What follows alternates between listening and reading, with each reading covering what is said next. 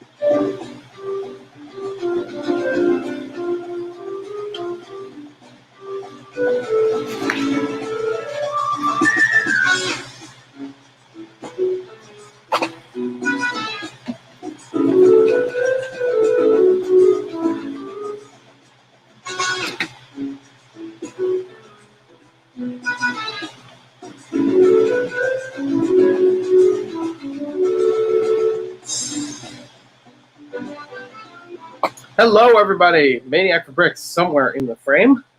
And I am here with today's live stream of the Haunted House building Bionicle Forever. Welcome to the stream. Mr. Hinklejaws, I know you had a bunch of clocks put in there. If you read the community post, I mentioned that if I took a little longer than 30 minutes from when I first set up the stream, it's because I was walking Scooby and I just got back now. Brick Bunnies TV, welcome to the stream. Is that Joey? Well, somewhere in here I am. And I'm just going to get things going with the build. Where we last left off, I was on bag 10 and getting most of this area up here taken care of. We've already started building some of the roof. I'm going to see if I can spin this thing around so you see from the other side and a little bit of me. You won't see me too much on frame. And just by coincidence, I got an alert on Twitter that Assembled, or Zamsebug, I'm not sure how to pronounce it in German, so I'm not going to try.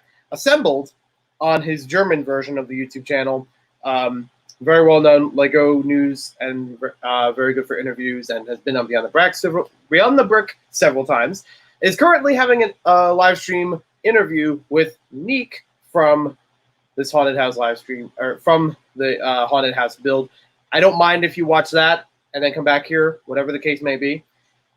So, Titanium J52, welcome to the stream. I see you here now as well. So, I'm almost done with bag 10, and I'm about 5 hours into the build already. So that's about halfway, which is pretty darn good. That's a pretty good track record so far. May or may not be different because of things, moving around or just, getting the stream started or getting the stream going. So here's a bit of a look from the inside, as best as I can do right now on the table setup. I'm trying to get this done today. I would like to get this done before the end of today. Hashtag where's Carl? Good. Your guess is as good as mine. If Carl, Diego, anybody shows up, I will definitely be honored to have them here. But I have no idea. So they're most likely over on Assembled's channel, which is totally fine. So I'm just going to keep going with this build. And we're almost done with bag 10, so it should be right on with it. I apologize if I can't get the best camera angle here.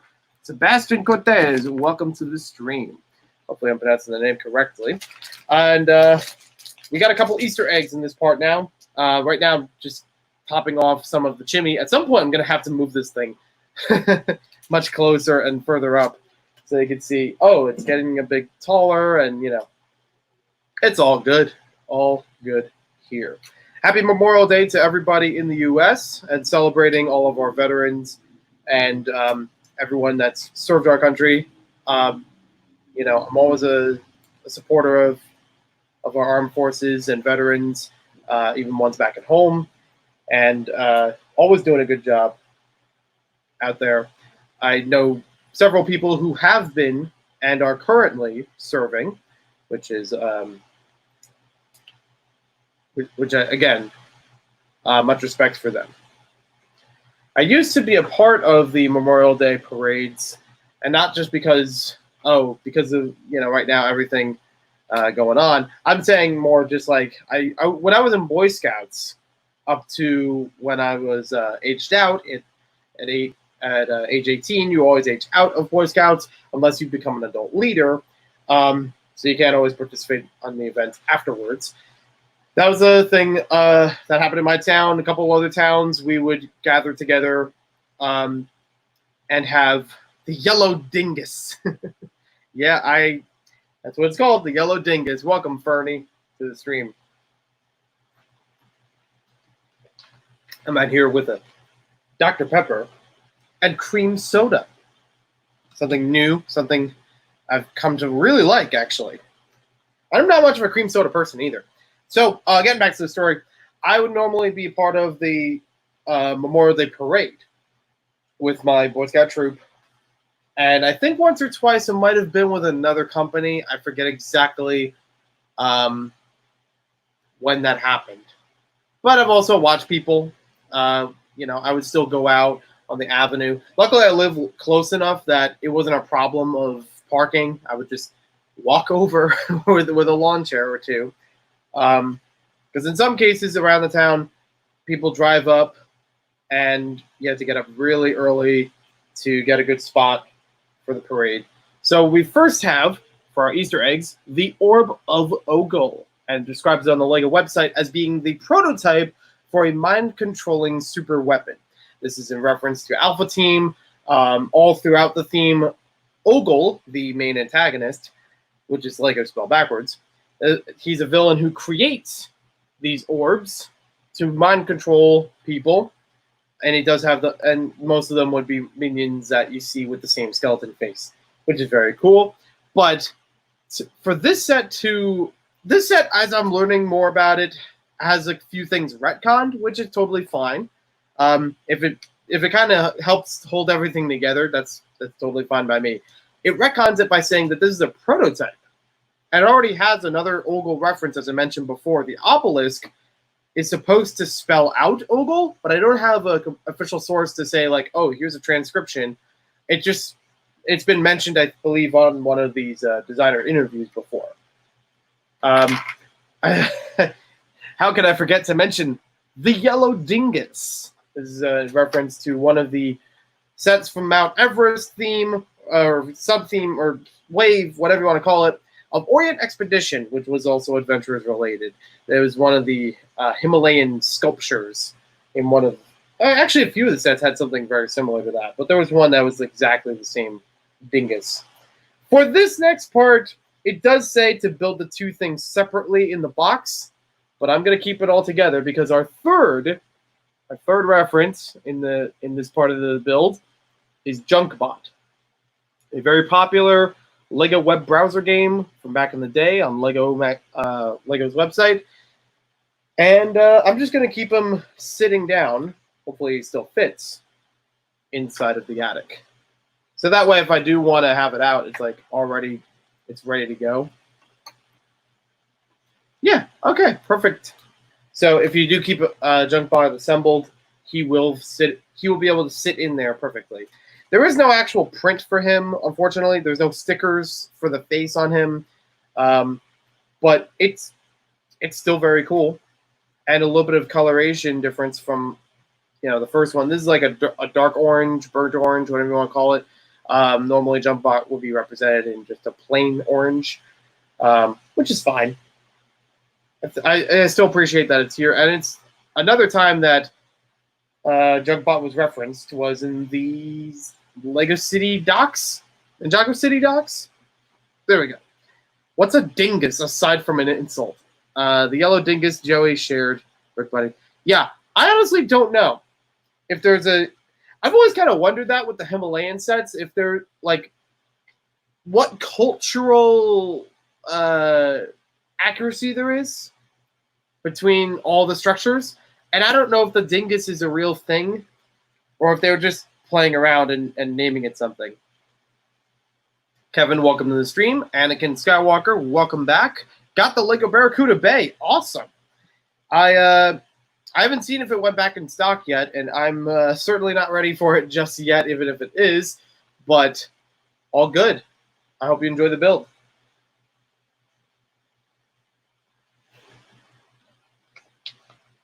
It looks fantastic. I've never seen it in person, though. I've just seen everyone's videos, pictures online. It still looks great for that. So I'm going to look up dingus and see if there's a used to refer to someone or something one cannot or does not wish to name specifically. There we go. So other than being an insult, it's like the whatchamacallit, the thingamabob, the dingus, apparently works like that. Okay, make sure that you spell dingus with U-S instead of I-S. D-I-N-G-U-S. Because D-I-N-G-I-S, I don't want to talk about. I just realized it showed up in here, and I'm like, nope, not doing that. I am not going to tell you what that means. I'll leave your search history at risk.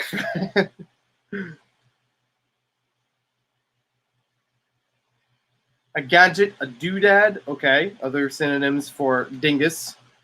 Yeah, I'm gonna have to look that up sometime later and figure out if there's more to it being, because it appeared several times in the Mount Everest sets specifically. So I'm not sure what it means.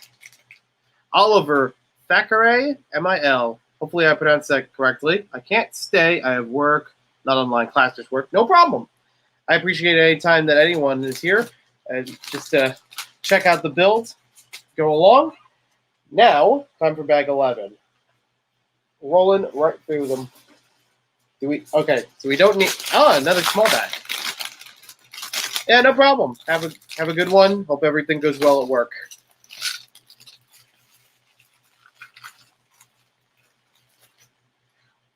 It's a good high and by. Checking it out, seeing where it's at. No problemo. In through the outdoor, as they say.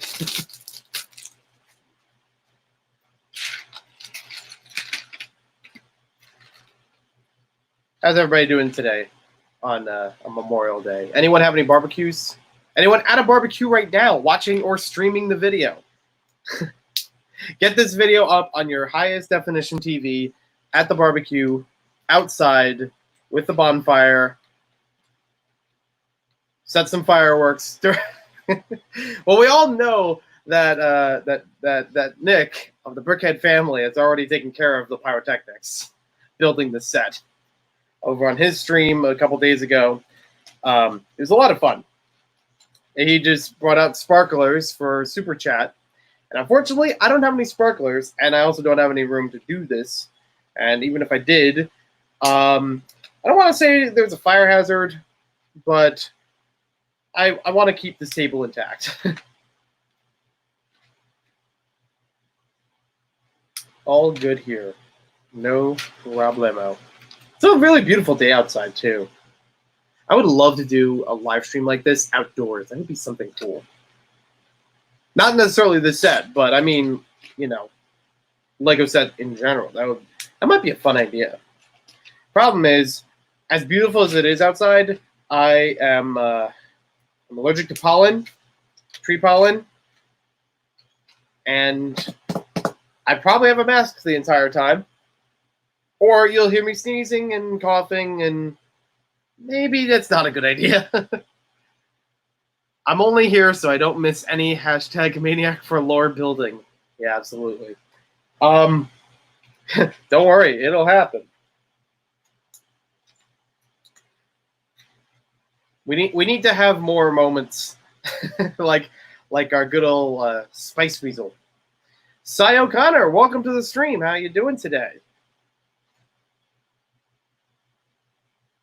This build is going pretty good. Is it just me, or does this dark brown look darker? Oh, wait. It's because I was looking at reddish brown for a bit. I'm like, oh, I don't recognize that. It's so dark it looks black. It's bam! Exactly.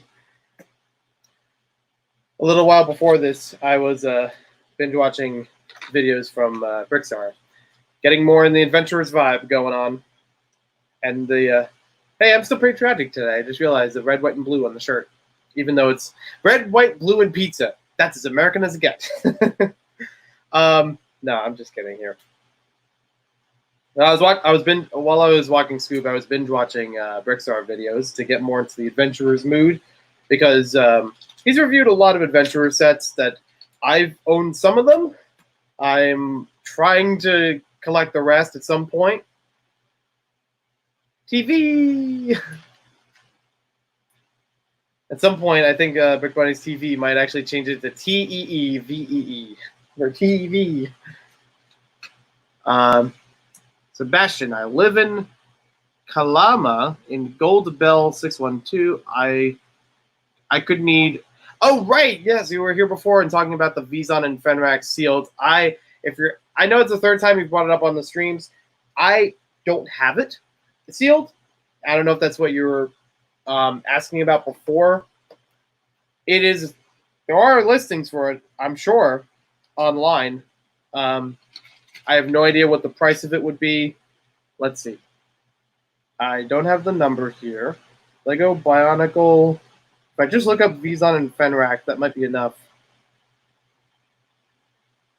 to find out. Oh, forgot to add in sealed.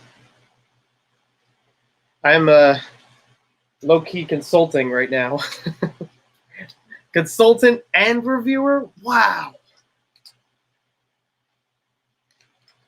For anyone who didn't watch it today, Sayo Kana put up a review for the Lego Movie Robot DJ. I'm trying to remember how or when I got him, but I was happy that I did at the time, especially after the Lego Movie already came out. And he was a pretty cool thing. I do like, well, like I said in the comments, I think I like the torso the best out of it, and a couple good recolors here and there for like the pants.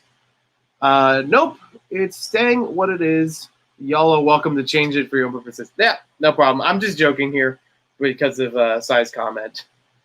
Thanks for all the love you send to my channel. Absolutely, it was fun to watch your videos and see where everything goes. So yeah, no problem. I found out, I think, through Twitter. I want to say it was Twitter, like a month ago. Just Too Good liked one of the videos that you made, or mentioned something about Just Too Good in one of the videos. So it appeared in my feed, and I thought, you know what? I'm going to check out some of the other videos, and I'll subscribe, because that's how I do.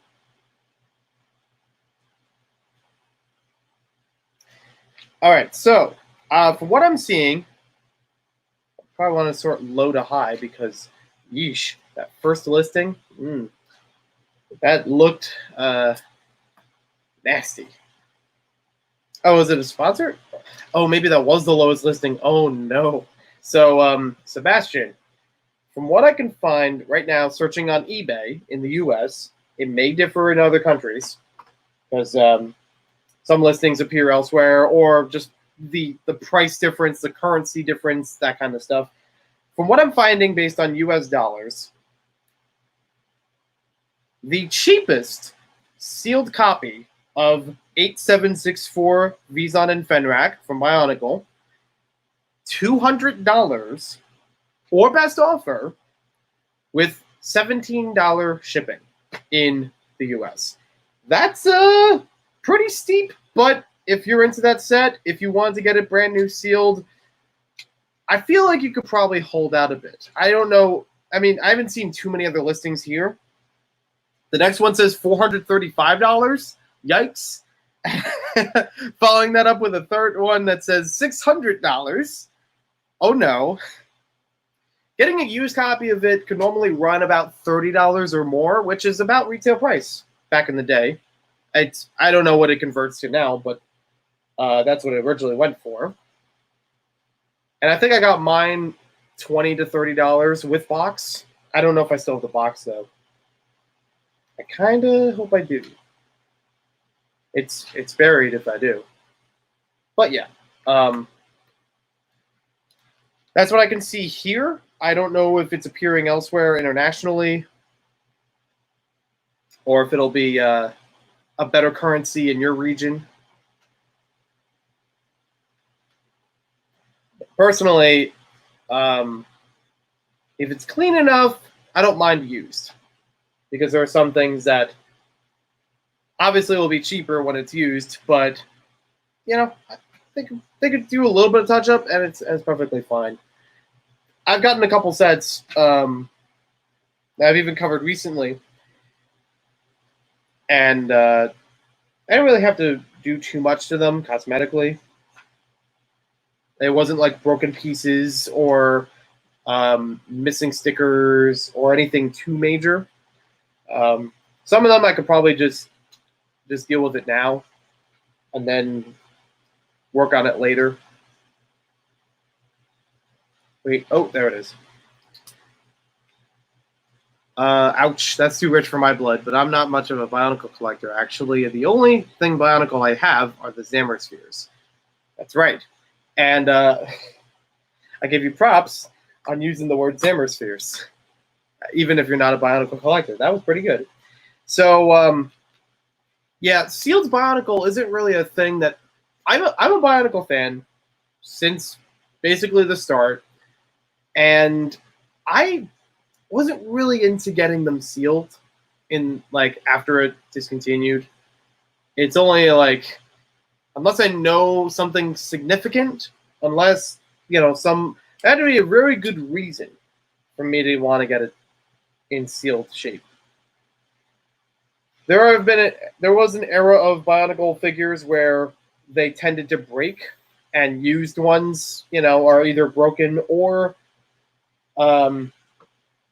being close to broken. So I was like, I could wait on that, or just be very cautious when buying them. I actually have one sitting. Oh, it's sitting downstairs. I moved it. Yay! I forgot. I had one that I built not too long ago, where the joints, because every once in a while, for around 2007, dropping pieces.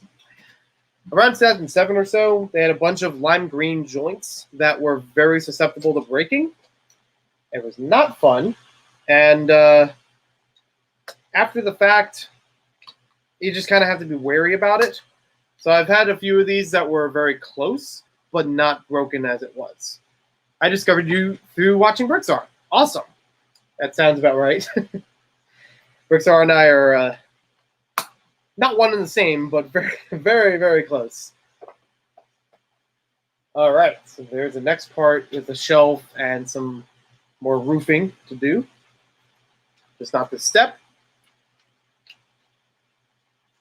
I don't know if you guys can hear the fan in the background, because literally right behind the camera there was a fan. It's warm in here already, but it's warm in here and outside. So you don't want to see a Maniac for Emergency. That's a thing. I'd rather it not be a thing, as best as possible.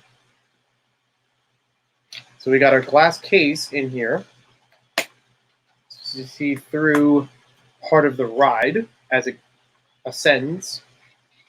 I've actually checked out the app for Powered Up, and even though I don't have Powered Up motors or materials, there are actually some fun sounds. I like the look of it as well. Getting that, haunted ride appearance. Come on. This feels like one of those moments where if I press too hard, it's going to explode everything. I'm trying not to do that. There we go. Very, very flush next to this roof. That's why it was a little tough, because of the roof piece up here. Passes out from dehydration, faints, Joey has heat stroke. What does that mean?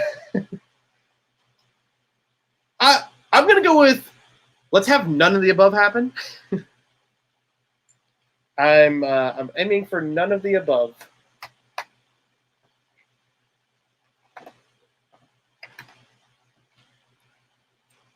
Exactly. We don't want to make it for heat stroke. Did I miss something before? Yeah, I got my mouse here, so I can make sure I didn't skip the chat. All right.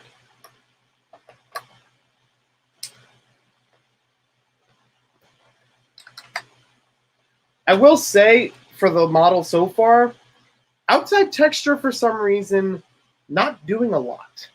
I think it's because of the olive green color of it, and they just, only chose a certain amount of elements to be made in olive green for this set. But I feel like once in a while it would be cool if there was a profile brick, like the 1x2, 1x4 masonry profile brick, whatever you want to call it. That would add a little bit more to this. Even though it has a lot to go on right now, it's just like certain sides of it, like right back here, a little bit on this side, it feels plain. Or like there could be something more. Number 12.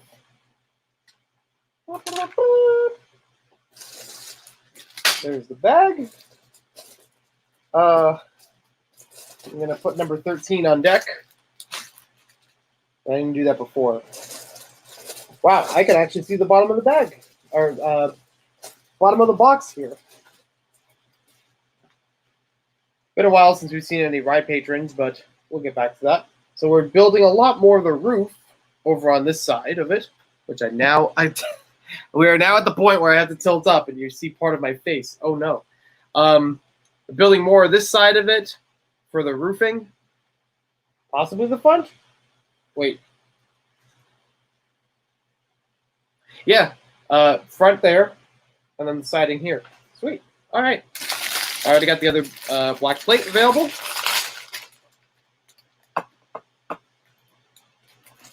Hashtag drink water. I got drinks available on standby. No problem. I'm just hitting down notes for what exactly Maniac for Emergency means. I just mean any scenario. Anything I could, try the best to prevent. Kid Pig's voice. Oh no!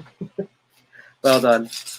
I still need to make that a ringtone and set that for Kevin. Every time he texts me or something, just get, oh no! I still have, I think I said before, I still have my Kid Pig CD. I'm running through the theme in my head right now. Kid Pigs, come on and play with Kid Pigs. Wow! I don't remember all the words, though. All right, no problem, Sai. Thanks for stopping in, and I'll talk to you later. Have yourself a great day.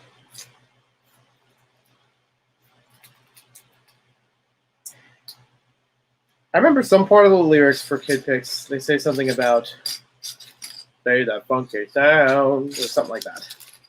Ooh. Oh, I'm curious about this part. I'm curious about how they talk about it in the instructions.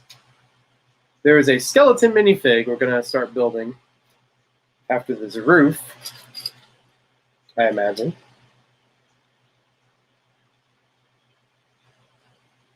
So I wonder what's going on with it. Wait. Oh, they added another plate. Okay, I thought I put it in the wrong one. Did not look at that properly. Or if you want to channel the whole adventurers thing, you could dampen a towel with cold water and wrap it around your head. Just saying. True. I mean, earlier I was wearing from like quarter to halfway or so of the build. I was wearing my Johnny Thunder getup, most of it. So I already had a hat like this and a tan pocketed shirt. I don't know what the right term for it is, but that's there. It's actually sitting here, like ready to go if I need to. I was running through my head. I was like, well, I already have a pepperoni shirt. I could wear more with that to make it look right. For Lego Island 1, it wouldn't be too hard. For Lego Island 2, he has a different shirt. It may or may not be a hoodie. It's either 2 or 3 became a hoodie as a torso print. But yeah. Someday I'm going to do like everybody, minifigure-wise, as a cosplay. The only ones I've done up to this point were Johnny Thunder and what you call it?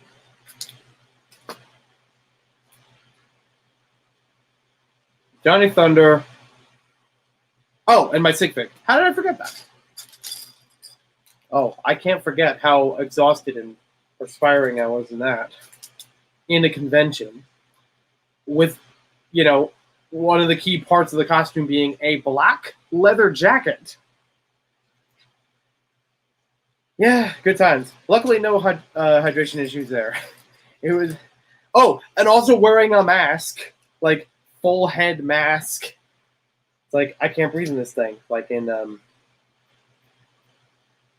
Spaceballs. That's it. The blue baseball hat is more holiday appropriate for today. Yeah, that's true. Red for the entire shirt. White, blue. There's a little bit of... There's like a blue stripe right in between the white stripes in here.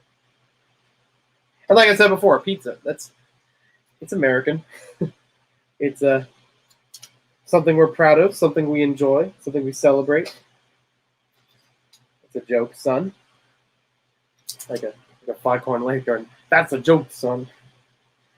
I'm going all over the place. This is bringing me back to like early days of Maniac for Bricks, 13 Hammer Time 62, or even having like when I did Maniac for Games or whatever I called it.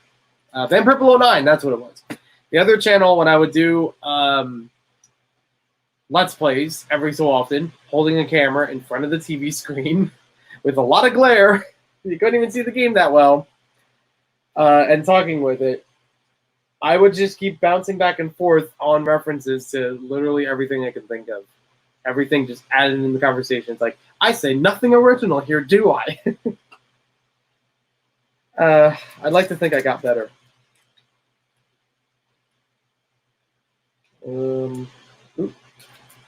There's really no reason for me to flip it around. But every once in a while, I kind of have this mentality of like, let's line up the studs. Let's line up the Lego logo studs, all face the right way when possible. I don't know. Sometimes it's just like, it looks a little better with that. I'm a maniac for nothing. Yep. That's the spot.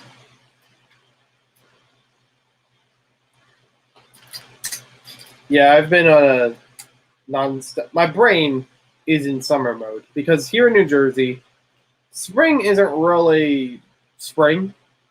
It feels very short-lived. It's either winter or it's summer. In between, you have a lot of rain, maybe one sunny day. You still get a lot of plant life growing, of course, Still looks gorgeous at one point. But it never feels like its own thing where it's like sunny and cool. It's usually sunny and hot. It's not that good. Not that often either. But right now my brain has already shifted into summer mode and really craving summer and everything related to summer. And then it's having like every once in a while I'm having these flashbacks to summers past. Luckily not all the bad stuff with it, because there are a handful of things I don't want to remember from years and years ago during the summer. We're not going to talk about those. But there was one thing, it's like a theme that keeps coming up every day or a few days or something like that about food, snacks, things I ate when I was growing up. And I don't know how many of those I can find now. Or, like, if they're still made, or just what stores are carrying them right now. Wait a sec. Did I miss a piece? Oh, I did. I missed it, like, bags and bags ago. I didn't realize this one by one goes here. Now on bag 11. There we go. Nicely fitting in place. It almost lines up with the slopes. In Lego form, it's good enough. Got a camera and a snake. Bolo! welcome to the stream. I'm just here reminiscing about snacks of summer from my youth. So I mentioned some of them on Twitter. Those who follow me on there, probably not a fan of my feed anyways, just being constant and random. But yeah, I've had a whole bunch of things that I was like, you know what? I could really go for some giant goldfish crackers. They were basically like cheese sandwiches, or they were like cracker cheese sandwiches, like from Ritz, but they're shaped like goldfish, Pepperidge Farm goldfish. I'm like, yes, please. And because that was the thing. I remember. I don't know if it was just one summer or if it was multiple, like if they had it for years. But as far as I can tell, they don't make them anymore. It's a shame. I think they would do well, like if they did that again. I'd put stock in it. Anywho, oh, that is cool. In the instructions, it adds in the 2 chain pieces where the skeleton will hang, of course. But the way it's done, the ends of the chains just kind of float in midair. I don't know if that was intentional or not. It just looks spooky. How many spaces? Okay, 4. Gotcha. The other thing that came up recently was a blue snow cone. I think it's blue raspberry I was thinking of, but I didn't remember the flavor. I just remembered it was blue. And what do I have against the red one? Or nothing. I was just the first snow cone that... I like a snow cone. That's what I'm trying to say. Ooh, don't they have root beer flavored snow cones? We should do that. That would be great.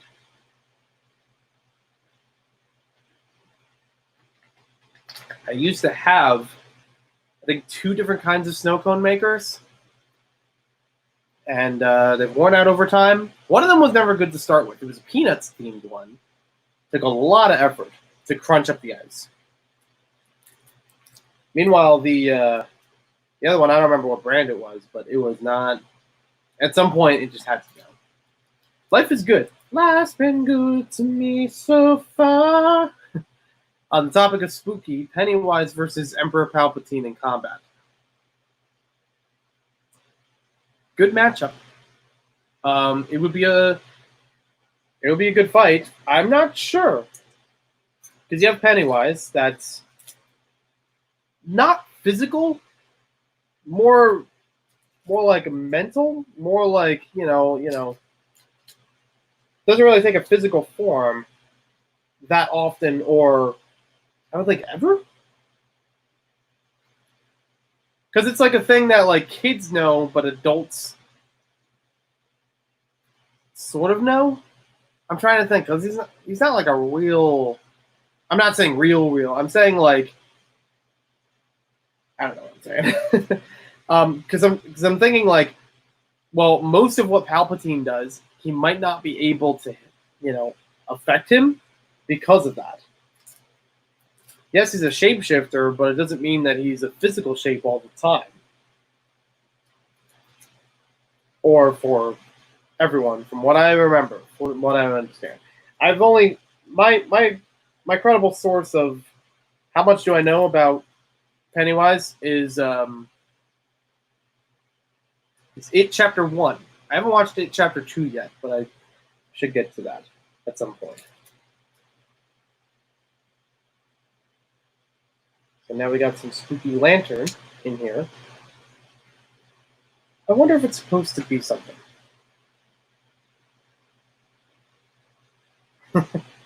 I was trying to do a thing where I was like being psyched out or something, but that didn't work. Anywho, nice little altar with a snake underneath. Snake's held in by a clip. And boom, fits right underneath the window, or underneath the roof.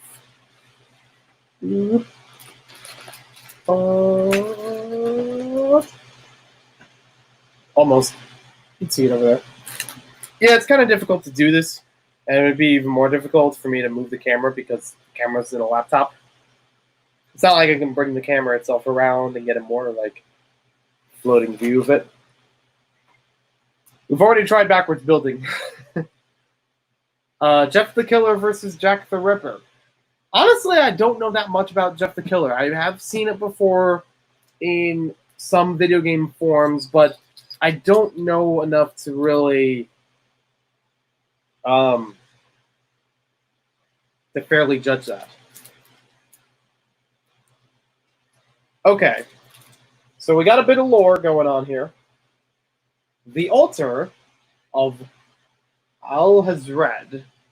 Hopefully I'm saying this correctly. From what I understand, from what I think, I don't know for sure, but hey, maybe it's on one of these interviews and I haven't watched that part of it yet.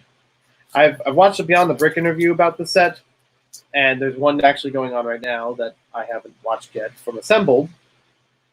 It's going on right now while I'm doing this, of course. They have, let's see, Yoink and Boink. Alrighty. So there's two blurbs that they add in the instructions about the thing I just built. The Altar of Alhazred. It is unknown for what dark rites this heavy-looking stone table was originally intended. The Baron uses it for light reading on rainy days. Yeah, I don't know if it being a reference to anything from Adventurers, Monster Fighters, any other themes in LEGO, really. It seems like a unique thing, and again, I totally am fine with the set retconning while also referencing things, and even adding on to its lore. Now, the second thing, I was just building the skeleton and hanging from those chain pieces. The Forbidden Skeleton. Some say Sam Sinister's car exploded while running from the law, leaving only his skeleton and top hat behind. Some say there was once a third twin butler. No one knows for sure. That one's a bit more mysterious to me, and that I've actually been consulting with somebody else who is, like me, into the lore of LEGO themes and sets. There is a very odd thing in the LEGO Boost app. In Boost, obviously, or Powered Up, as I meant to say. In the Powered Up LEGO app, obviously you can use that for operating the ride, adding a bit more atmosphere to it. But one of the strangest clips in there has somebody in an echoey voice that seems like they're crying out something. What they're saying isn't in English, it's rather in German, and at best translation from what we found so far is saying, "When, my darling." It's very weird. Why, I don't know how or why they'll be included in here unless it was, again, built up atmosphere for the amusement park aspect of it. But it even gets weirder. There has been some use of Baron von Baron in the past with, when he was active in LEGO themes and things like that. Most notable example in LEGO Racers, that he is speaking in a German accent. That's how he's portrayed in LEGO Racers. LEGO Island 2, I looked it over recently, and I'm not sure. I don't think that's what they were going for, though. But even at that, I'm not sure how Von and Baron would actually play out as, more German connotation for naming convention. So it led us to believe so far that might be the Baron's voice calling out. I mean, they already mentioned in the set he may be dead. That may be his skeleton hanging, which is already pretty dark. But even more than that, they say it on the site, I believe, or even in the early part of the instruction manual. Nope, it wasn't in here. It was on the site that it mentions about now that he's gone, this is used as an amusement park ride. So it's like he's gone as in he's away? He doesn't live there anymore? Does he pass? Brick theory, of course. I gotta scroll up. I missed something. This is an awesome set. I really like the interior detail. Absolutely The interior is fantastic. Jungle Predator versus Wildstyle. I'm not sure who Jungle Predator is supposed to be, so I don't know how that's going to play out. Monster Hunter Dracula, as in Lord Vampire, right? They're referring to like monster fighters or something completely different. I'm not sure. Versus Johnny Thunder. I mean, I'm rooting for Johnny Thunder. You know that. Is this a Monster Hunter set? Monster Hunter, I think, is a game, though. So no. If you're saying Monster Fighter, like one of the previous teams, like pre-Hidden Side kind of thing, it's similar. I will at some point pair these two together, and I'm sure several other people have already, but not at any lore aspect, not from what I've seen so far. What about Lara Croft versus Wildstyle? Fair point. I think I might give that one to Lara Croft. She's pretty nimble. I mean, they're both very athletic, very like quick on their feet and everything. But I'd say Lara is probably a better fighter. Wildstyle is more like a better thinker, like turning anything into a weapon that might be good. But I think Lara is actually more like hand-to-hand experience. Lara Croft versus Johnny Thunder. That's the real question we should be asking here. Two treasure hunters. Where in the world is Carmen Sandiego? Carmen Sandiego versus Baron von Barron. How about that? Both treasure hunting thieves exploring the globe of historical ruins. Yeah. I like this. This is fun. Oh, I didn't open the app yet. Ew, that's my voice. I didn't open the app yet. Stop. Ew, that's my voice. No. Stop. Why would it go away? I had the stream running on my phone so I could check with the chat, but then I realized, oh, it's on the computer. I probably don't need to read it. So I forgot to turn it off. Some bloopers just come free, don't they? Wildstyle, because Laura can't build anything, and Lucy can build just build something to defeat her. That's true. Yeah, that might work. Monster Fighters, I meant. Yes. This line was before I was born. Yeah, it came out in 2012, so it's been a while. Since I first saw you. I love that song just for the sole purpose that it's long stretches of time in between when I think about it. So it literally has been a while. That's just me, though. Me being goofy. No problem. We got this little roof bit. And there's going to be something, I don't know where it's going to go, though. Somewhere up here is going to be this little, I think it's no, that's not there. Here? Might be here. On the side of the organ. The organ of Catarino. I like that in the instructions that it mentions that it was built in Portugal. And that's something that has been referenced in Arizona Dan! How much of the build do you have left? Welcome to the stream, man. Good to see you. Man, I can't tell you how much I missed Brick Fair, Virginia, and all the fun we had. I'm almost 200 pages in. I'm at bag number 12, so a little less than halfway through the build, or left of the build. That's what I mean. But hey, it's good to see you here. Agent 47 versus Agent J from MIB.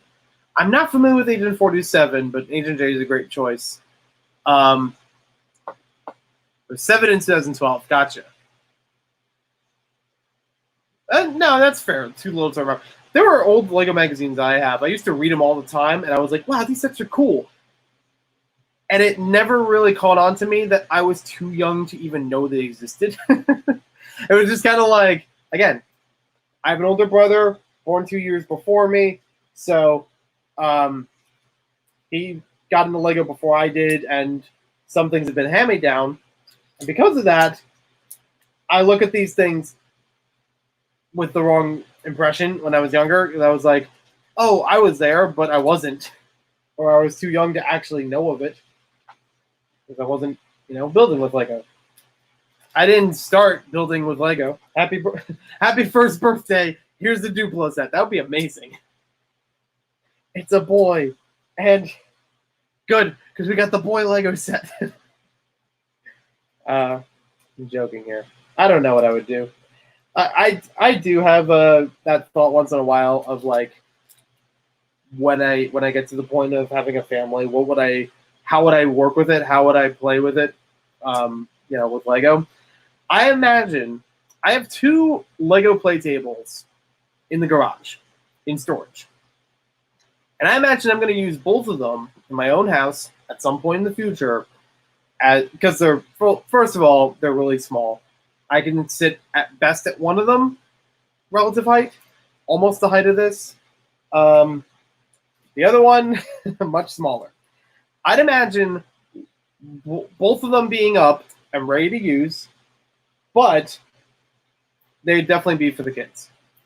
The kid or kids. It would be nice to have 2, maybe one boy and one girl, but it's a long way to tell.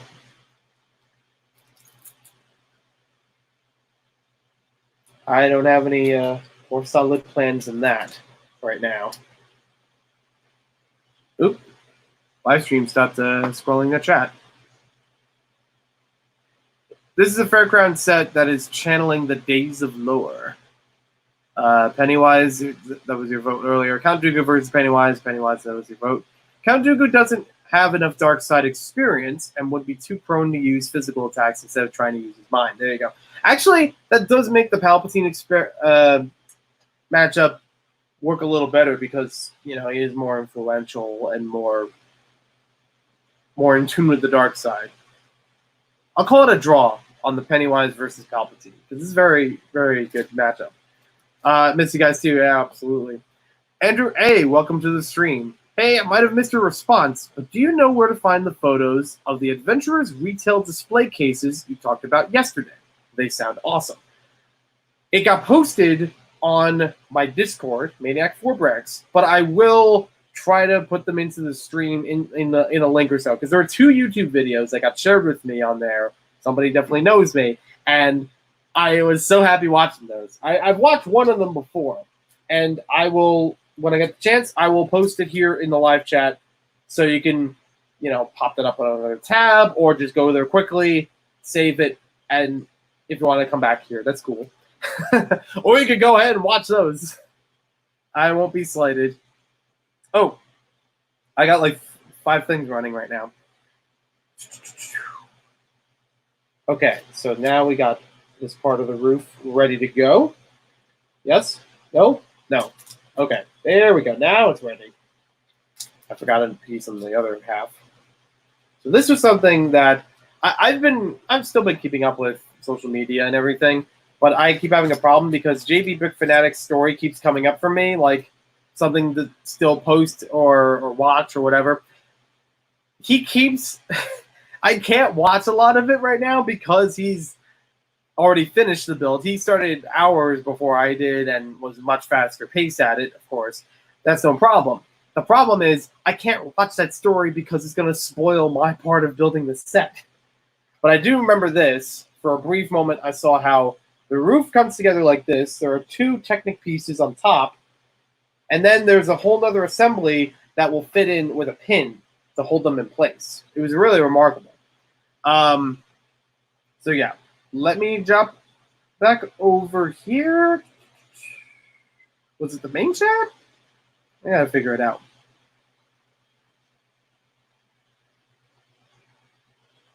Oh yeah, because I posted 2 Adventurers things in here, so that's why other people did.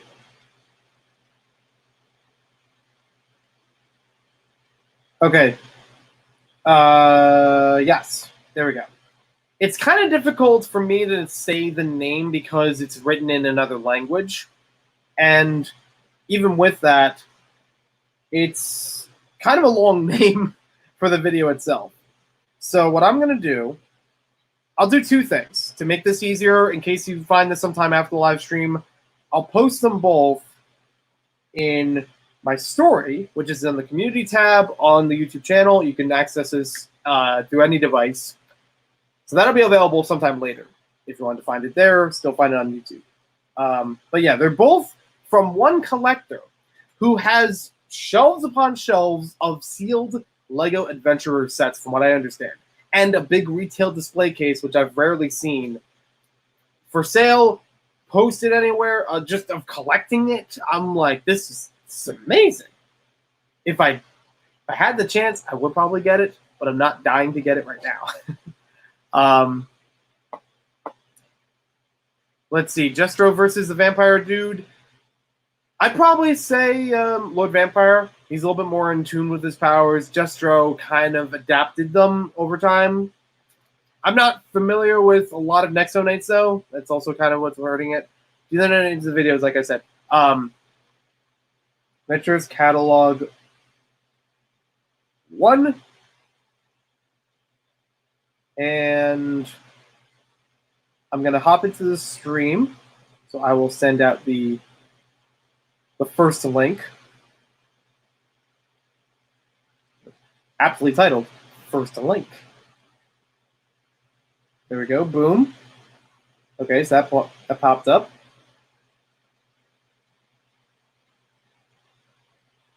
He also had a whole bunch of adventurers. Outside of adventurers, he had a whole bunch of Western. A bunch of other LEGO themes were in the same video, especially the first one. I think some of the second one. I've actually subscribed to this person. The YouTube channel is named O5 Collector with ER instead of OR.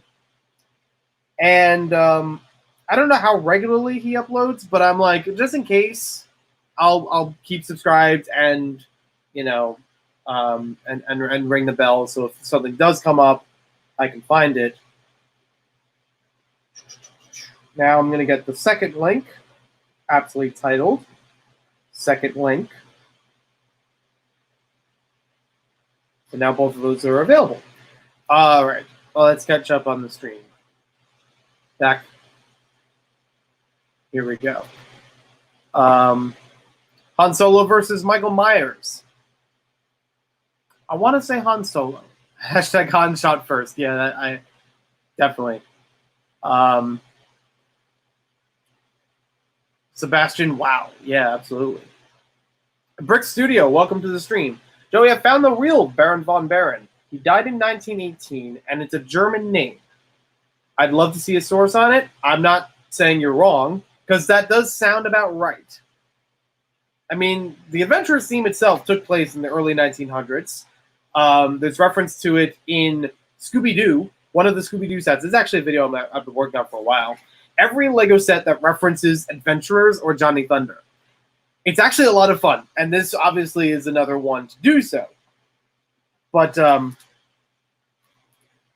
yeah, one of the Scooby-Doo sets has a picture of Johnny Thunder on a mummy exhibit, and it says 1912. So that does date appropriately, as well as a lot of the technology, a lot of the Jeeps, their old style cars, you know, that kind of makes sense compared to real world.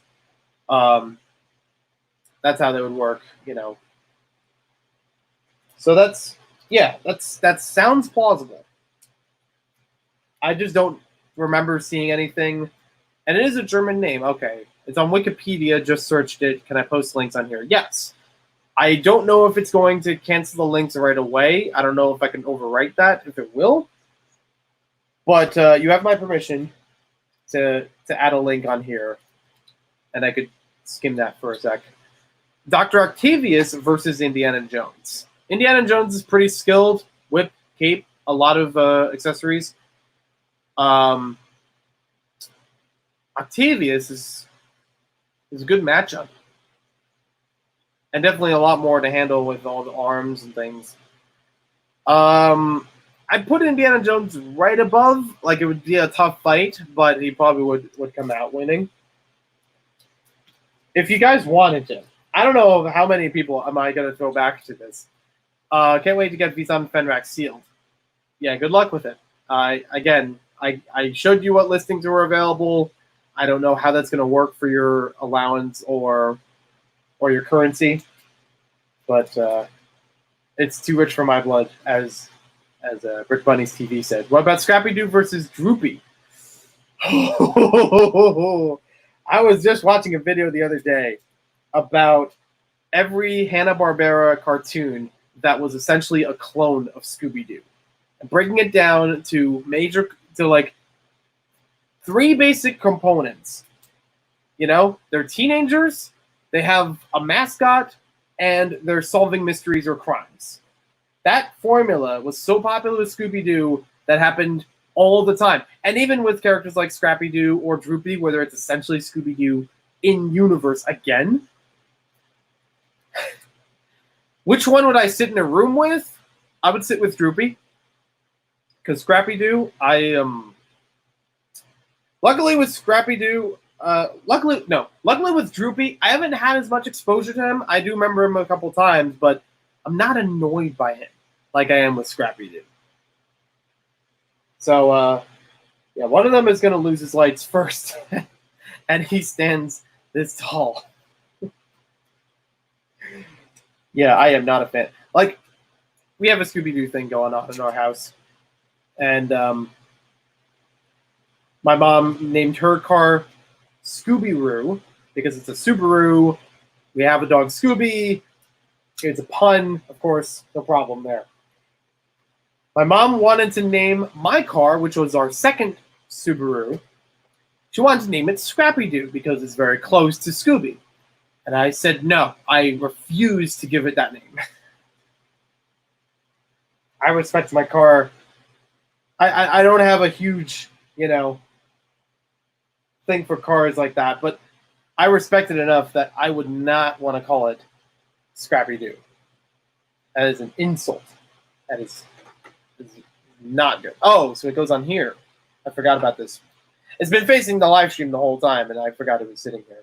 But that's really good. I would love to get more in tune with that in my own building, of using wedge plates and roofing like that.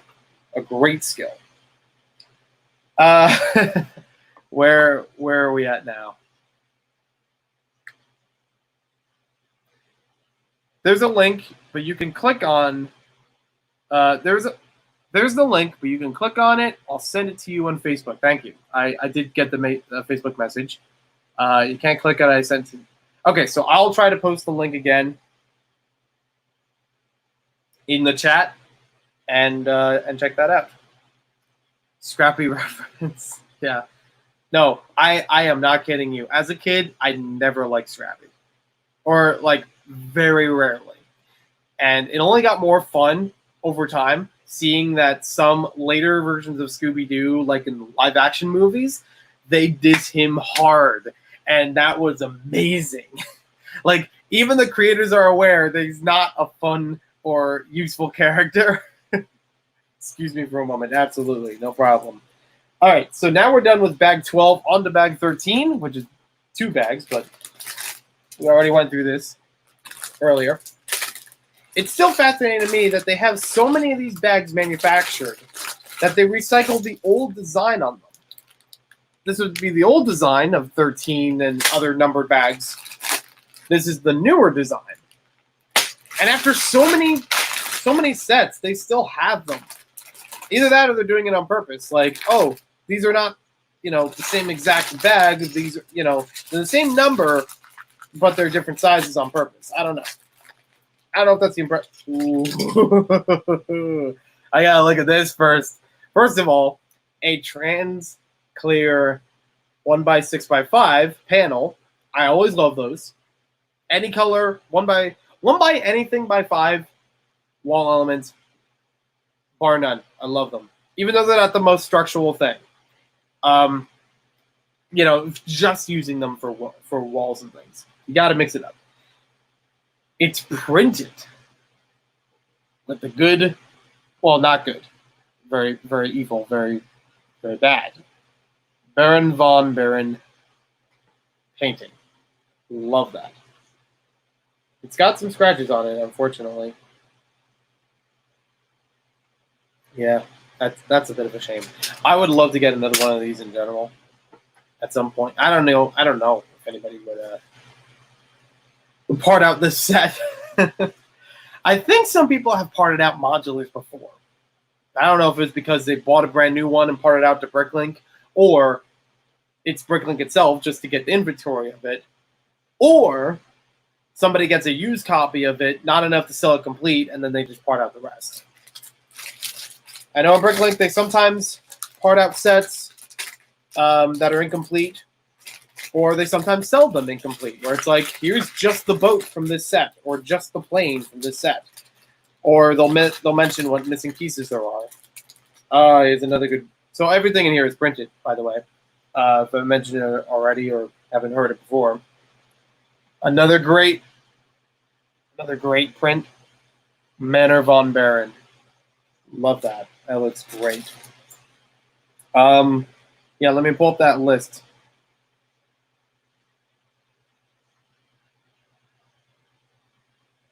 So,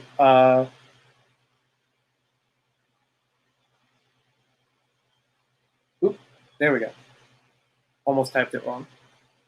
This is a link from Brick Studio, who has a link here about Manfred von Richthofen. Hopefully I'm pronouncing it correctly. Born May of 1892, died April 1918. Most famously, he's the pilot of the Red Baron, the very famous German fighter plane. Okay. Because I didn't know if Von was just like a semi-title, or like, I didn't know if it was a cultural, like, specifically German thing. So this just kind of helps with the point that Baron von Baron is German, or intended to be German by trade.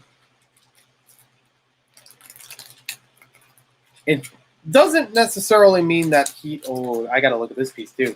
And it doesn't necessarily mean that he's the same as Manfred.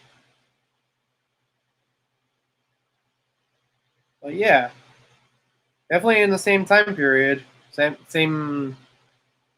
There's some similarities. Doesn't say anything about him being a treasure hunter though. But that does help. I appreciate that. Commander of the German Flying Circus, as it's called. Yep. There you go. So another great printed piece to share here. The Curse of the Mummy. I am looking forward to that play feature. I gotta say though, I do have way too many of these. I don't know how easy it is to replace the batteries on the light bricks, these 2x3 light bricks. I have actually a couple of them, especially in yellow, where the light has been fading over time, or it flickers when it really shouldn't. So I don't know what I'm going to do there. Like, if there is... I think there is a way, because they have a little screwdriver on the bottom that you can replace it, but it's one of the button cell batteries. I need to really look at closely and figure it out. Ola, been studying all day. Oof. Yeah, totally fine. Sega, welcome to the stream.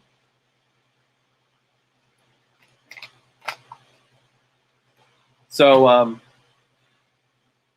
now, I thought at first Brick Studio was referring to that there was a Wikipedia article about Baron von Baron. And I'm like, wow, I would love to see that. But I was wrong. Sorry about that. But that does help. That information does help about, the German heritage of a minifigure.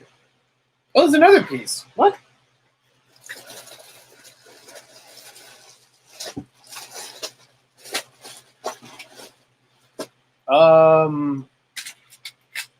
Is it the one in here? Oh, please don't tell me. Oh, please don't tell me. Because it shows in the instructions this bag and separately a giant black plate. And I don't remember opening a third one from this set. I thought I only had two.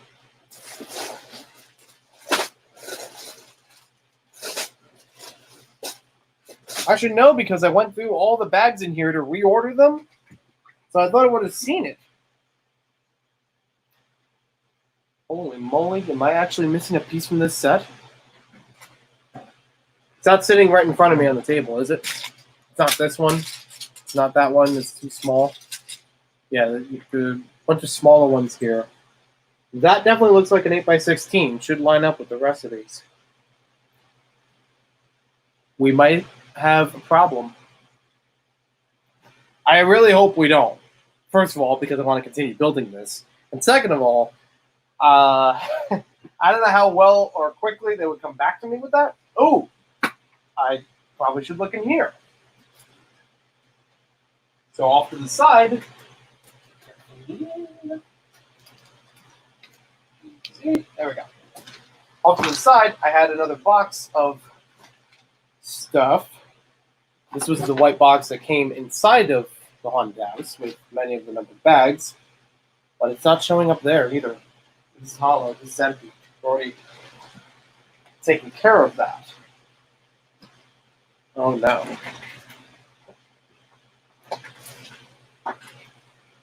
Yeah, I do want to do this before I actually go to the step where that's going to be needed.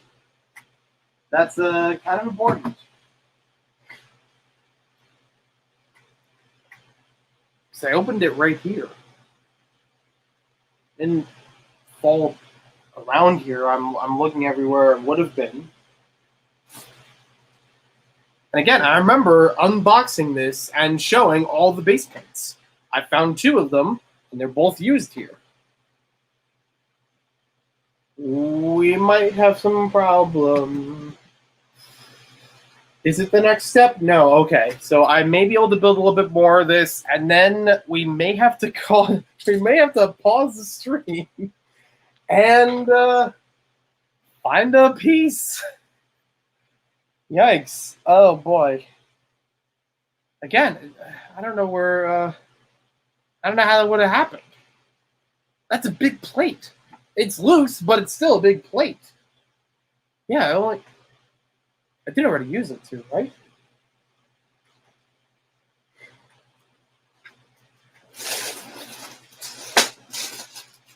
Yeah, I looked through there again. You got the one here, and then there's one that way, right? I'm going to look at the instructions at the back of it. Parts list. Parts list. 3. Yeah. I wonder if this happened to anyone else. I don't remember anyone else posting about it. Yeah, so that one would go over there. And then we...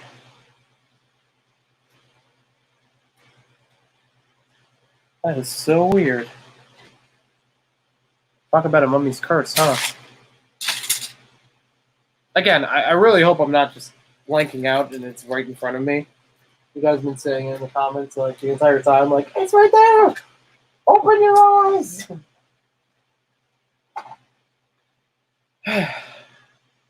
Wow. That's a bummer. And I don't think it's in the box that it came with, because I took the set out of the box first. That was already, sealed copy of the set. And then I put the box away. It's not like it would have fallen out of it. I didn't see a thing. Hashtag help Carl. There you go. Yeah.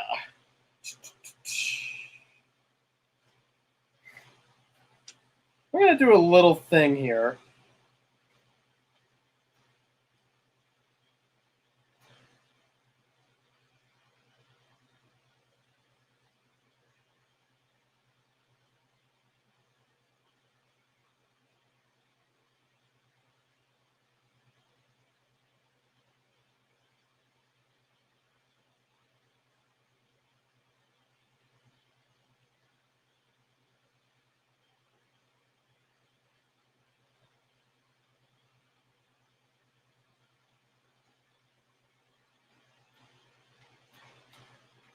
I don't think I'm going to hear it from the designers, though. I don't know if that's something they would actually help with, because that sound obviously this would be a customer service question more than anything. What did I miss here? Oh, yep. Okay, still got it going. So I'm gonna keep building until we get to that point, and then I don't know what to do. I don't know if I could build after that. You know, like just this tower point onward. That has to be its own thing, right? Not connected to the other points. Maybe. Best case scenario.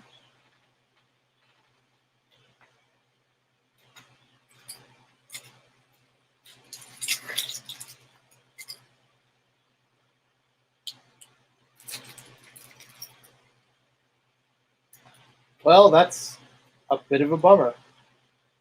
That's actually happening. All right, so we got more frog gargoyles. I was trying to come up with a name for it. It didn't work. We got another printed tile in this bag. That's also very cool. The 6007 Roman numeral for a Fright Night set. So it is nice that it isn't just adventurers themed. It's majority, sure, but you still get a taste of other things in here too.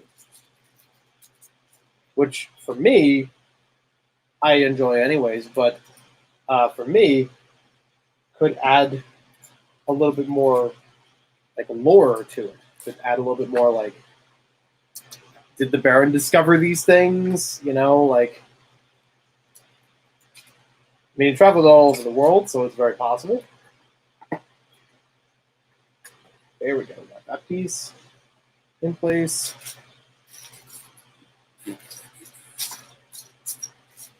I've never had a case like that before, so I find that really weird. The closest thing I can think of wasn't a plate. It was a boat piece from a Lego City Coast Guard set. And this was many years ago. I was able to get that resolved in customer service, no problem. But, and again, it was a loose piece, not one that had a bag associated with it. I'm actually a little bit confused now that I think about it. Why do the black plates in this set not have a bag? They're put in here loosely. And the tan plates, the dark tan plates at the bottom of the model, are in a bag. Is it a quality thing where it's like keeping them from being scratched? I have no idea. I'm at a loss of words for that. I'm not sure how that's supposed to go. And I'm really hoping that I just fumbled and it's sitting here, but it doesn't take away too much time because it should be right here. I've checked every one of these that I've not throwing away the piece. And like I said, it wasn't packaged. I have no idea. It's so weird. What do you think of the June freebie, the hot rod? Separation anxiety. Well, I don't know about that one, but I did a short video about it the other day, mostly as a joke, but I do really like it. I immediately recognized that it was Blue Fury. I forgot the name of it, but I still knew the model that it was based on. $85 is a bit steep, but kind of makes sense compared to other gift with promos and having a reference. It's an older Lego. It makes sense that way. But it's not hard to obtain that.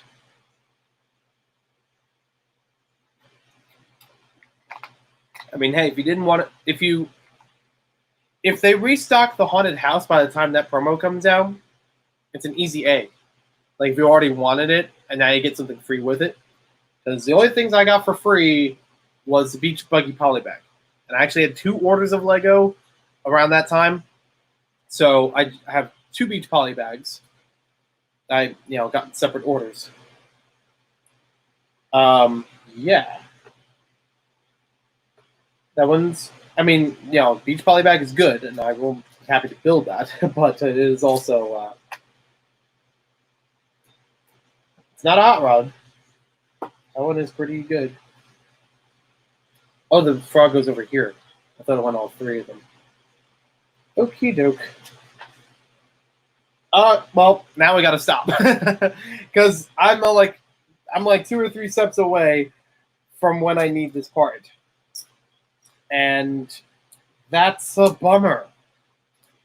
Again, I have no idea on the frequency of this with this set itself. With other sets having like a large plate missing, seems important, seems significant, seems like something they wouldn't, have a problem with. But yeah, from what I'm looking at here, that is exactly what I need right now. And we're about an hour into building through bag 13. And I haven't been able to find it through the box, through the inner box, anywhere around me where it might have fallen on the floor. Unless it showed up on the live stream, that it got brushed away. That would be great in the first one if it did just disappear. But yeah, so far I haven't heard anything from if anyone else has had that experience on the set. Most people, from what I've understood, have been able to build it all the way through. I really do wonder. I mean, granted, there's still more Lego cleaning I need to do around here. Goes without saying. So far, liking the build. Otherwise, yeah, it's good so far. It's got a lot of neat stuff to it. Some cool building techniques, or just interesting structure for the house. I'd love to learn this stuff and adapt it more to my own building. That'll be great at some point, even if it's not a Gothic feel like this house is. Only a handful of holdups, but mostly because of me, not because of the build, or like this case right now.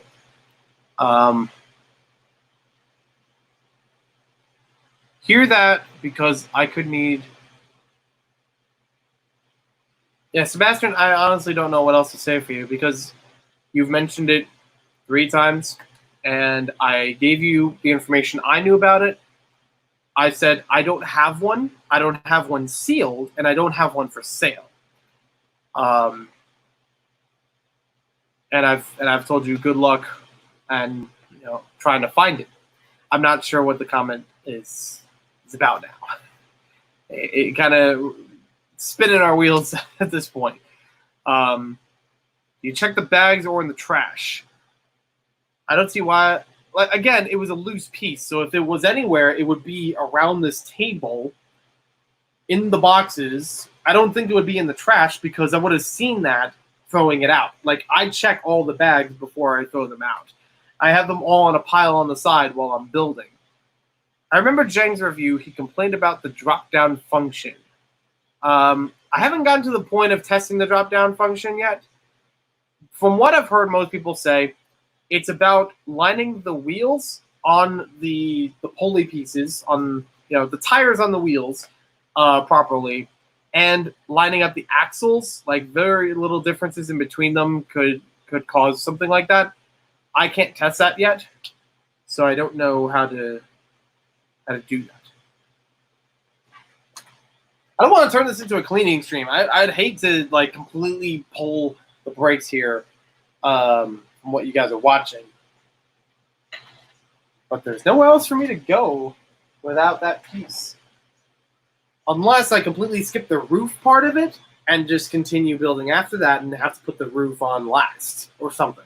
Like I said, I probably could continue building the top of this.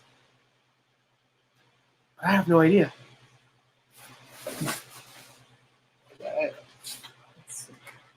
I'm looking underneath here.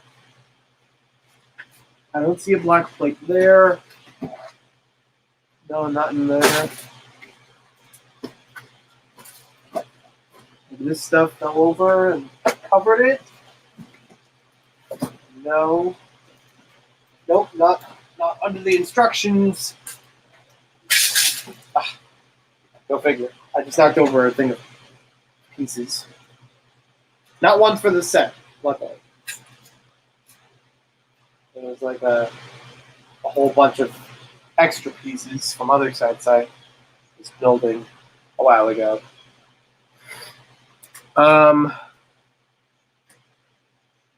Something is in my face.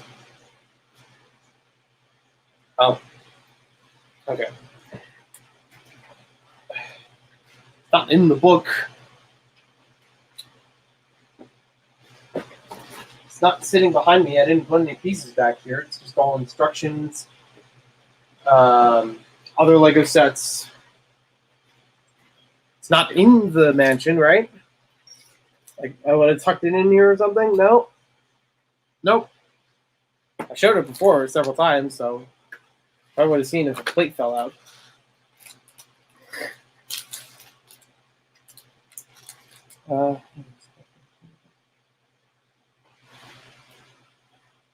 One, two, yeah, and then three. Again, checking over the usage of the plates. I don't have the widest space here to move around. I thought that would work to my advantage, that like a piece wouldn't go missing. It'd be right here where I need it to be if it fell. And it has. I dropped it one by one earlier, and we found that pretty quickly. I just came back. I don't know exactly which piece you're missing, but is it possible to get a temporary plate from your collection? The piece that I'm missing is an 8x16 black plate. That's why I was counting on the roof, because it's one of those pieces to help with the roof. And as far as I know, as far as I can remember, there isn't another one in my collection I can use as a replacement. Most of the 8x16 plates that I have are any color but black. I have a whole bunch of them in tan, for example. That's not going to work for the roof.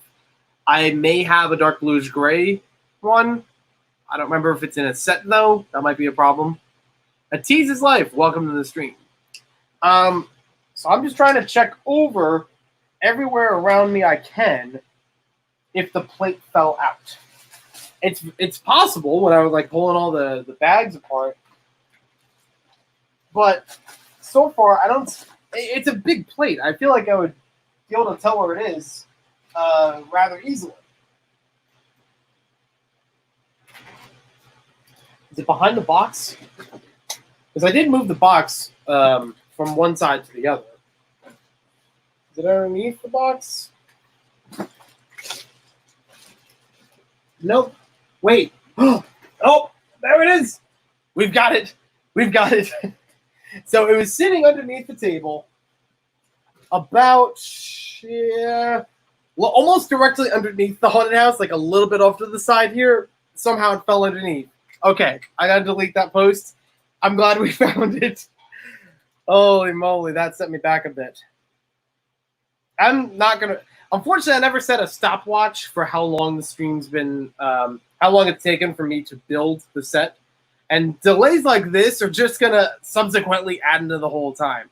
I think it's happened with Ninjago City before when I was first building it. I clocked it about 15 hours, but it probably took a little less time than that because I think there was some point in between I left for a lunch break or some other thing. Holy moly, I'm glad that's here. Wow. I would be shocked that this would be missing from the set. Even if it's a loose piece, it's a big piece. So let's delete that. Archive. So you're about to get a live Instagram post.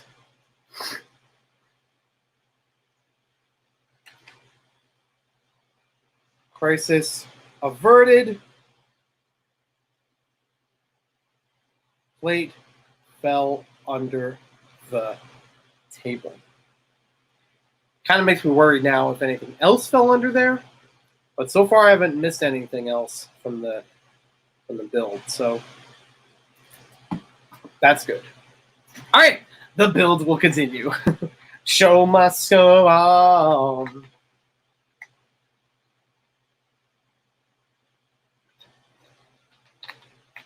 A tease. I like your poster. Thank you very much. I actually plan to get more Lego posters up here. There's a whole bunch of them I actually have on the way down to the Lego room, aka a basement. So it's like along the staircase, you see it on both sides. Nearly full of posters. That still needs a bit more work. But back here, I'm still trying to get a Lego Movie 1 movie poster. Specifically movie, like at the theater kind of poster. This one, it's, I think, the same or very similar size to a movie poster, but it was available widely as, like, you can find it at Walmart or Target, like in those big bins of rolled up posters. That one's from Lego Movie 2. There's a blank space in between that and the next poster where I'm trying to find again my Finding Nemo poster. I know it's ironic. It's around here somewhere, hopefully not thrown away. I haven't seen it since I moved here like 3 or so years ago, which is a bit of a problem. And you think I know where it is. It's a giant rolled up poster with a bunch of other giant rolled up posters. That's not with them as far as I can tell. Next to that, I have a Finding Dory poster that's up, and then there's space for one, maybe two more posters after that. I try to have this room not too much with Lego on the walls. It's going to be on the table, however, that's fine. But I still try to decorate the room with other stuff that I like, of, you know, movies, TV shows, video games, other things that I like and appreciate. And there's still more wall space I would love to cover around here. One of the recent ones I actually put up not too long ago, I posted some time ago, a giant character poster kind of thing of SpongeBob SquarePants. And while it does have a lot of recent stuff in it, it has a lot of stuff that I'm familiar with from the first couple seasons. I think one or two things based on the movie, not all of it, but some references here and there. Some post-movie seasons that I remember watching, you know, when they were on TV. So that was a fun one to go through, and I even gifted a second copy of that to my sister for her birthday. There's a SpongeBob frame, like just SpongeBob himself in a frame.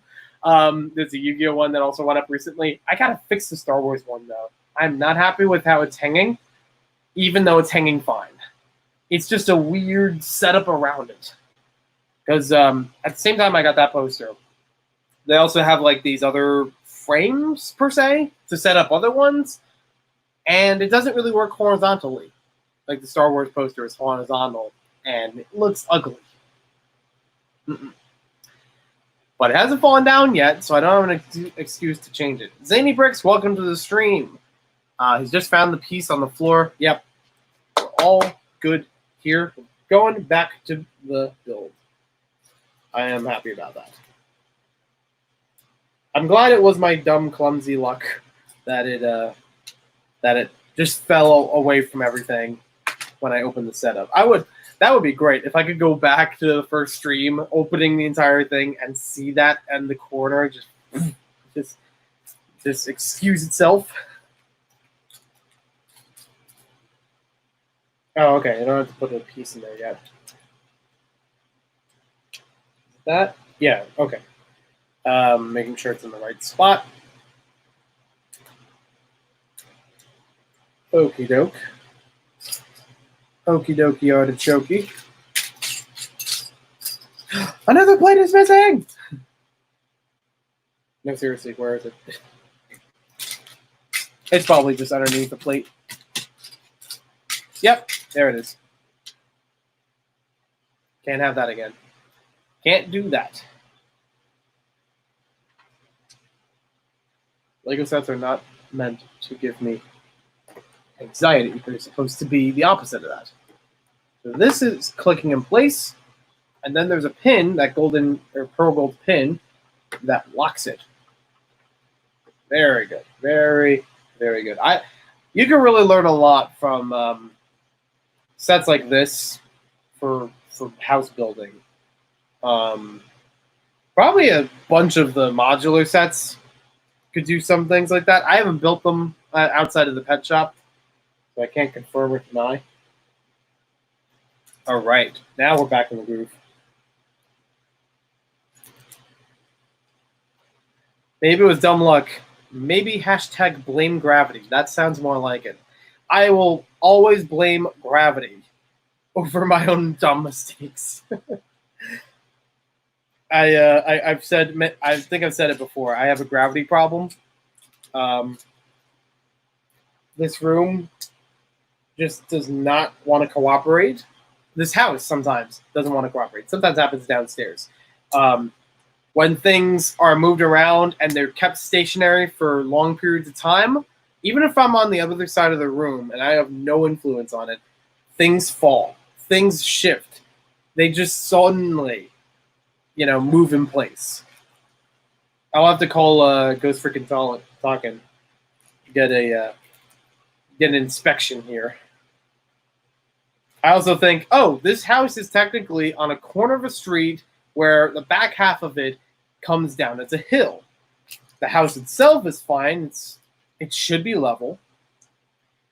But maybe, my room's on the flat side though. This room and the basement are only on the crux of that, like on the very edge of that peak. Maybe towards this side of the room, that's where things fall over. I definitely have a gravity problem, especially when it comes to a Lego build. Yeah. When I was like years ago, the house I used to live in, I mostly grown up with, I had a shelf that was sitting in the basement in the Lego room, and was it wasn't just a Lego room, but it had a lot. So it still was kind of a Lego room. The shelf was perfectly fine for a long time, and I've moved things on it. It stood on a very solid flat platform. So I was like, yeah, nothing wrong here. I think I reached for something on like a higher shelf or something at one point, and the whole thing crashed down on me. It hurt a bit. not major, not Maniac for Emergency, not that kind of excruciating pain, but it was still a lot to clean up, a lot to get over. First getting the shelf off of me, then everything that was on the shelf that fell on me, now scattered on the floor, because there were, Lego builds that fell apart in that, and I had to fix them, build them, whatever, or just bag them. There's another option, is just like, I'll build this some other time. I don't want to deal with this. Hashtag gravity is canceled. I like it. I've jokingly said before that I have a ghost cat. That it's a cat that's wandering around, minding its own business, knocking over whatever is in the way. And that's why I can't see why things are, sloping. It's just because there's a ghost cat. They should add that in the hidden side. They already have a ghost dog. Why not have a ghost cat? Right now I'm building the stained glass that's going to go on the far side with the organ. That'll be pretty sweet. I got to do a live stream again. I did one a little while ago, but I got to do one again. Live streaming a mock build. They haven't happened often. I did have one earlier this year, but I didn't have it on YouTube. I had it on Twitch. But I should do one again, definitely on YouTube. I think that'd be a lot of fun, and it could also be good consulting, like, how's the build going so far, or if there's something better I can do in the process thanks to a viewer, that kind of stuff. That would be fun. That would be sweet. So right here, we've got, is that it? That's what it's supposed to go. Okay.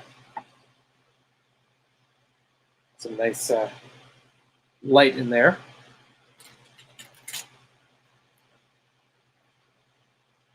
Wait, okay, still going. No problemo.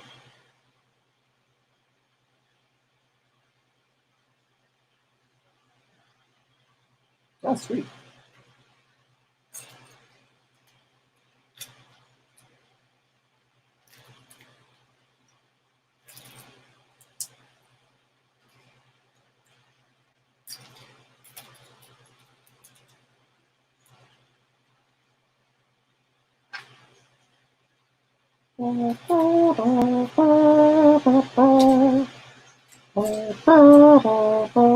Ever just sit on your bed surrounded by hundreds of dusty Lego sets, the light gleaming on you? Yes, absolutely. No, I have definitely what I've done for a while in trying to clean the room or clean it every so often. I've had this routine of after I wake up, go through the morning routine. I don't need the bed. I don't need to sit on there and sleep until much later. I mean, sit, sometimes, but I still have, a chair right here in the room or other places I could sit throughout the house. So what I've done is after I go through the morning routine and I got all that set up, I will park all kinds of stuff on the bed. Not every day, but very often, especially in a cleaning mode. The problem is I overdo it. I get to the point of putting too much stuff there and cleaning to another extent where that stuff never goes away until night falls. And I'm like, oh, I gotta go to bed and everything's on the bed. I've actually had it before, long time ago. And luckily it was just like 1 or 2 nights. This is where you know you have a problem. And luckily I've fixed things because of that. Where's Kevin to bust my chops on this one? I had one night where it was so full. The bed was so full of stuff. It was already late. I was very tired from the day. And I said, you know what? Instead of cleaning all this off, taking probably another hour figuring out where else it's going to go, I didn't have the table here, so there's a little bit more space around the room. And I grabbed a blanket, grabbed a pillow, cleared a little bit of the floor, because there was some spots open on the floor, but not enough to fit everything from the bed, and slept in between Lego sets on the floor in the room. It was not comfortable. I mean, I've slept on the floor before many times, but I just mean it's not comfortable in the matter that I have to crunch myself, like really like squeeze together in between all this stuff. It wasn't more space like I would have on the bed.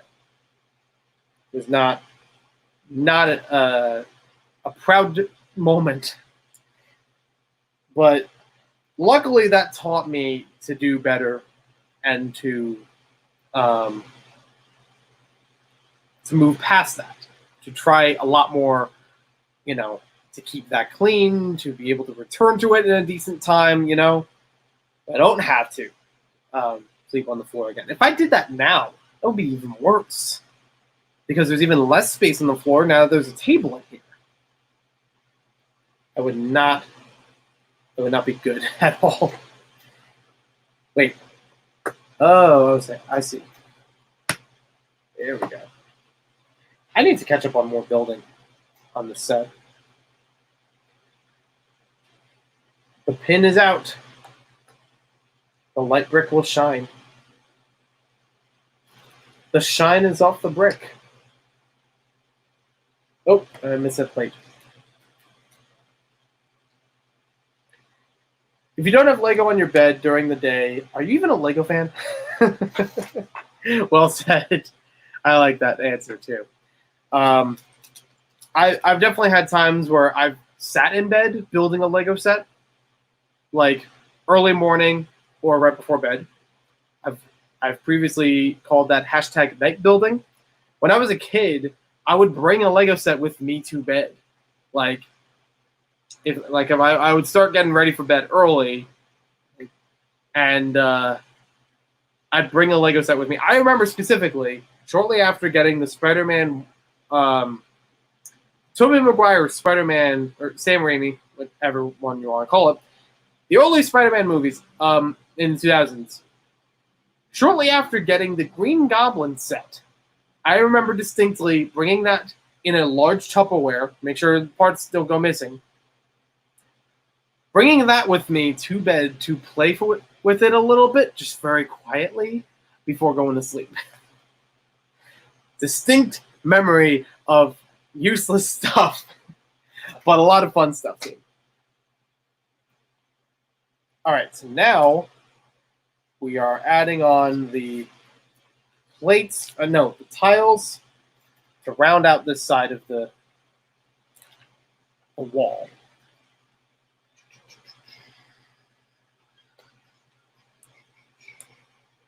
So that one goes there. And it's a smart development of an existing technique, and even using newer parts to do so. You know, the whole idea about like, oh, you can add a couple of plates in between snot bricks and slap a plate or a tile on them, and it holds the whole thing together like a sandwich.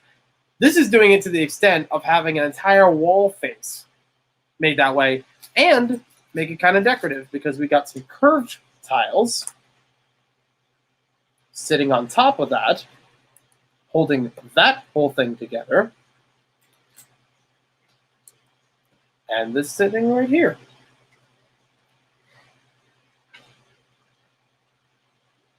So now we've got another spire to make.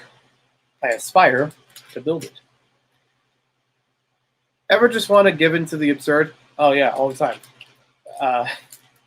Yeah, I don't call myself Maniac for Bricks just to be normal. Put that on a wall. Put that quote up.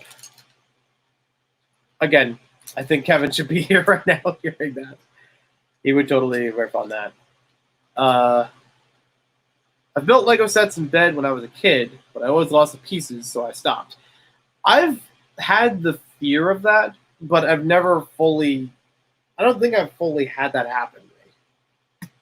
Or if I did, it was usually the extra pieces. I've definitely woken up in bed more recently, found extra pieces in the bed. And I'm like, oh, at least this wasn't part of the build. It wasn't significant.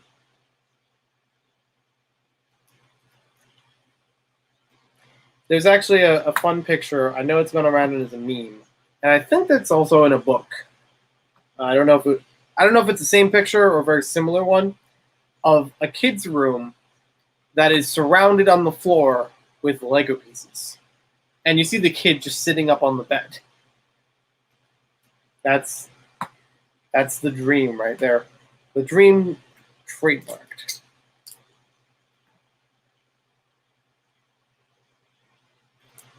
But yeah, sometimes I do night building because it just gives me another thing accomplished before I wake up in the morning. A bunch of Lego sets around here, I could say I've built that way. Can't remember every one of them, but I'm like, yeah, why not? I've had one or two where I was going to do that, and then I fell asleep before I actually did it. I was like, this is a good idea. I'll keep this aside, and then like an hour or two later, I'm sitting in bed, and I just slump. I'm just like, okay, not doing that tonight. There's still one sitting right by the bed for that. I want to do a video about comparing different Lego sharks that Lego's made over time. Not the minifigure ones, rather the... Oh, I missed another piece. There we go. Not really about the sharks in minifigure form, although that would be good to do too. Maybe I could use those in the same video. And then acknowledge the ones I don't have, because there are a few other ones I don't have. That would be great. I would love to cover the Duplo ones, but I unfortunately don't have any. I don't have the one that Brixar does. The one that actually has a button on the back of it that you can make it talk. I love that. And I found the set for it not too long ago, like where it actually came from, but I haven't found a listing for it. So I'm like, one day that would be great to have and play with. But I have played with Brixar's alligator puppet. I've seen that before. I think he had that at Philly Brickfest last year, last time he attended, and that was good. Now we attach the Manor von Baron sign. There we go. Onto the structure. Yeah, this thing is definitely winning the award of should put it on a hill. Needs to build a plate or a Mills plate around it. I'm currently not doing that. I would like to build something like Mills plates, but not them exactly for extra town detail, because I feel like, yeah, I need a little bit more height on things. It would add some more variety. I don't know how soon I'm going to do that, though. Oop, need to add a piece in here. There we go. That means we got more roofing to build. 2018 because he didn't go in 2019. You're right. Did you ever just ever? Well said, Zany. Absolutely. Serious question. I personally hate buying used Lego. Do you prefer getting used vintage sets over sealed ones? I think it depends on the vintage set and depends on the listings that are available. There are definitely times where I would prefer getting like for used parts. I mentioned this earlier. I really got to see the quality of the pieces on their listing or ask about more pictures. I've actually done that recently for a Bricklink listing on a Lego set. And I turned it down because it was like, okay, well, I found it on eBay. It was just about the same condition-wise. So, and I got it cheaper. I got a 2-for-1. So with that, I'm like, yeah, it really depends on the condition of the parts. There's one set I have on the side here from Adventurers. I actually reviewed it not too long ago. It could use a little more sprucing up, but that's not. It didn't deter from the review. It's not something you could tell from the review itself, like, oh, this looks nasty. It's more something I would be able to see in person and just do a little work on it. Fighting the urge. It's one thing to open Lego. It's another to keep them sealed. Absolutely. That's why the backlog has been very interesting for me over time. Just having one and how to balance it.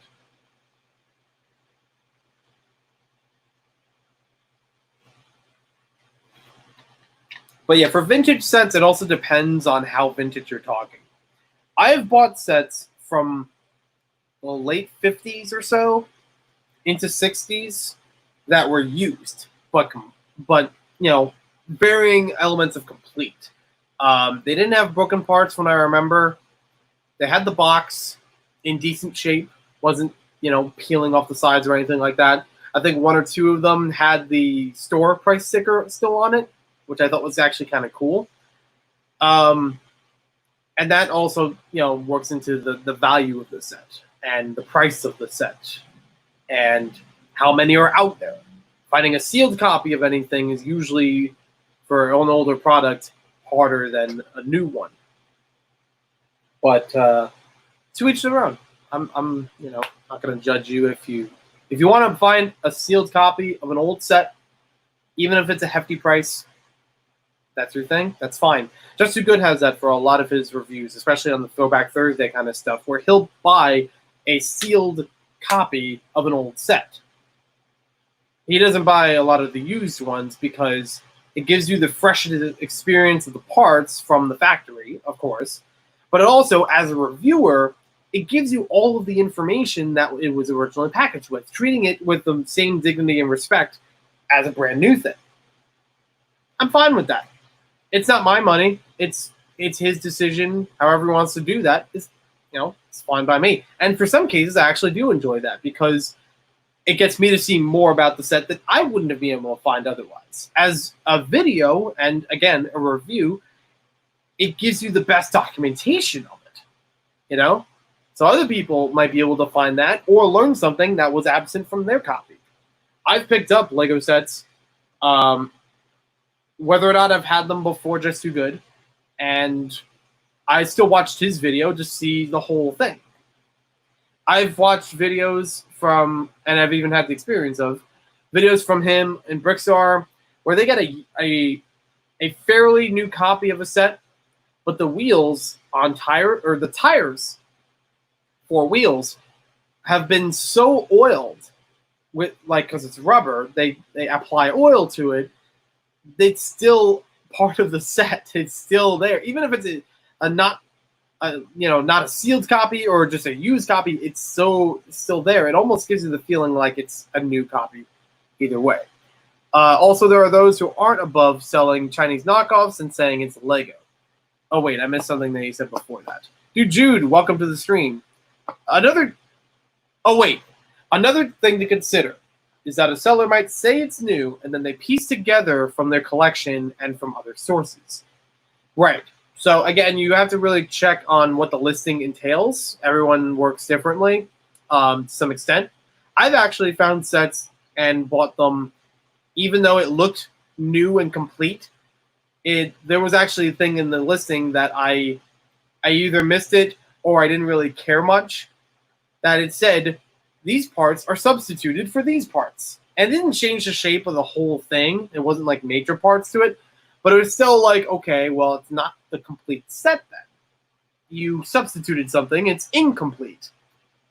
I wouldn't count that the same way, you know? But eventually I would try to find those pieces again, complete the whole thing. Where are we? It's a good talk. I'm actually enjoying this. Oops. There we go. Right spot. Well, luckily, on this part of the roof, we don't have to worry about any more 8x16 plates. Got them all attached. Now we've got the smaller, like 6x12 or so plates.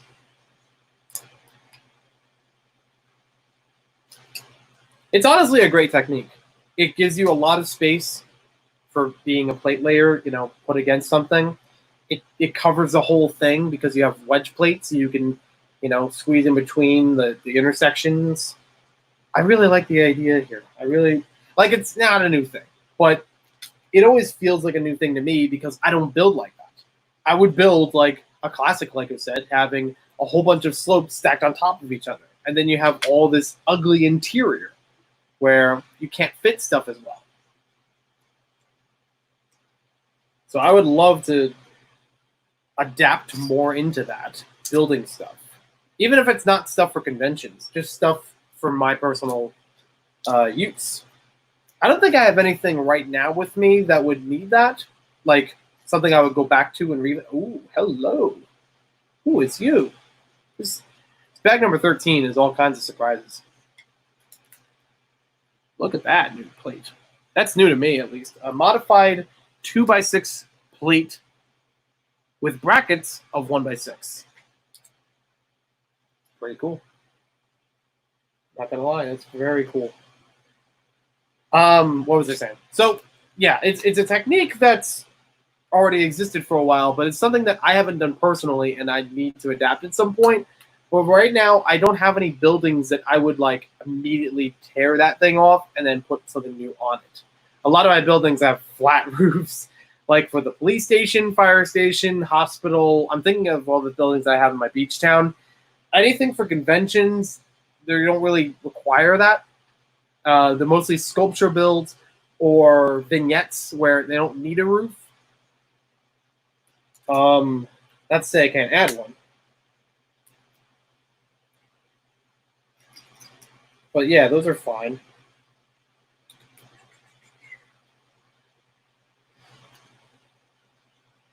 Oh, did the chat stop scrolling again? I did. The mint and sealed box is somewhat a guarantee that you will be getting a genuine Lego set most of the time. However, the buyers still beware. That is very true. I've had things listed recently on eBay where I haven't marked it completely. I probably should mark it as mint and sealed box, but usually I'll just put sealed in capital letters. I don't know which one's a better method, but either way, I'm still being honest about it. There's actually one item that I listed. It's a Lego Duplo poly bag. It is mint and sealed box. I wouldn't really call it mint though, because there is some tattering on the front of the package because it's a poly bag, and the frame inside of it, as I noted in the description, the frame inside of it, because it had like a card stock kind of thing to add into the Lego pieces, is damaged to some extent. They had some kind of bending for some reason. I don't know how it was last stored, how I found it, but that is the thing. Yep, Kevin, we're still going. It's still live. I haven't finished building it yet. I thought you were doing shorter streams per bit. Nope. That was just because I had other things going on, and right now I got nothing for today. I've got to build this, and I've got work tomorrow, so I'll just take as much of today. I don't want to take all day, but I'll use what free time today is available to finish this and keep moving. So let's see. Oh, was it on this side? Yep. Oh, it's over here. There we go. So I'm going to have to twist this around. Twist and shout. Twist and shout. Come on, baby.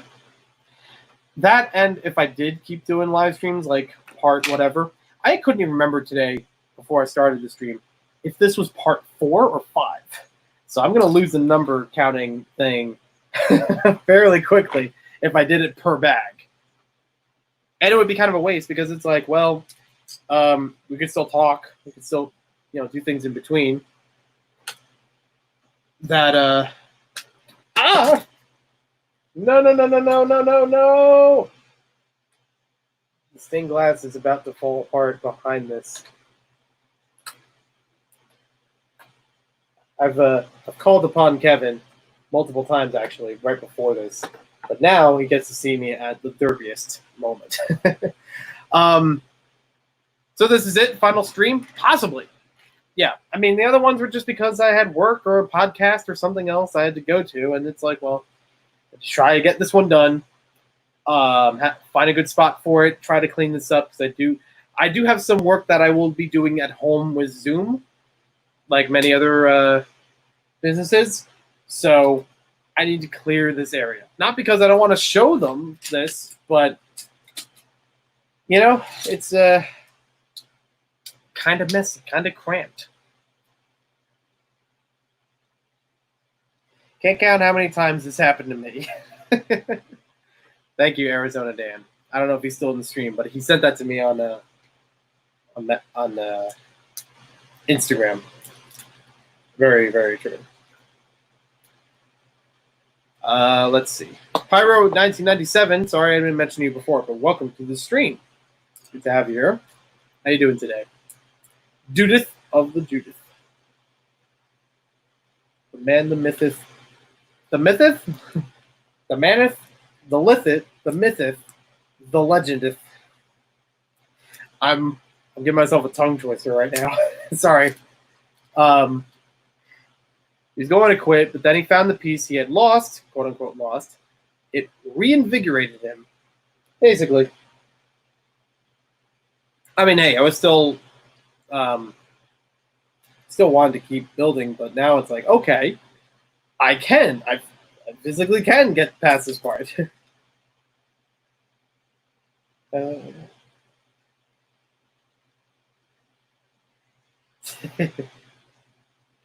Group chat about a barbecue fire. Oh, wow, he built a pit.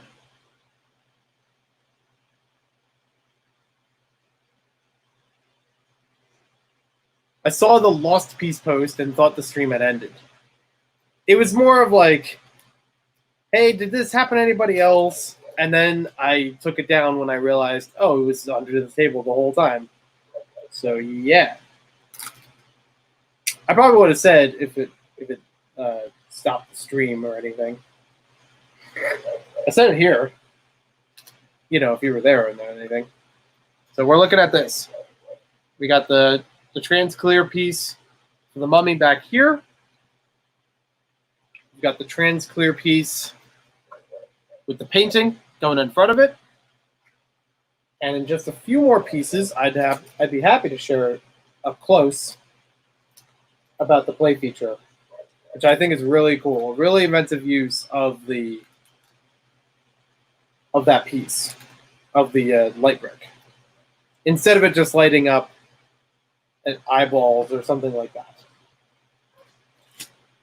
I remember older Lego sets, they would have it as part of a projection, like in Lego Agents. Some of them, I think Lego Bionicle did this once or twice with a play set. They used it with a magnifying glass in front of the light piece, so it made it look more like a laser, like very concentrated light. Very, very good mummy pick, yeah.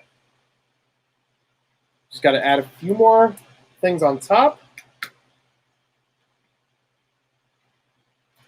But yeah, I think I should try a mock stream one of these days when I have a bit more space to work with, but also parts available, like ready to use. Curses, Johnny Thunder! Curses! Evil twins! Deal with him. I'm not going into a German accent. I'm just doing something sinister for the look. Yeah. Yeah, the story may or may not have been rewritten with this set about, the Baron obtaining the Rehgar Ruby. In the original version of Adventurers, based on, like how they did it in the Mania magazines and things like that, you want the good guy to win, of course. So in the comics, they didn't really show the Baron winning. It showed him trapped with the mummy, while Johnny Thunder got to, collect the ruby and bring it to somewhere. It belongs in a museum kind of mentality. Almost sounded like Josh Mumbo for a second. I was ready for some LEGO news. What's up, everybody? It's Josh Mumbo, ready for your LEGO news. I honestly don't have anything. I am surprised up to this point. We've only mentioned one news thing, the hot rod. It's like the only thing I can think of. Okay, so we got a couple pins to hold this in place. Oh, don't shine yet. Not yet. Aha! First, we got some heavy reading to do. The Portrait of Samuel von Baron. A forward by Maniac 4 Bricks. If I could do an audiobook about LEGO Adventures, I would. As the portrait was finished, a strange glow started emanating from the ruby. Trapped in the mummy's curse, Von Baron was driven mad by Pharaoh Hotep's terrible jokes. The Mummy's Curse in original Adventurers line, this is building off of that, no pun intended. In the original Adventurers line, as I mentioned before in the comics, the Mummy's Curse was to tell terrible puns and jokes for all eternity, or a very long time. I don't know which one. So that curse, as we're now learning, adapted here. The Baron got the Rehgar Ruby, which not only is just a very valuable, trans-red ruby, or, gem or whatever. It's supposed to be a ruby that promises some power, some supernatural power to it. May or may not have been eternal life. I'm not sure which. I have to look back at my sources. I gotta dig through the novels. Novels. That's a fun one. So, yeah. Kind of rewriting the story a little bit, that the Baron got it. It did mention in the original thing that he was trapped in the mummy's tomb with the jokes. But, as we can see, he had escaped at some point. I've played LEGO Racers so many times on the Nintendo 64 when I was younger. Sadly, I lost my copy of the N64 version, but I stole the PC. That is unfortunate, but luckily, finding again, if we're going back to the sealed and used value thing, finding a used copy of LEGO Racers on the N64 is actually pretty common and pretty cheap. I found it multiple times, like not much more than $5 in video game stores, just the cartridge itself. I found the game itself with box used. Didn't have all the manuals or paper products with it, but it still had like the box, like the N64 boxes it came in, for about $15. So chances of finding it again aren't that bad. And I actually do have, I think, one extra copy, because I picked up the cartridge itself at one point. Then I got it later with box and cartridge, and I'm like, well, what do I do with this thing now? So if you need help with that, let me know. I have the only one I'm not sure about is if I have LEGO Racers on Game Boy, but I definitely have PC, several copies on PC because of different releases. I have the N64, I have PlayStation, and between them, I haven't run the PC one in a while. I haven't run it on current hardware. So I don't know if it's really the definitive one, like as far as graphics or processing or anything like that. N64 is definitely better than PlayStation 1, to be fair. They're just about the same as far as all the gameplay and everything. It's just the fact that it's better graphics on the N64, and you have less loading times. Because literally between every menu on the PlayStation one that I've experienced, it waits for a bit before it goes to the next menu. It's like, man, the other ones didn't do that. So I'll see. Actually, I should build the rest of this roof so you can get the glow a little bit better instead of having the light around it. What would you do if your parents accidentally threw away half of your Lego collection? That is a very bold move. That's a big thing to accidentally throw away. But I could definitely see that happening where like some stuff got separated and they threw away a box of other stuff and there was a Lego thing in there. If that happened with half of my collection right now, that would be devastating to be sure because there's a lot of stuff, but impractical because it's a lot of stuff. I actually have had my parents accidentally throw away a Lego before, though. That is a fact. Happened to me and my Bionicles, and I'm still pretty sad. That's unfortunate.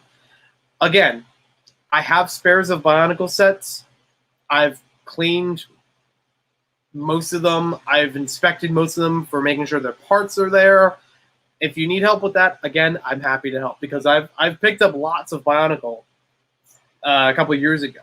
And I would get duplicates of figures, but not the reason why I went to them. It's because of another one that was cheaper as a lot than getting the figure separately.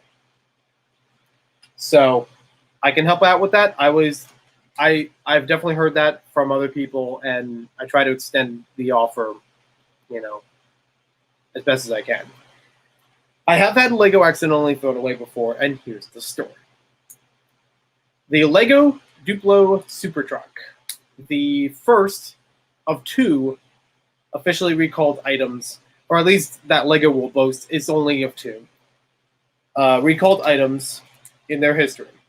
It had a problem with the wheels, in which the wheels and axles would pop off of the truck itself. It wasn't made like assembled as a Lego set. It was a bunch of plastic molds that were just fastened on with each other. Not enough, apparently.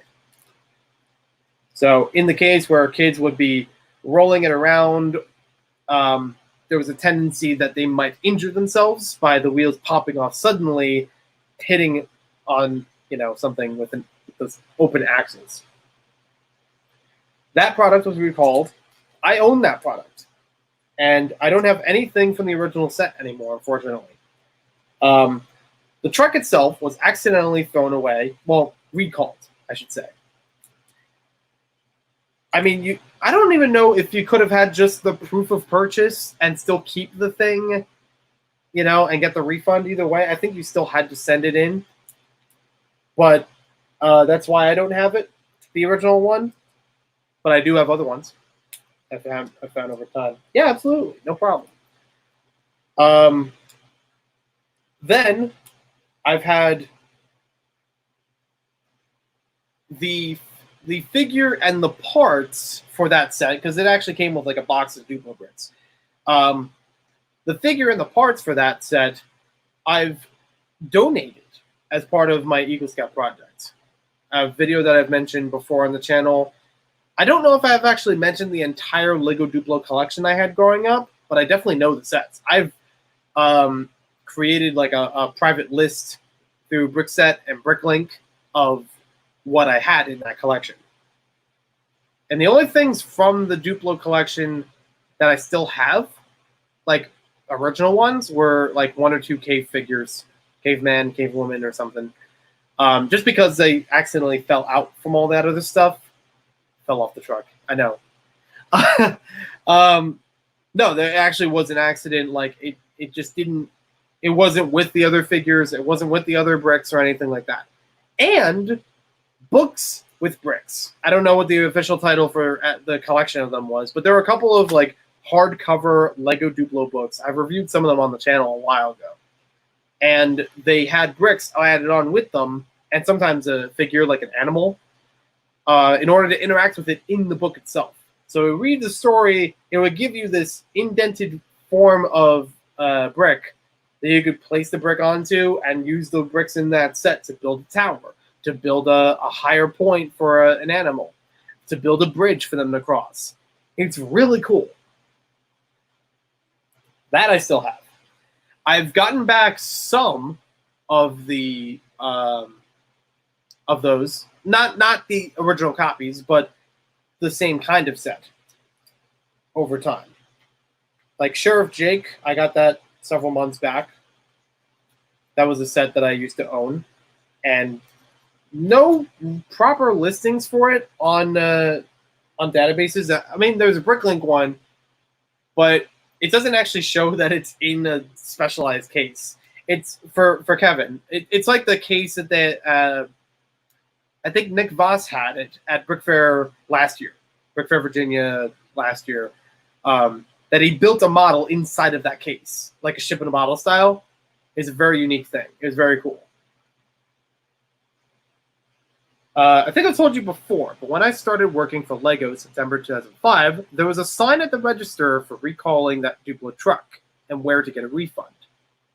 Ah, okay. All I remember is that it was a thing that I think came out, I think when we found out about it, it was either through the mail or on a website, like a news site or something like that. And I don't know which retailer it came from. Might have been Walmart. That my family just on their own, without, I didn't take any part in it. My family on their own went through the process to get that rectified. And I'm not upset with them about it. It was a fair decision. And for the most part, it wasn't a terrible decision for that thing itself, because a lot of the time it was an outdoor thing. I didn't have it in the house. It was too big to fit anywhere properly, and it felt more like an outdoor toy, like other wagons and things that we've had. So even if I did still have it, it probably had a lot of wear and tear to it, just from being outdoors. So as the legend goes, I did get one later for $5. Another one shortly after that. It wasn't $5, but it was still pretty close. It was still very good. And it had like a handful of knockoff Lego bricks or something in it. And I still haven't dumped them anywhere. I don't know exactly what to do with them yet, but I've separated the two. I've gotten the minifigure that came with that for $1. I think through Bricklink. I was already making a haul with other stuff, and I added that in. I still haven't gotten all the bricks for it, but that shouldn't be too difficult because a lot of them are pretty basic. None of them were more exclusive than those parts. Winter Bricker, welcome to the stream. Sorry I didn't mention you before, but I did see you come in. And now we'll get to the next point of the set. Wait, is it just that? Are you for real? I thought I would have had a little bit more attaching to it. There's something on the top that does that. I'm going to skip a step. Okay, so we're almost done with this bag. Oh, hello. What is this? We've got an extra 2x2 plate here. Something may be missing. Mm-hmm. Going to take a quick look back to the instructions, figure that out before I move on. But it is there. Wait, or is it somewhere else?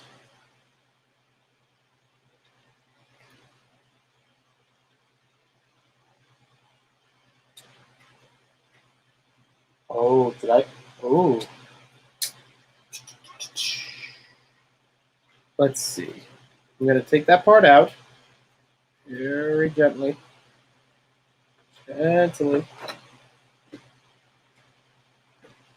Take this part out as well.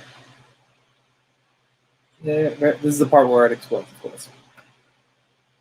Oh, that's easier. We're looking for the brick. Looking for the light brick.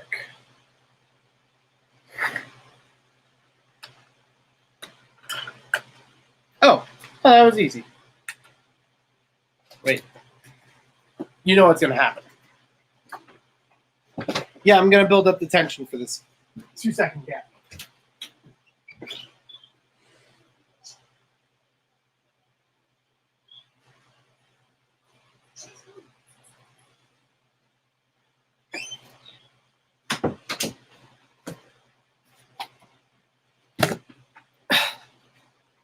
Some of you know what's going to happen. Joey sure can talk. Yep. I don't know if that's a good thing or a bad thing. or the way you said it, I don't know if it's a good thing or a bad thing. Hey, I would not be offended. I was actually watching a TV show earlier today called Mom, and it's about 2 or 3 generations of mothers having a lot of after-marital problems, let's say, to deal with for themselves, mostly. And on one episode, somebody meets one of them, and she's like, "Wow, you're quite the talker," or something like that. So the mother replies, "Oh, I don't talk all the time. I don't talk like this all the time. I just talk when I'm nervous," which of course doesn't happen all the time. It's like she's already doing it. And it's like, yeah, we get it. It's a fun show. I'm not a mother. I'm not gonna identify with it. Oh, I think I put it in the wrong spot. I'm also the host of the stream, and I probably should talk. It'd be very awkward having this entire thing without saying anything or acknowledging. Yeah. All right. Let me fix that again. I moved it in too far. I'm also worried because this is a reddish brown plate. That spells doom. Oh, okay. That might help. And it does. Yeah. Sweet. How sweet it is. Okay. We've got the spire. Is that the right word, spire? Usually a castle thing, but I think it would apply here. Attach that in place. And I've got like 3 or so pieces that'll glide through the top of it to hold it on top. Nice, nice. That was easy. Got it. That's what I was waiting for. I'm going to move these extra pieces to the side. I'm going to move these empty bags. Inspected. There's not. I've torn the bag entirely open, so I'm pretty sure there's no pieces in there. There we go. And I'm going to bring this up close so you guys can see the light function. And can we get any closer? Probably can. Watch out. I told you to watch out. There we go. So there's our portrait of the Baron holding the Rhaegau ruby. They actually include extras of the yellow gem and the red gem that are in here, used completely separate parts. So you could actually have one as this real ruby, because in the story they explain something else. Press on this piece in the front.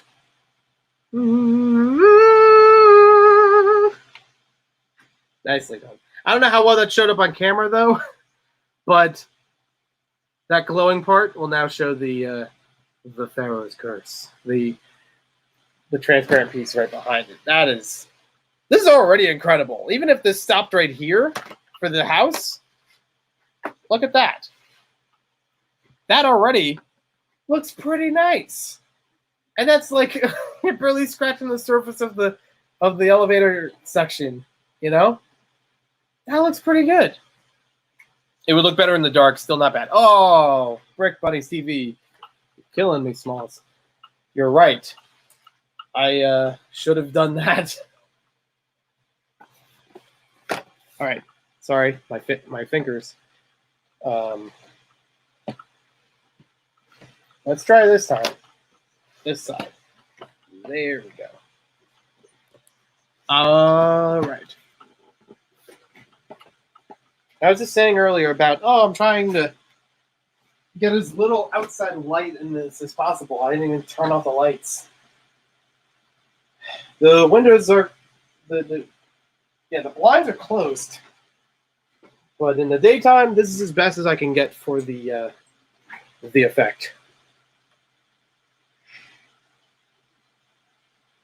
Z Bricks, welcome to the stream. How are we doing today?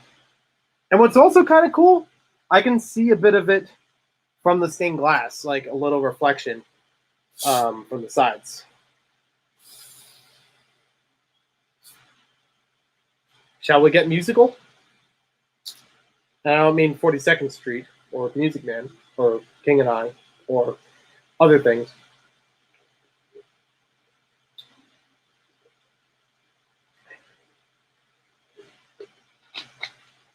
Brick Buddings TV. Just saw your mosaic mock on Facebook. Looks swell. Hashtag let's do the time warp. Thank you very much. I used to do a bunch of mosaics and let's try that again.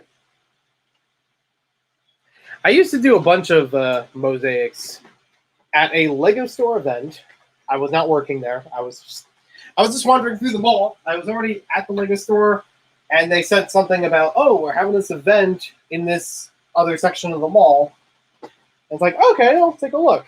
This was right after seeing Finding Dory, I believe. So I got inspired to make some Finding Dory mosaics. You know, proper like the brick sketches coming out. And it's pretty good. Because I was actually encouraged by the staff to build more than one of them. So there was like, I built, I think either Dory or the whale Destiny first. And then I built Marlin. I built the Hank, the octopus from that movie. I didn't need to build Nemo because it was very close to Marlin, especially in mosaics form. But it was still very cool. Very cool for the experience. So I'm going to try something here to add a little bit more spice to the, add a little spice. Give him a spice weasel. Bam. I'm going to add a little bit more spice to the stream right now. And I don't know how loud this will come in because it's pretty close. Okay, there we go. I'll bring this back a little bit. Are you already finished? Nope. We're just getting onto the tower section right now. In bag number 14.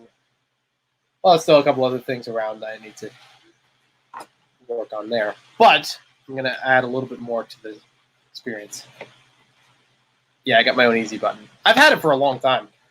And it's fun that we've brought it recently back with Bricks O'Brien and a couple other streams here and there. 14. Wait. Okay. 15, 16, 17. That's also a 16. That's an 18. Oh, I forgot to mention this when I unboxed it in the video, in the unboxing video that will probably never happen. I forgot to mention there was this. There was this at the bottom of it.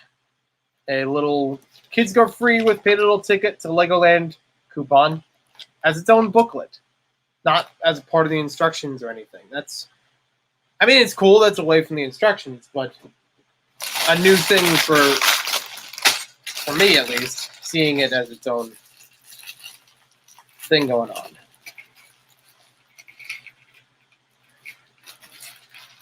All right, so I'm going to kick out the jams in just a moment. I don't know if that speaker is going to make more noise.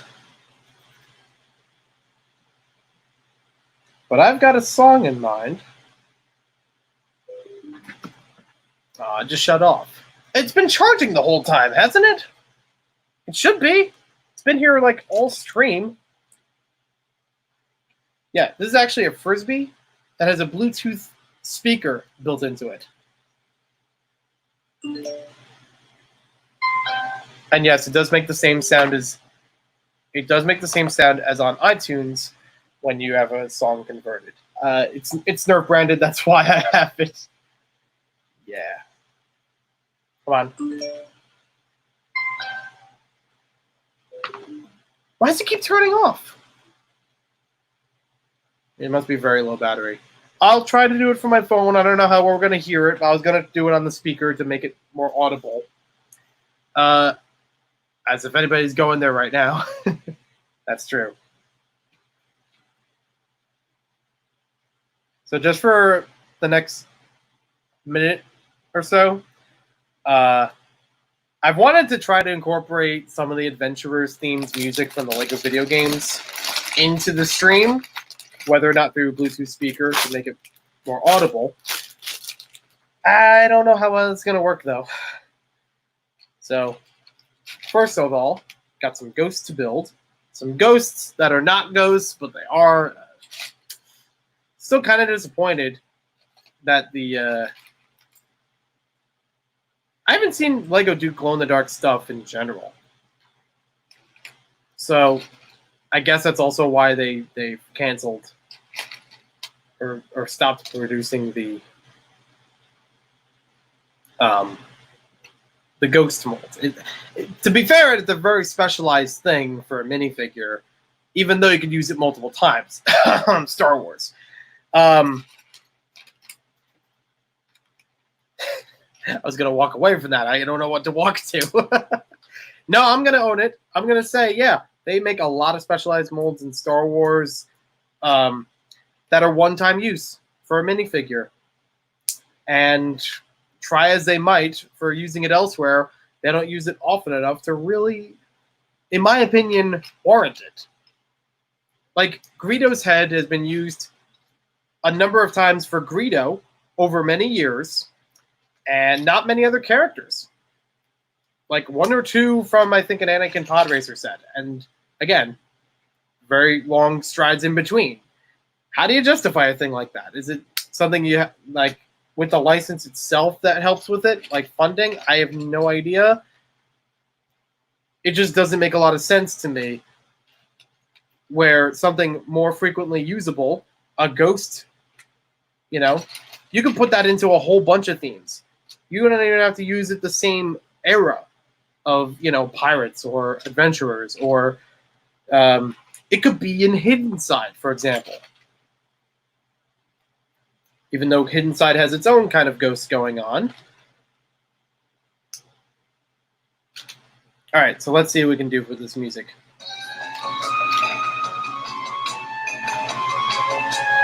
I have no idea how well this is coming in.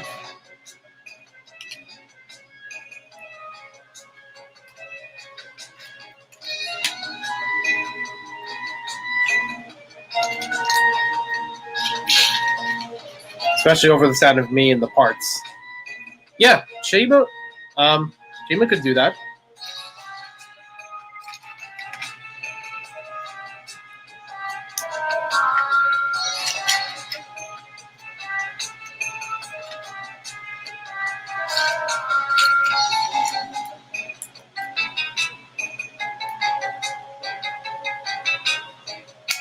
How many LEGO live streams do you go to where they add background music for from other LEGO games? All right, next part.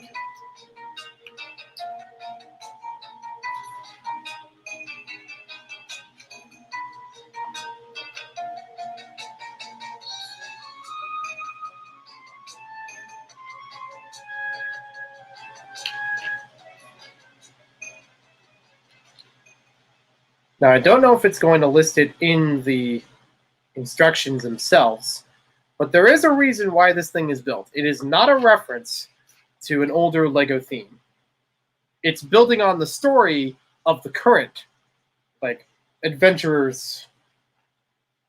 Ah, it does say it in here. So this item, I'm going to read it from the instructions. The Resonator. In a failed attempt to harness the power of the Raygau Ruby with this device, Von Baron accidentally summoned two friendly spirits from the beyond. People have said, and this could definitely play into it as well, that these minifigure ghosts that are included with the set are just people dressed in costume, just for the effect of their ride. Sure. In the instructions, they also indicate these are supposed to be friendly ghosts that are summoned from this device. So yeah, the Raygau Ruby, originally red, as rubies are red, now turned blue from, you know, from the machinery, from the effects on it, from the summoning. Yeah, mystical power. I definitely like where this is going. And this will fit up here in this little attic space. Yeah, it is a little bit of a tight space to get to each and every one of these things, but it still looks nice. Like it's just enough to see what it is, make it work. Shall I play more music? Monkey Kid probably will. I hope so. But if they did, then I feel like they would have actually had it in here. Even if Monkey Kid didn't use it right away. Because you had basically the same thing happen with the Sun Wukong, if I'm pronouncing it correctly. Sun Wukong minifigure from Collectible Minifigures, kind of teasing about Monkey Kid. That had a hairpiece that is now used in the Monkey Kid theme, and it's, got introduced early. I don't know.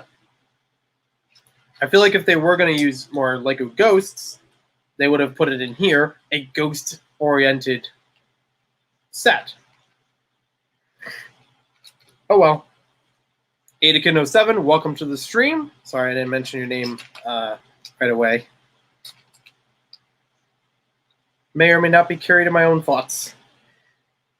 My hope is that I'm not becoming a Baron von Baron with Lego collecting, because I could easily see that happen. But I'd rather be the Johnny Thunder of Lego collecting, where the fact that I'm obtaining these things is for the enjoyment of others instead of just for myself.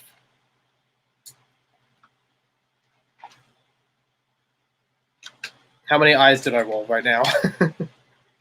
On either the metaphorical aspect or the, well, I don't know if you're right about that. Hopefully none. Hopefully none.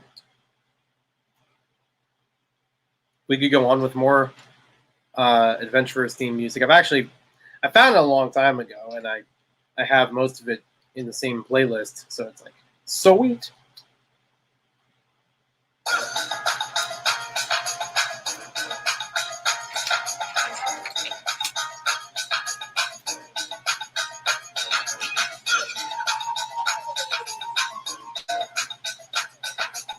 And that's true. Ninjago has a lot of the tail elements that are in Hidden Side. That's basically where it came from. And it works well. It's a good piece that's used in Hidden Side. Criminally underused, I would say. Because I feel like that's one thing Hidden Side needs to improve on. Having a ghost to fight. A lot of it is only done through the app and trying to have this mystical, otherworldly feel. Okay, then. But what happens after the app is discontinued? You're not going to be able to use it. You know? And that ghost element of a lot of the sets is very minimal. It's going to be reduced to just a couple possessed minifigures.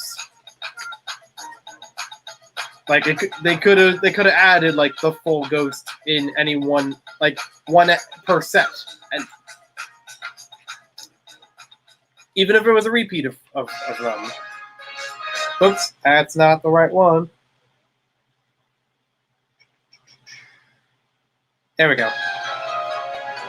Some of you might recognize some of this music. I've used it before on Adventurers, Pharaoh's Quest, related videos. It works. I love it.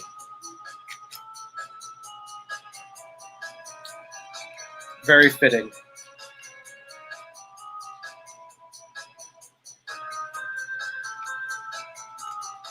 I wonder if it's going to be more aggravating to put all the chain link pieces together for the elevator, or to fit it around a lot of what's already built.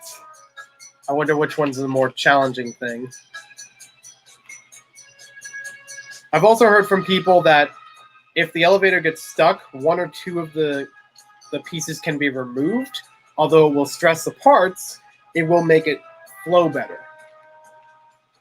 I'm a little weary on that because I've experimented with them before in mock form, at least once or twice. Once for a waterfall mock, which I unfortunately no longer have built, but I have taken video of. And the other time for motorizing the pirate roller coaster. And in both of those scenarios, I probably had to build it a little differently in order to make the the motion better. But it was another case of it's either too many or too little to get it flowing 100% of the time.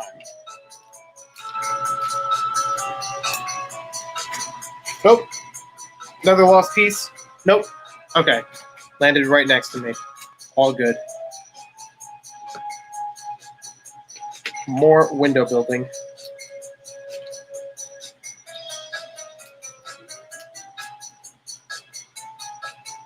Even for people who don't grow up with the Adventurers theme or really get into the references, you gotta admit, it's a unique take for a haunted house. Instead of it being a vampire theme thing, a Frankenstein monster theme thing, or something like that. Having, you're not going to have something more serious. You're not going to have like a mafia lord that, own the house. And I guess, maybe you can have that, but it could easily get into uncomfortable territory, even as an 18+ set. So I'd say it's still unique on the aspect that it's based on a supernatural curse.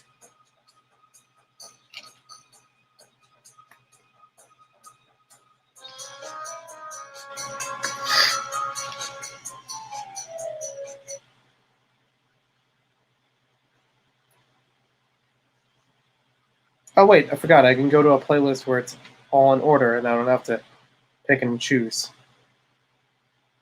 Way easier that way.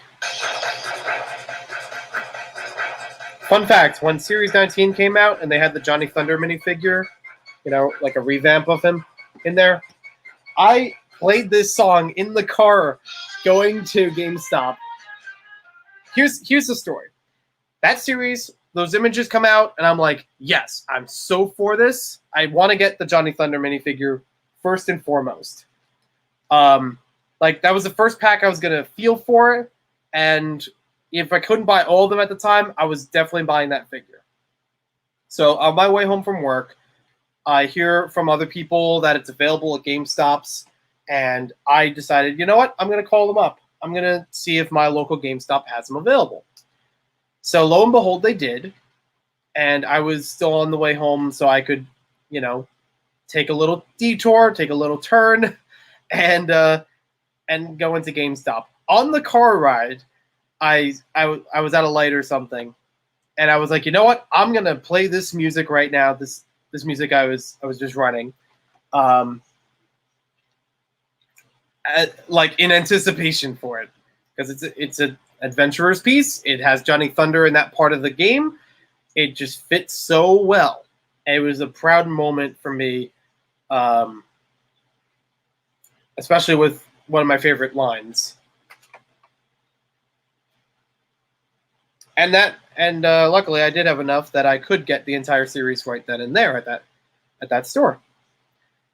I would have definitely done the same thing if Lego stores were open, that this was available at my local Lego store, and I drove out to get this. That would be fantastic. It would probably be as much an accomplishment as when I went to my local Lego store after a shift of work, and I had enough money in cash to buy the Ninjago City VIP day. I wasn't trying to make it a day one purchase, but the cards played right, and I was like, I can't say no. This is fantastic.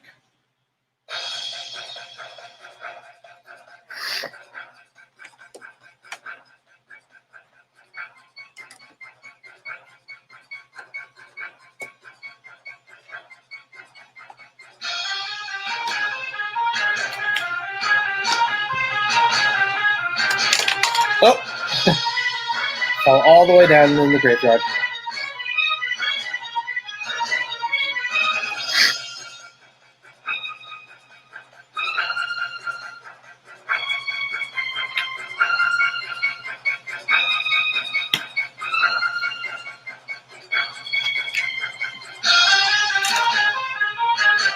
Bag 15.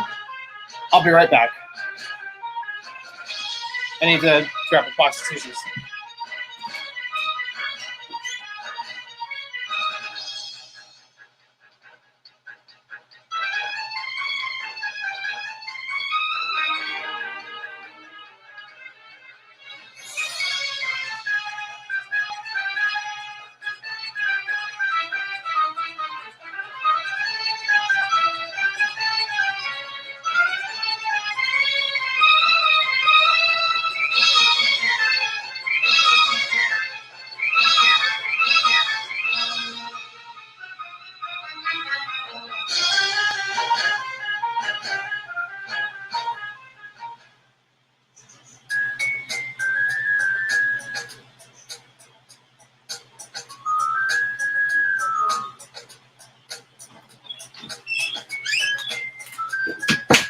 All right, I'm back.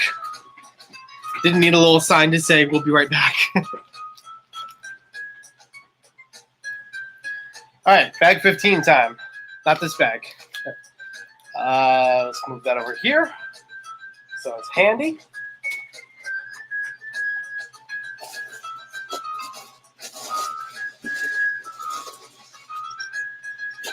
This is also another weird one that they still make for bags. It says the numbers, but there's no outline on them.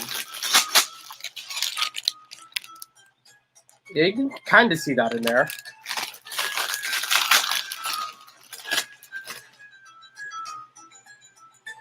All right, now we have the camera tilted up because we got a lot more height to work with.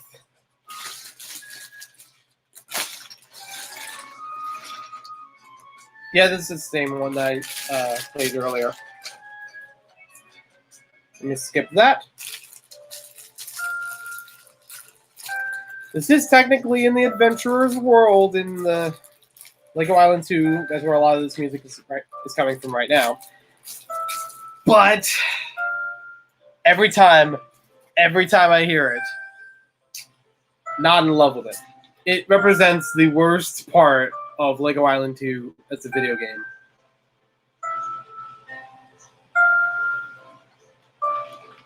A fishing minigame, which nobody asked for, nobody needs. And I'm so glad. I couldn't. I hope I have it recorded somewhere. I would love to find that. I thought I had it recorded, and if I do, I would love to find it and watch it again and upload it on its own. Really, I couldn't tell you how overjoyed I was that I found out Lego Island 2 on the PC. There was a fishing minigame that this would play in, but Lego Island 2 on the PlayStation 2 does not have the fishing minigame. That's more like it. That minigame is completely out of it on the PlayStation. I was playing the whole game, and I think I might have done it in the live stream too. I was playing the whole game, and it just did a cutscene for that. Like, oh, there was a fish that ate a page, but I caught it, and like skipped over it. I'm like, yes, because that thing is brutal. That thing is like unfathomably difficult compared to the rest of the game in the PC version. And I will play the PC version again if I have it. I mean, like if I have a computer that can run it.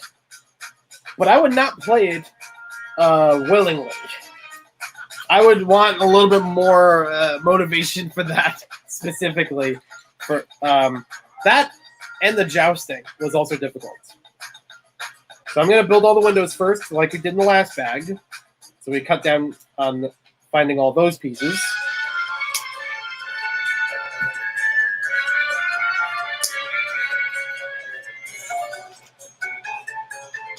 In Lego Island 2, they used Adventurer's theme several times as its own big world. I mean, it's almost, I don't want to say it's half the game, but it's very close to half the game for like the amount of things you do in that world.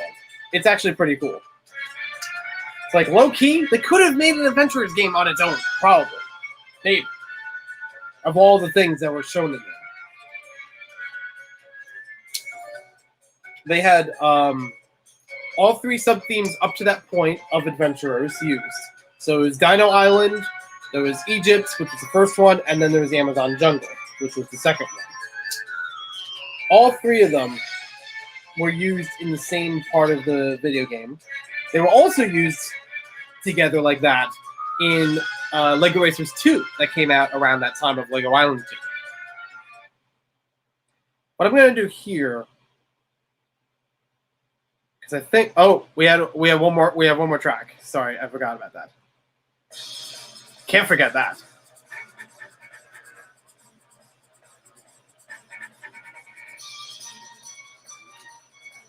And this is basically Baron von Baron's theme. It's for another level, but you know he's basically the boss level, so it's his theme.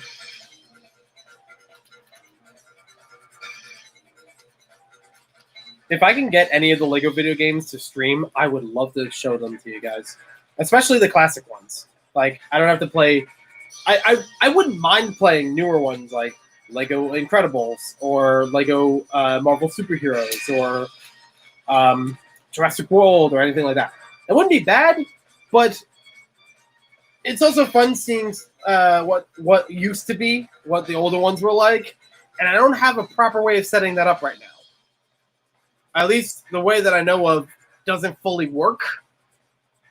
So, yeah, unfortunately, that's not happening. Unless I do it the same exact way as Brooks O'Brien and just hold the camera in front of the screen and hope for best lighting.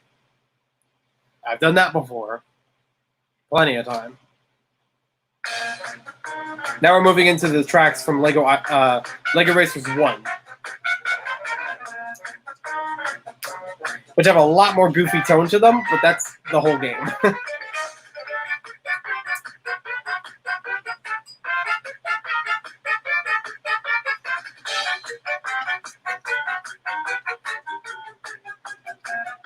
I don't know where everybody went, but I'll keep the music playing while we're continuing the stream. Hope this works for everybody that's watching the stream on Rebound.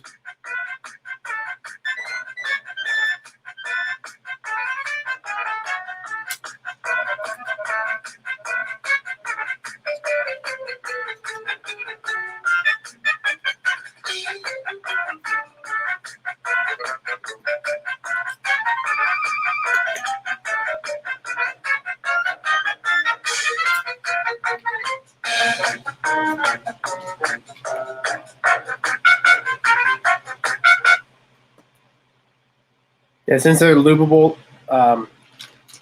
they don't last that long, unless I just put on the extended version of the track.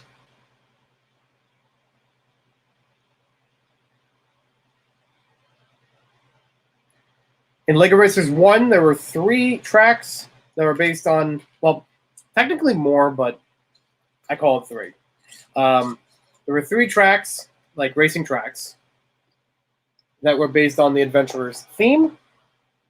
And they are, the first one we heard was Adventure Temple Trail.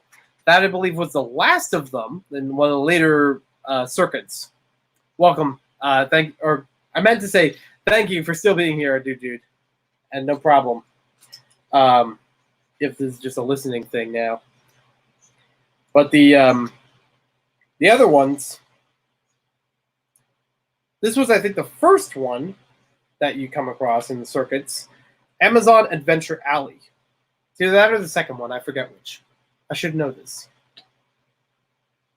And then here's the first one. This is definitely right. The first one was Desert Adventure Dragway.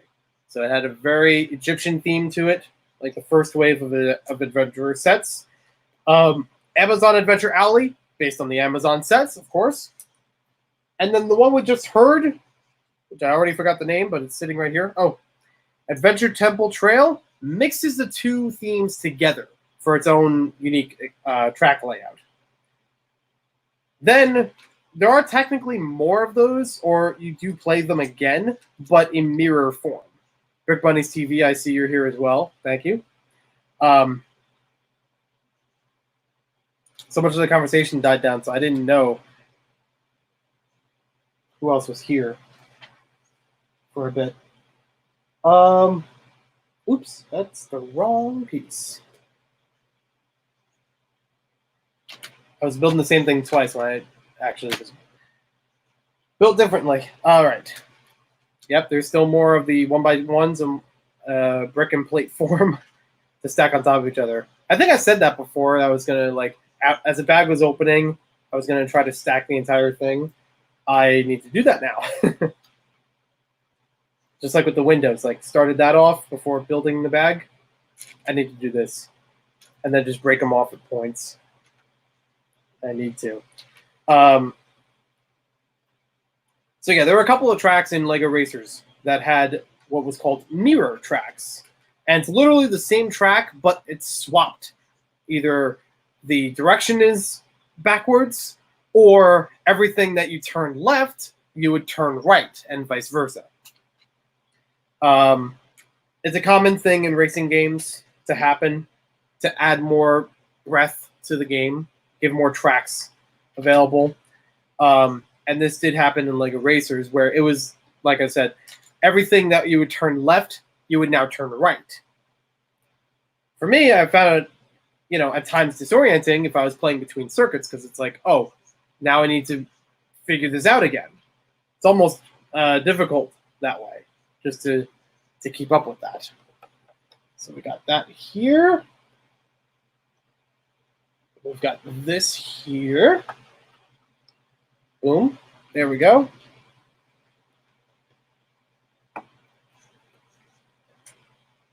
I don't even know if you can see the top. There we go. This thing, when it's finished, is supposed to be 26 inches tall, which is a little over 2 feet.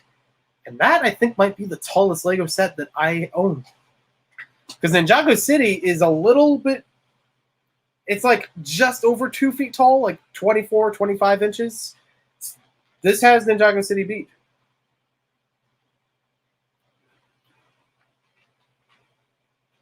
Ever so slightly. And it's $50 less retail. And many more parts less. Because I think Ninjago City was $4,800. This is $3,200, if I'm correct.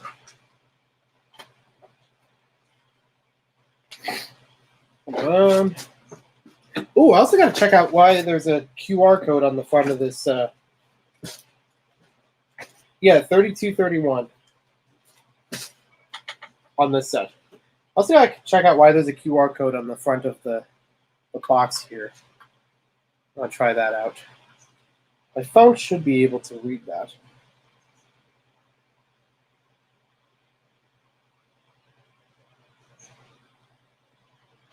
Yep, there we go.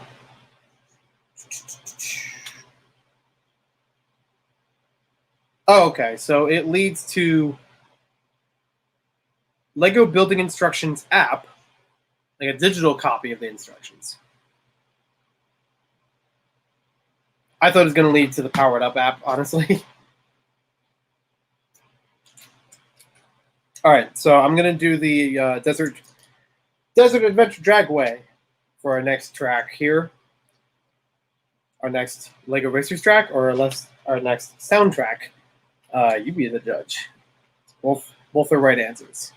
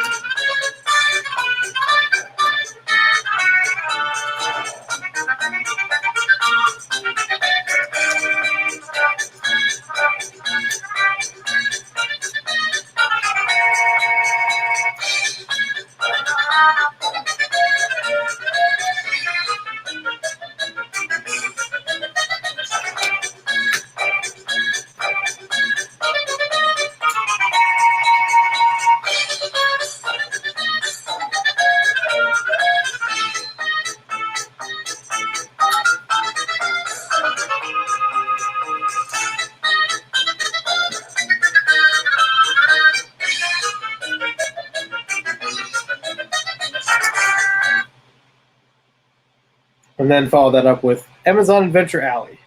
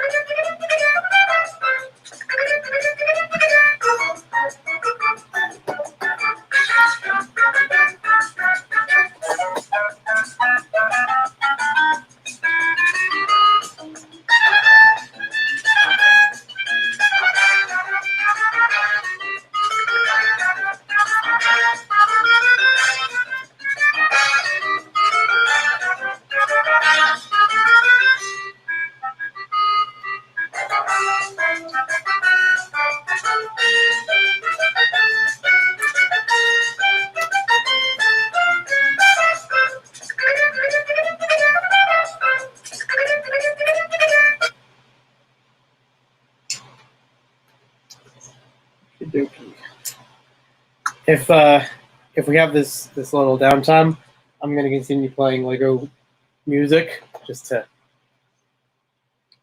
help with things out. Let's see. Oh, okay. So that's going to go on there. We'll change up in the formula here. This window on this side, the window is built a bit differently from most of the other ones, and the pillars next to it hold in differently. So that's neat. That's why before I was building the same thing twice. So I was wrong about this side being the same. Okay, so luckily I've got just the playlist. And it's not just going to have Lego music in here. I'm actually going to have a bunch of other tracks because I prepared for this.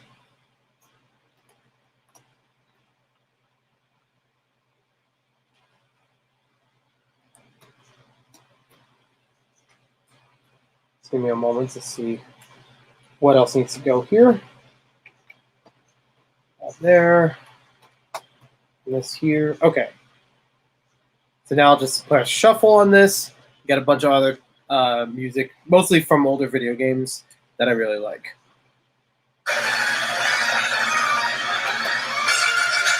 I'm gonna skip that one.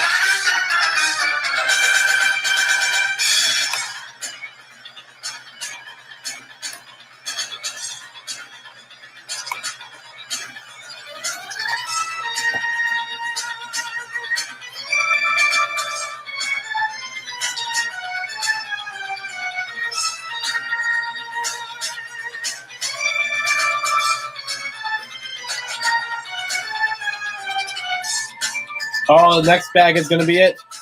It shows the chains. This one didn't have any extra pieces. Number 15. Number 15.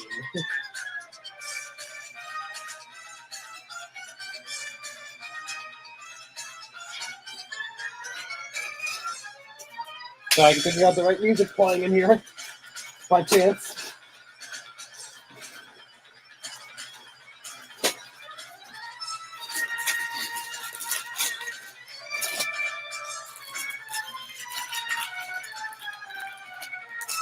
Well, I know what to do first. The one by ones. Let's make a big stack of them.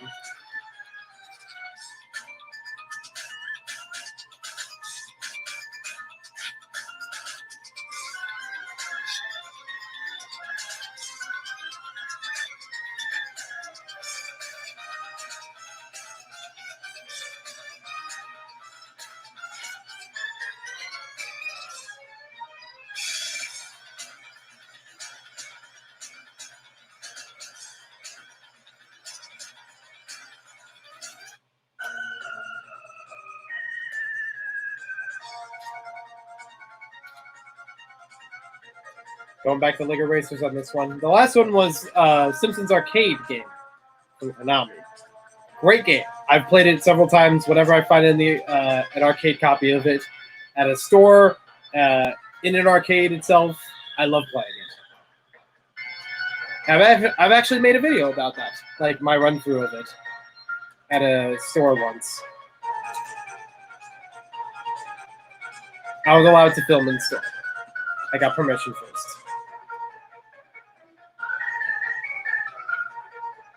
This one right now is from Lego Racers. Back again. It's probably the most Fright Nights representation you have in a Lego game, because it's a night marathon.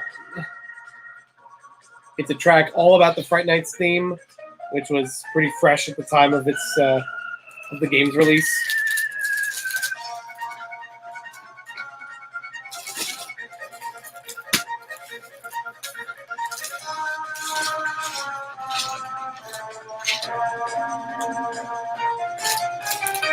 For the chain link pieces, I'm going to count them as I go.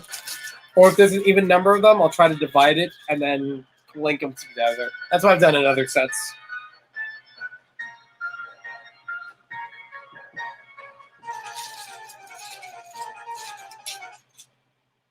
Oh, got more windows in here. And that's what those pieces are. Okay, then. Let's keep it rolling. Going again on the shuffle.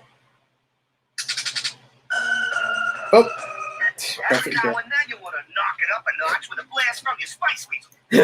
Had to include that one in there. Knock it up another notch. I had to include that one in there because of Kevin from a previous stream reference. Yeah, that's more like it.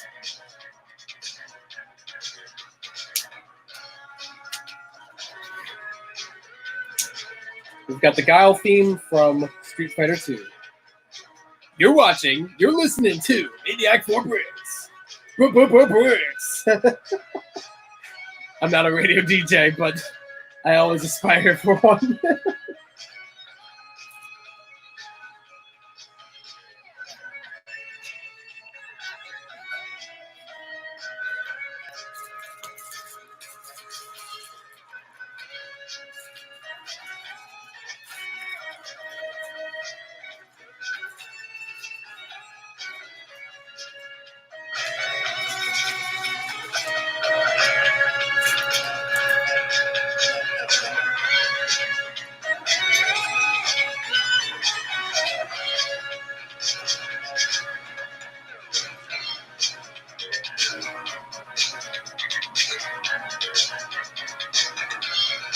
That's 5. Okay, good.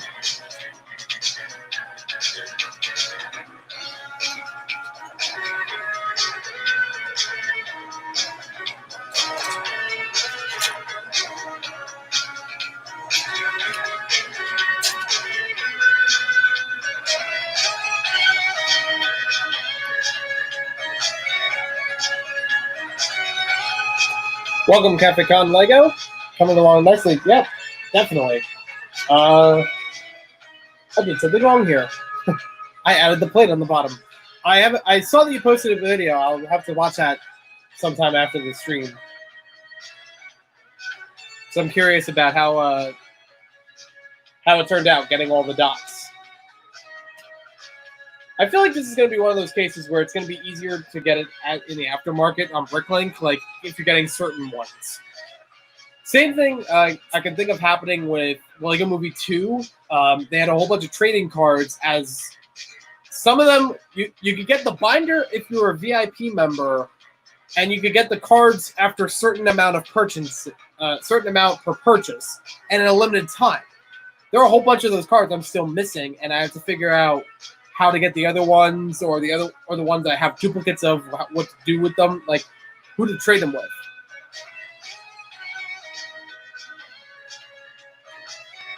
From this point, it's actually almost the top of it, because they did a little different technique here to have the doors open. So yeah, we're down to the wire.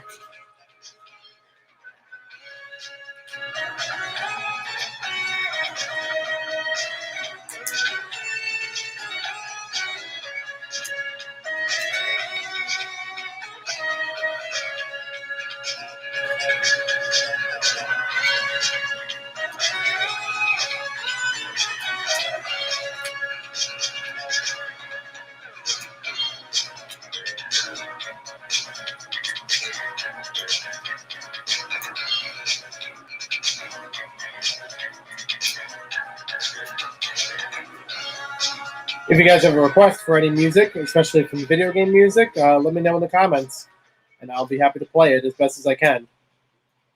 I don't want to play any real major copyrighted music, but video game music should be a-okay. Having used them before on videos or streams, I'm aware of that.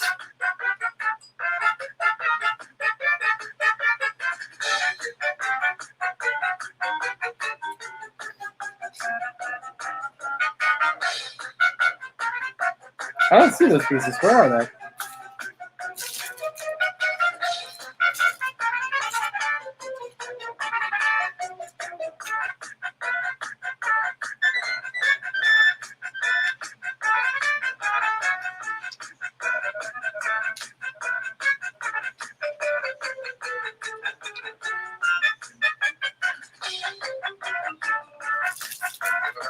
Oh, they're in the bag. It wasn't just chain link pieces in here. I didn't want to dump the whole thing and have to run around chasing for them.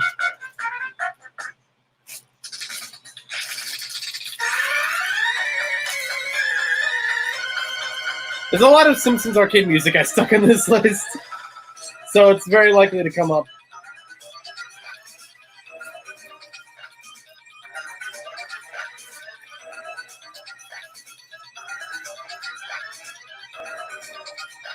It's very intense and sometimes spooky music. So I think it works very well here.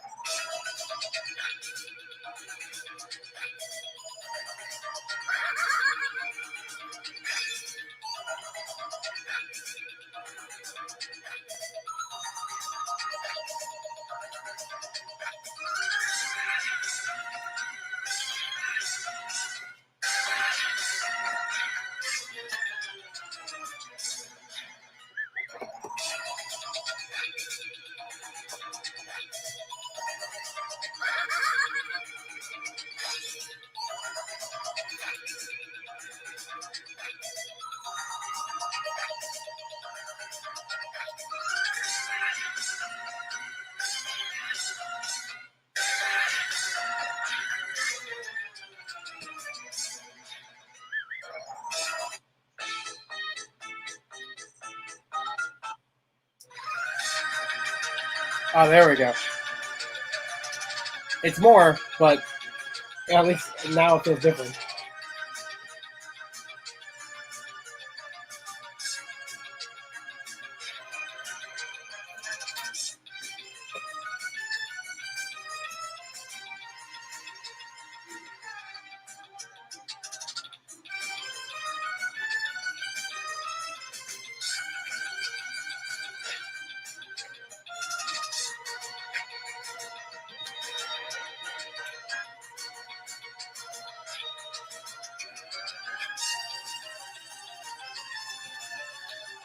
Here we go. Got some more Technic going on.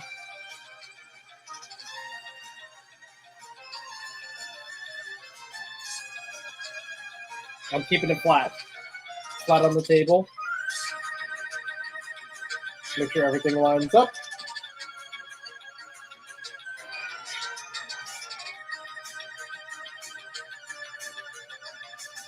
All right, very nice.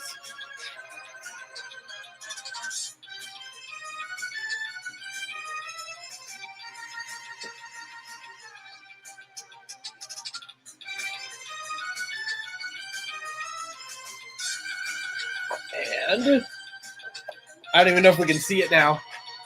Gonna have to keep tilting the camera up. We're almost at the top. You can see where the other wheel is, the other gear.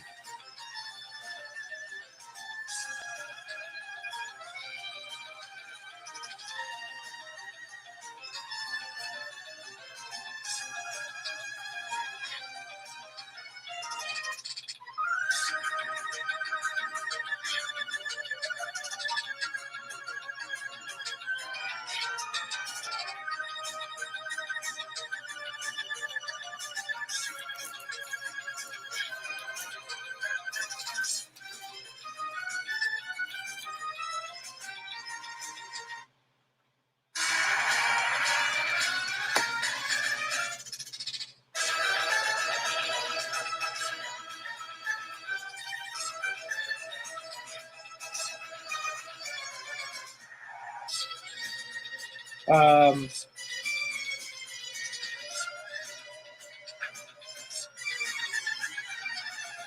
there we go. It's going to be completely off key, or not off key, off beat. But this song gets me hyped just about every time. It's actually the song that I was playing before I started the stream. When I got the set, this song hyped me up.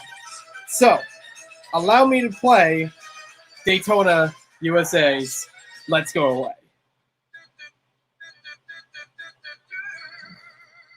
And I low-key mentioned this in a recent video, actually.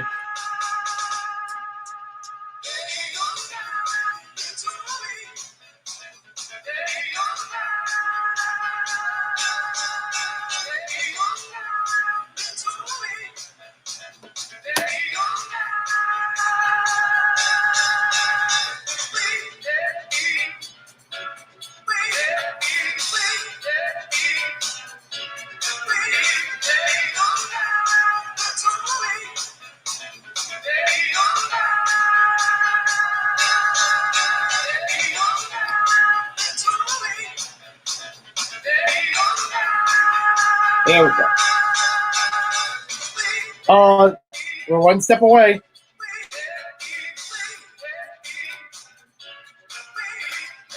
One step away from all the track pieces, tread pieces.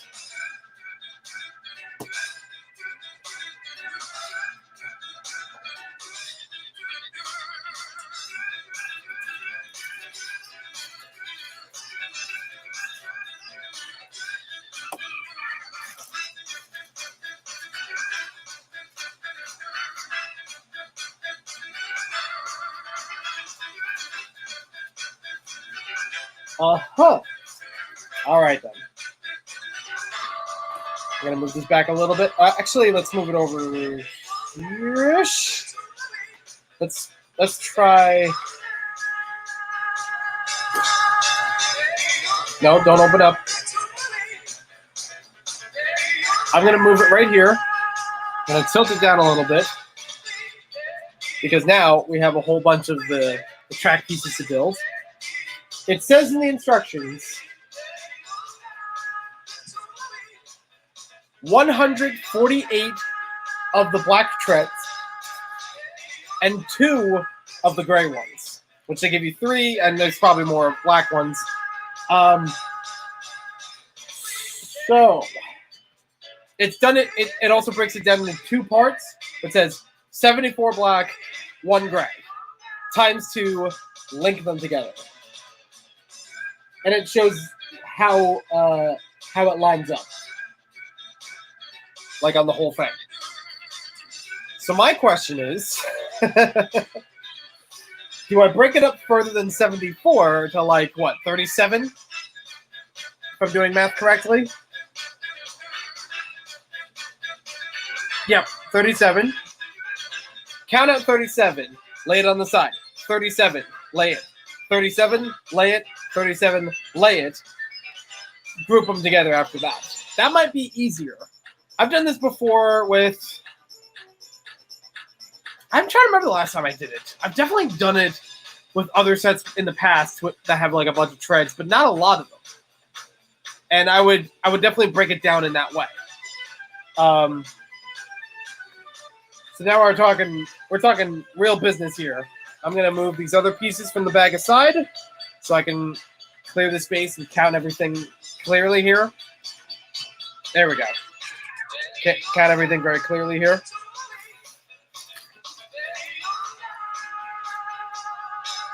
In the Ship in the Bottle set, that's the last time I can think of like a major amount of pieces, a major amount of the same piece. But that one I didn't care. I would just pour the entire bag into the thing. This can be a tricky thing because the treads can connect either way, like hook down or hook up. So I have to make sure that they're all going the right way. And I've got just the music to do with this. Hopefully it's not irritating you that I'm going back to the arcade Simpsons music. But it is based on the elevator sub-level. So I think it's appropriate here. You got just the right thing to use. 2, 3, 4, 5, 6, 7, 8, 9, 10, 11, 12, 13, 14, 15, 16, 17, 18, 19, 20, 21, 22, 23, 24, 25, 26, 27, 28, 29, 30, 31, 32, 33, 34, 35, 36, 37. I'm going to count this all back, and then I could just build the rest of these again in the same order and then split them where needed. And I could get something to count with. 1, 2, 3, 4, 5, 6, 7, 8, 9, 10, 11, 12, 13, 14, 15, 16, 17, 18, 19, 20, 21, 22, 23, 24, 25, 26, 27, 28, 29, 30, 31, 32, 33, 34, 35, 36, 37. Perfecto! That's what 37 looks like. That's actually almost enough to stretch across the base plates because it's just a hair short, almost, yeah, it's almost a stud long each.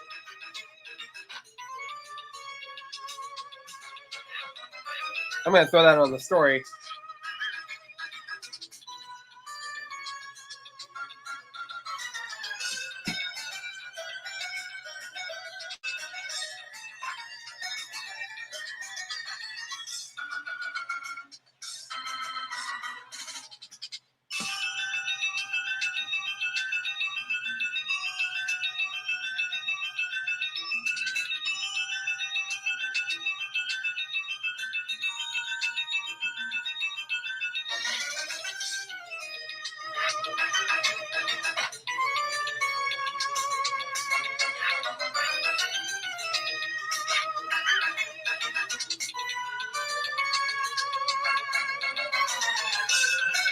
Did I do that math right?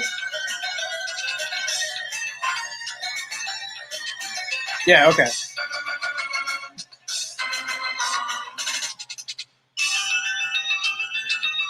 Welcome, Debbie Shep Bricks. No problem being late.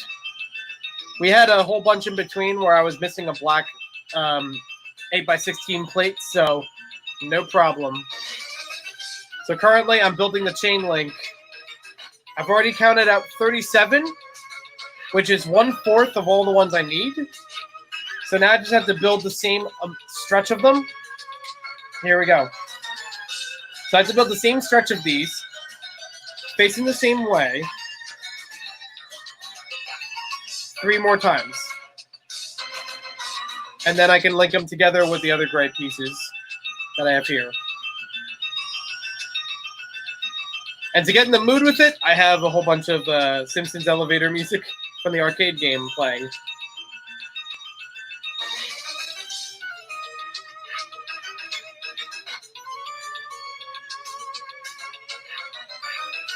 Since I already have 37 counted twice, all I have to do is just keep linking these, and then I'll chop them where needed. Exactly, the Drop Tower of Doom.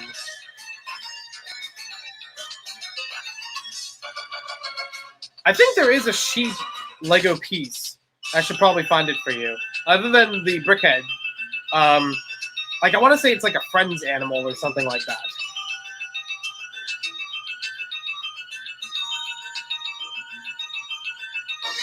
low key have that as your sig fig. What do you mean it's a? What do you mean it's not a figure? It's an animal. It's still my. It's not my channel, right?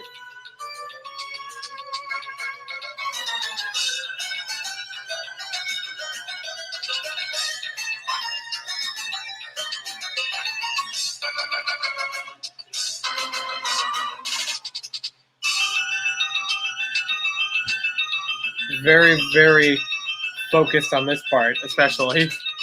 A Shep Lego piece, absolutely. I might, yeah, I can. Sweet. And keep the music playing. And look it up on the side. Just tap, tap in between each piece being put down.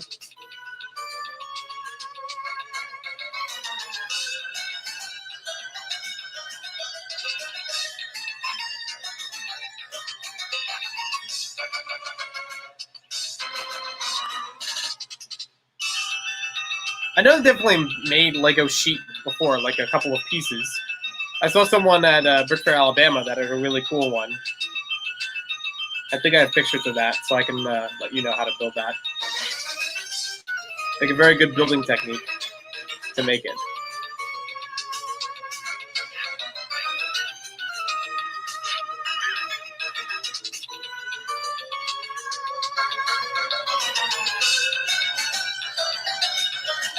Oh yeah, there's the Minecraft ones, that's true.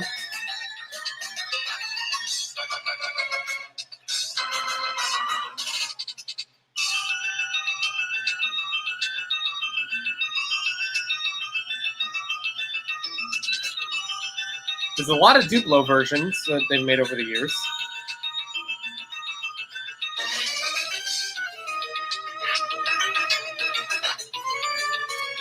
Huh.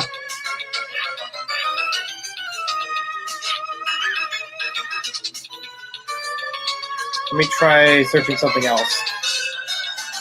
So I was trying to look for one that's like with minifigs or mini dolls.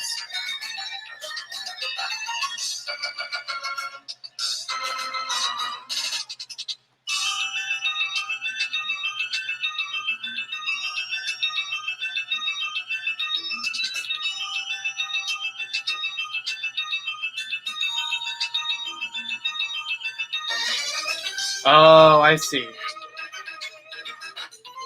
Gonna pause the music for a moment. So it turns out, looking for sheep, it turned out a couple of them, mostly Minecraft related and Duplo related, but for one with, you know, that fits onto studs, fits closer to minifigs and things like that, it would be called a lamb because it's a smaller sheep. It's a, you know, younger sheep. And that does exist with Friends, with Lego Friends. Are there any recent ones? Yeah, a couple of years old on a bunch of these. I'm trying to think if I have them. I'm not entirely sure, just based on what I'm seeing so far, what I remember at least. Okay, there was like a farm suitcase set. I had that in a fall, which would be, you know, smaller horse, baby horse. Yeah, it's sorry about that. It's close. For some reason, I'm now craving pizza. Oh, I'm craving pizza. Faux sure. I ate pizza Saturday. I've been taking home extra pizza from work, like extra pies or whatever, because we still do by the slice for delivery or pickup. I was able to take home extras, and all I have to do is reheat them. I am craving pizza right now, and I think I have a calzone too. Should do that. I don't know how many extras of these they included, so I'm gonna put together all of them and then do the chopping. So that way it's not like, oh, I still got more to do. 3, 2, 1. See this? You can play jump rope with this. Probably with the other one too, right next to it. Like if I attach them all together. All right. So this is how the magic is going to happen. I don't know how other people handle this, but for me, this is a very helpful way. And yes, I will put the music back on in just a sec. I line them up right next to each other, even if I need the brick separator to help with that. Find the one at the end, find those lined up, and then break off the remaining. Having done a lot of art things, woodshop projects, this is very familiar territory to me about getting the right measurements and the right cuts. And bam. Beautiful. That right there, ladies and gentlemen, 74 Technic links, chain links, whatever you want to call them. 74 in 2 rows of 37. So that's halfway done.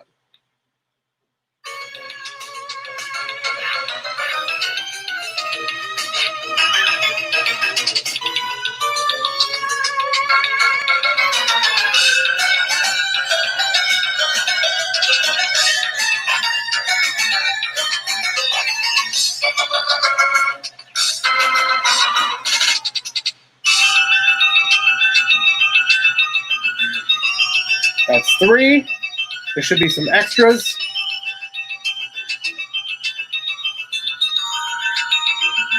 Oh, wait.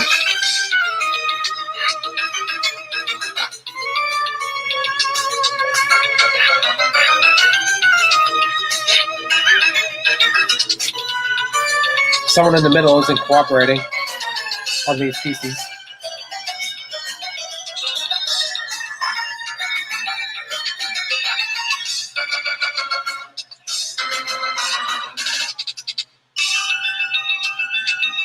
Okay, so if I counted this correctly, I should have 4 extras.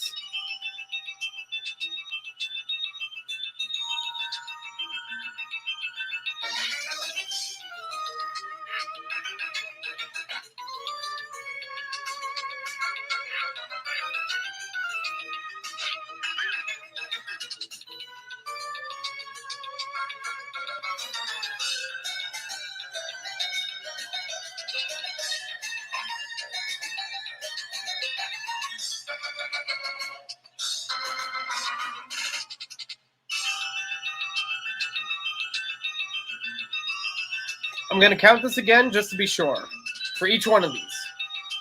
1, 2, 3, 4, 5, 6, 7, 8, 9, 10, 11, 12, 13, 14, 15, 16, 17, 18, 19, 20, 21, 22, 23, 24, 25, 26, 27, 28, 29, 30, 31, 32, 33, 34, 35, 36, 37. Good. 1, 2, 3, 4, 5, 6, 7, 8, 9, 10, 11, 12, 13, 14, 15, 16, 17, 18, 19, 20, 21, 22, 23, 24, 24, 25, 26, 27, 28, 29, 30, 31, 32, 33, 34, 35, 36, 37. Good. With these two good, I'll link them together. 74.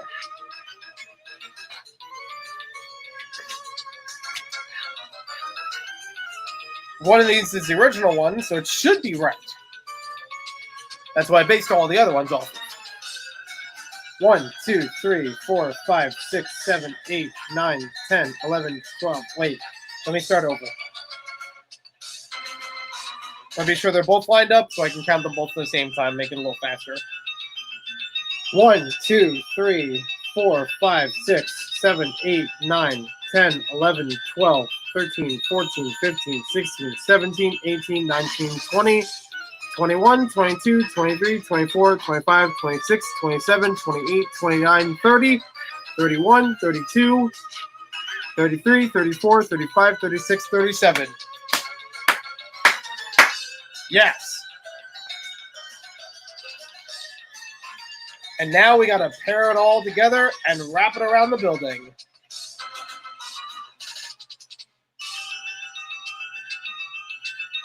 $74 and a gray. 74 and a gray. And I'm holding them side by side.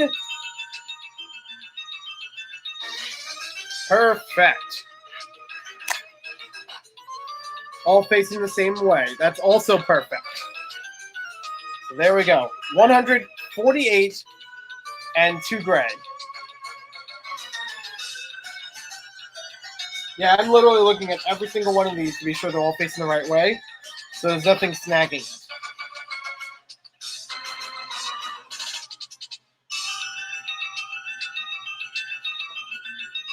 And it looks like it wraps around this way on the building.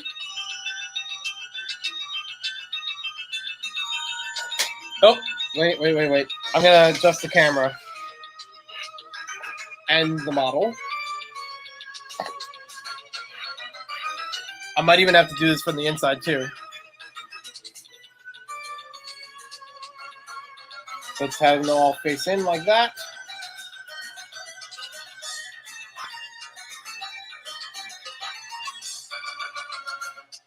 Just untangle that little bit there.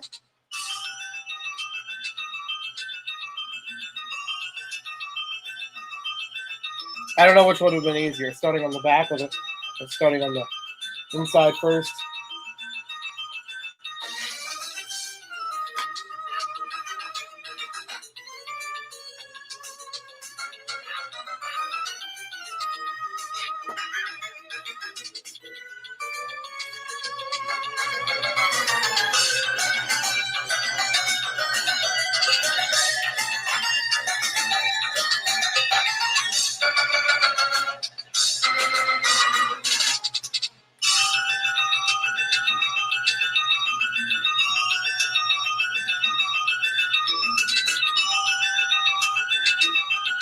Almost got it.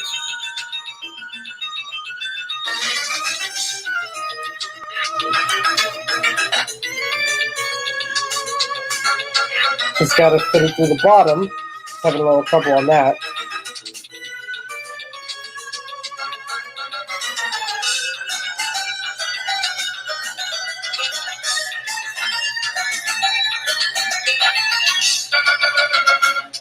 No.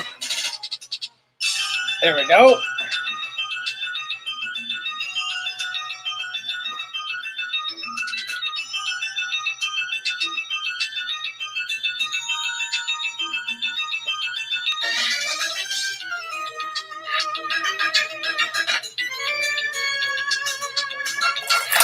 Oh, man. Probably should have done it from the bottom first, honestly. I don't know which is easier. Because now I got to feed this all the way back up there. Through the wheel again. Through the gear.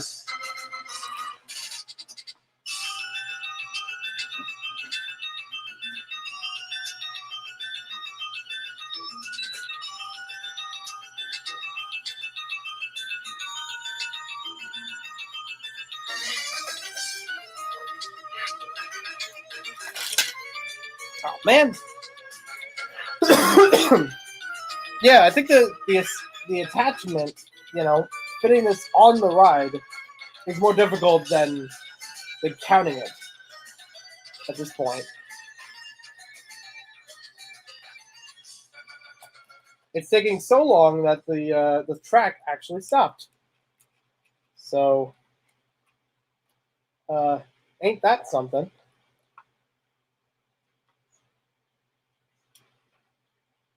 It's weird though, because I counted everything like to a T.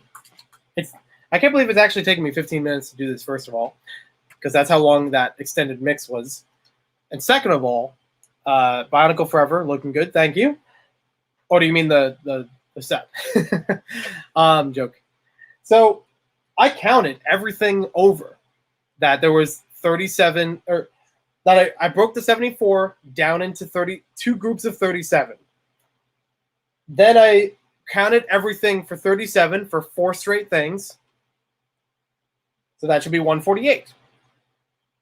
I added the gray pieces where they needed to be, and this is still not having it. For some reason, it still doesn't feel like enough to connect them together. And I'm trying my best to wind it around so I can do it from the outside over the inside, because the inside's pretty tight for that. Yeah, it's a tricky thing. Like, honestly, it's trickier to add this in here than for, linking all these pieces together. I thought that was not too bad. Again, breaking it down like that. So now what are we going to do? Move that piece back in place.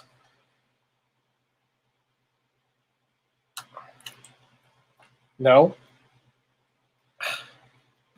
It's stuck inside again. I really have to wonder if there's an easier way to do this. Like, if I'm doing it wrong, is the instructions showing me it wrong? Because I did it by the instructions first from the outside and then winding it around.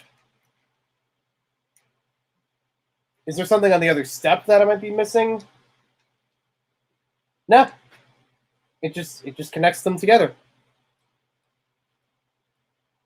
So that's a bit frustrating on its own, trying to get that all to work.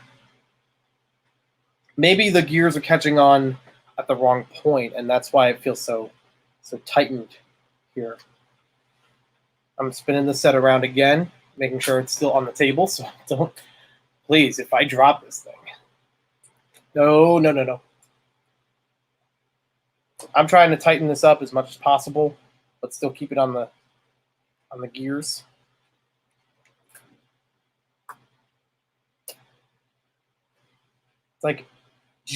It's like a few off. It's like it doesn't want to completely go together. Easy now. Steady. Steady is always the thing you say before it all, falls apart. Okay.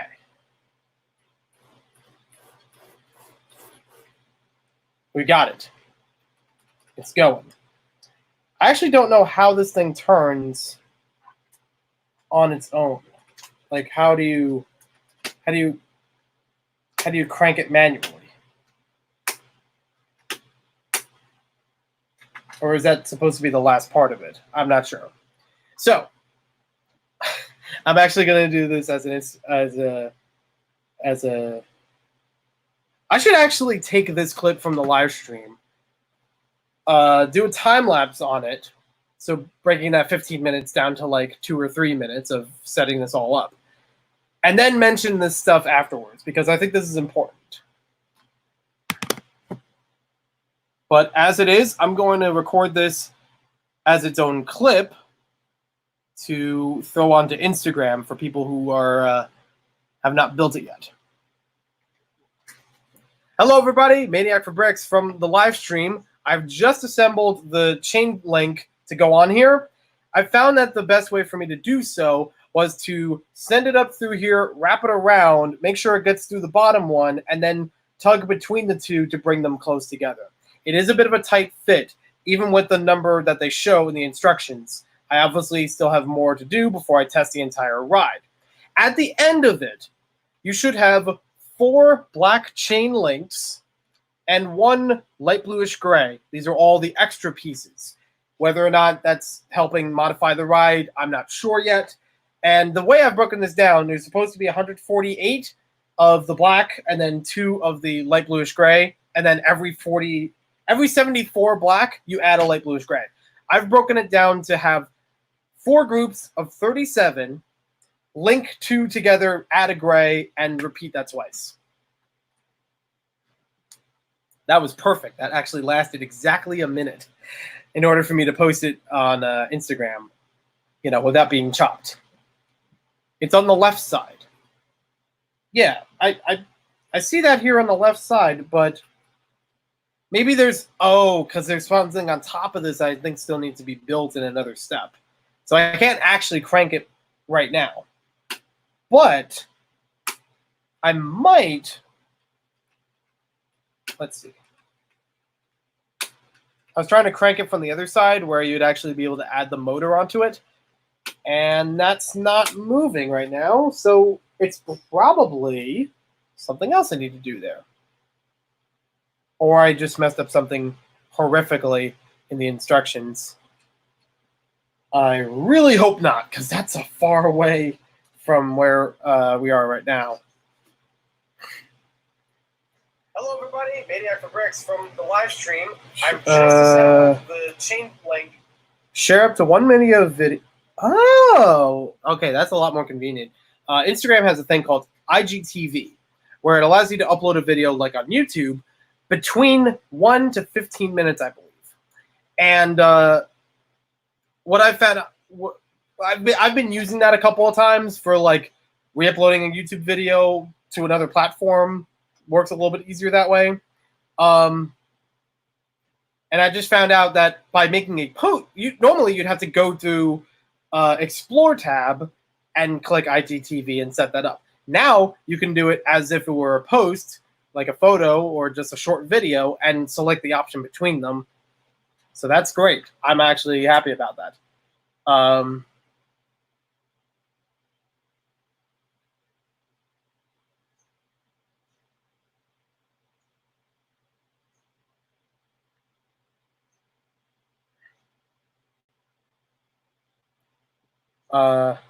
Light, wish, gray, chain.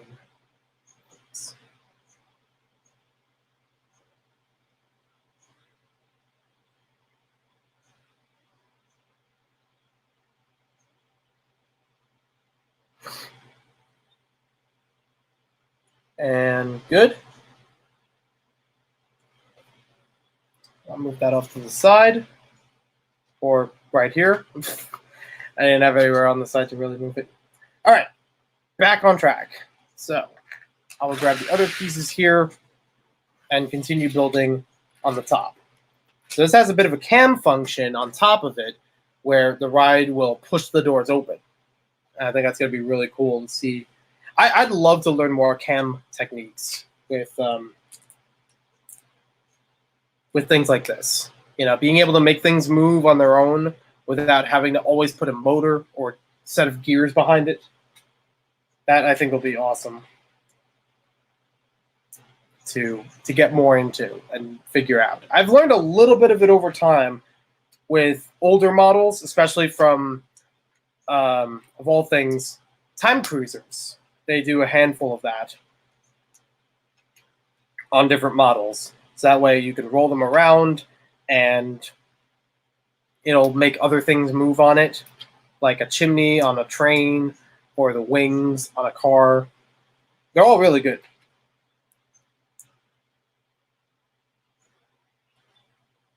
So I guess I should get back to the music.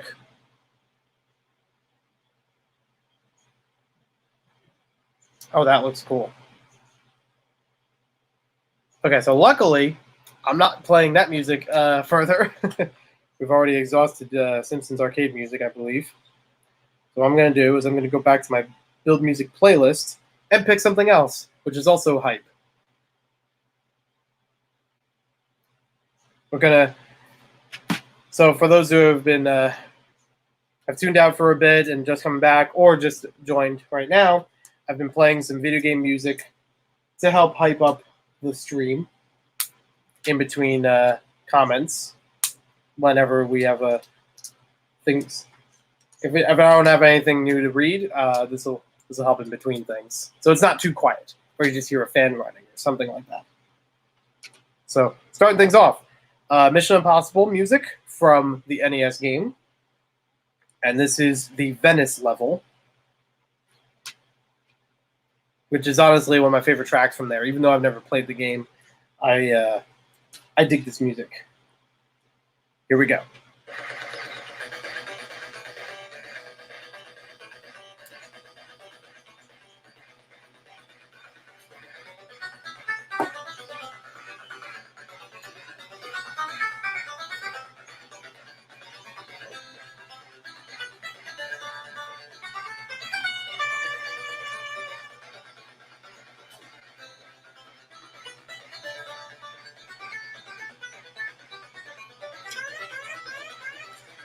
Zany Bricks, welcome back to the stream.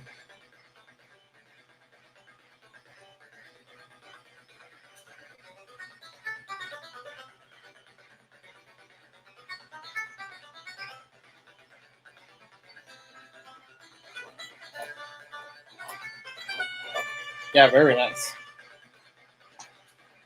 Bag 17.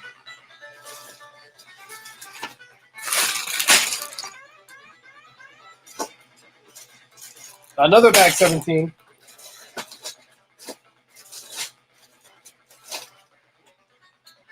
And as a joke, I'm going to put something on the bottom of the... I'm going to say, I can see the bottom of the bag, bottom of the box.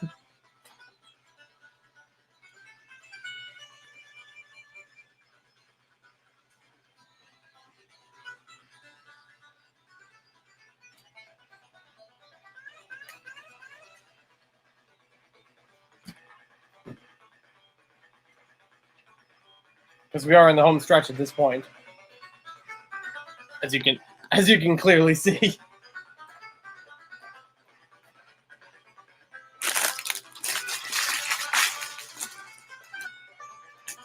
If you have any requests for video game music, let me know in the comments, and I will do my best to add it in as your video game DJ as well for the stream.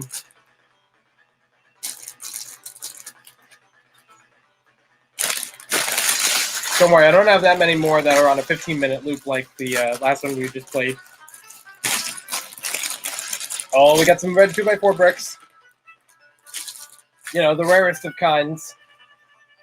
I'm actually curious how many are in here because that might be an Easter egg on its own merit. 1, 2, 3, 4, 5, 6, 7. Okay, I thought they were going with, like, there might be exactly 6. It could just be an accident, but it could be an Easter egg. All right, most of this is going to be built here, and then I'll put it on top. How's that sound? Oh, you build it right on top of it. All right, never mind. If you could have one sealed collection of a theme, what would it be? Mine is Exo Force. That's a tough one because I think like if it was a sealed collection and I couldn't have it already built, that's going to be tough. But if I already own them, assembled, you know, and then had a sealed copy of it, that's easier. I would say if I had one sealed, going with the second one, that I can have another copy of it, Adventurers, because there's so many of them, and there's a lot of varieties of ones that are sealed, like ones that are packed together and also sold separately.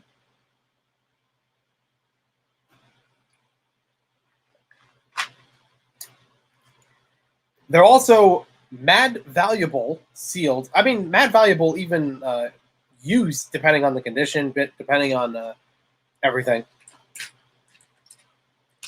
But they are mad valuable sealed. And I think they'd look great together for at least me, of course. It might surprise some people that I didn't say Atlantis or a diving theme.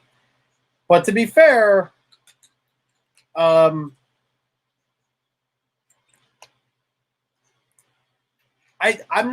wouldn't really, it's not something that I would pursue trying to have a sealed copy of the way that I would for Adventurers.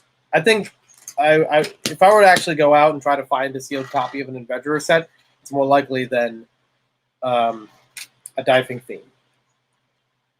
Oh, I see. So they have 2 copies of the printed tile 6007 all throughout here. Exo Force is a great choice, by the way. I love those sets. I think they're great. But I would definitely choose Adventurers over some of the other themes because with those I have the flaps. Some of those boxes have flaps on them that I can open up and get to see more pictures of the sets. So, and that's something that, again, I would definitely pursue, even a used, like, just the box to go with the set, you know, kind of thing. That would be a lot of fun. Probably get Castle because the lines technically didn't end like 1999, so that's a ton of sets and resale value is huge. Fair point. That's definitely a good idea. Because if you're counting Castle as a whole, it's kind of like Lego's recent social media posts where they're like, "Which house would you be in?" And it had a bunch of Lego themes per house. They just put Castle.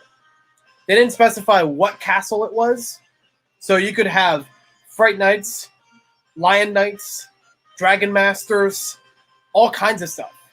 Royal Knights, like anything that like that could technically go under castle.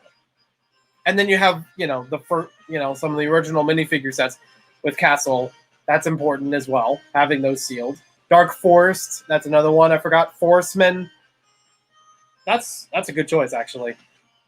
I'm not going to change my answer, but I agree with that. I'm committed to buying any pirate ship or castle set from now on.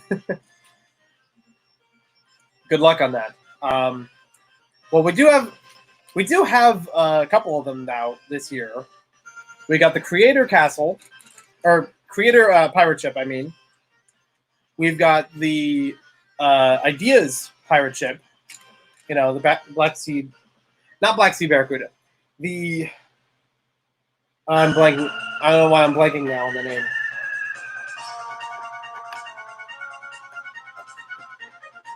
And we got Fright Nights going again. We've got the... You know what I'm talking about.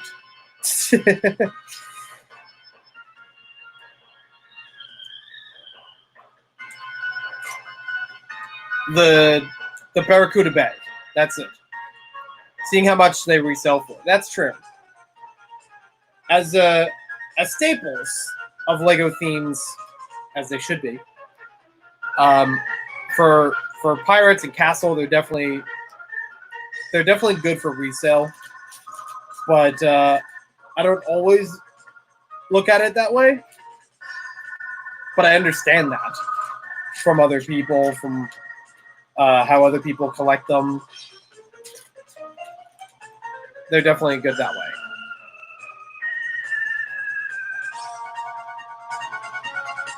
Oh, whoops, I forgot a piece.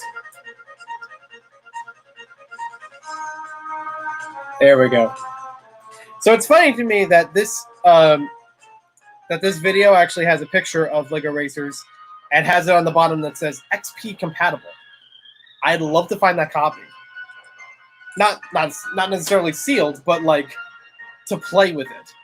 Windows XP compatible is something that some Lego games have, some re-released, over time as that, because originally they'd be like somewhere between 95, 98, 2000. If I can find XP compatible versions of every Lego video game, I'd be able to play them like instantly, basically. Because I have a Windows XP Server Pack 3, and it should be able to run them, or at least most of them. I don't know if all of them will run that way. Okay, now I literally have to keep standing up to do this. I wish I could bring the camera, aka the laptop, up from a bird's eye view at this point. This looks great. Even though you see a lot of black roof, getting the perspective of it. Let's pick a new song. Maybe. Yeah, I really put a lot of Simpsons arcade music in this list. It's all in a row. There we go. I was waiting for this one. It's Maniac Mansion on Maniac 4 Bricks.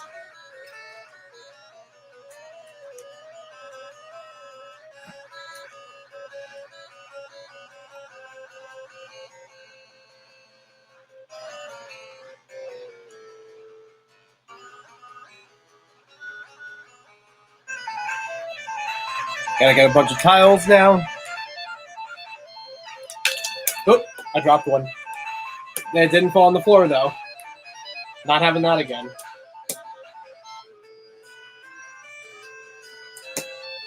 It doesn't bug me too much that this thing's not exactly squared. It's actually rectangular. Oh, looking from the top down. That's fine.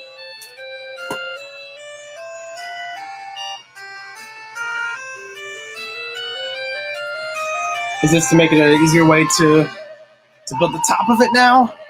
Because they have a whole bunch of tile on there, so I don't know if that's just rounding out the side or if it's hiding something. That would be cool. I don't see anything remarkably unique here that would require hiding. Unless it's something in plain sight that I have no idea about. Like something a designer would know, but not the average LEGO fan.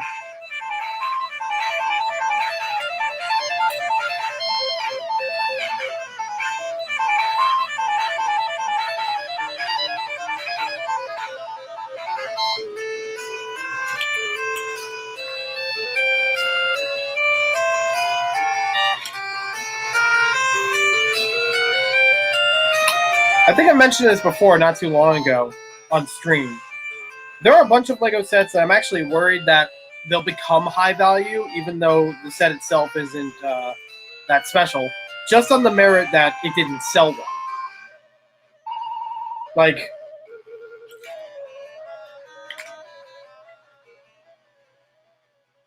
there's a lot of LEGO sets right now available. Every now and then you want to knock it up a notch with a blast from your Spice Weasel. Bam! Oh yeah, damn it again, Elzai. Knock it up another notch. All right, we got that again. So, I've mentioned before that there's a lot of LEGO products currently available. Like, in general. They make a lot of them every year. And almost kind of boasting that number every so often in the catalogs or on the site or just in a particular theme. Like, wow, we got so many sets.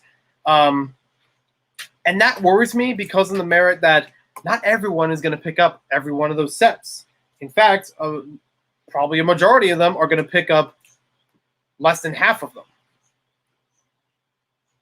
Bionicle G2 2016, they're crazy in resale value. Yes, that was crazy for both Bionicle G2 and LEGO Dimensions. Right after they got canceled, after the last wave got released, they were crazy expensive online. And to the point where I couldn't find them in the stores. So I had to buy 2 of them online.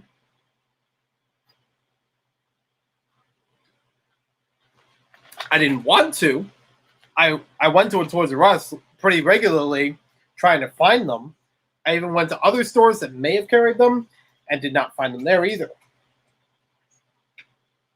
But that's what I had to wind up doing. Tahu Uniter and Gali Uniter both could not find in stores. And I resided in picking them up online. And I know with Tahu, I almost paid 1.5 times the original cost. Like originally, he was either $15 or $20, and then I paid closer to $30 in the resale price.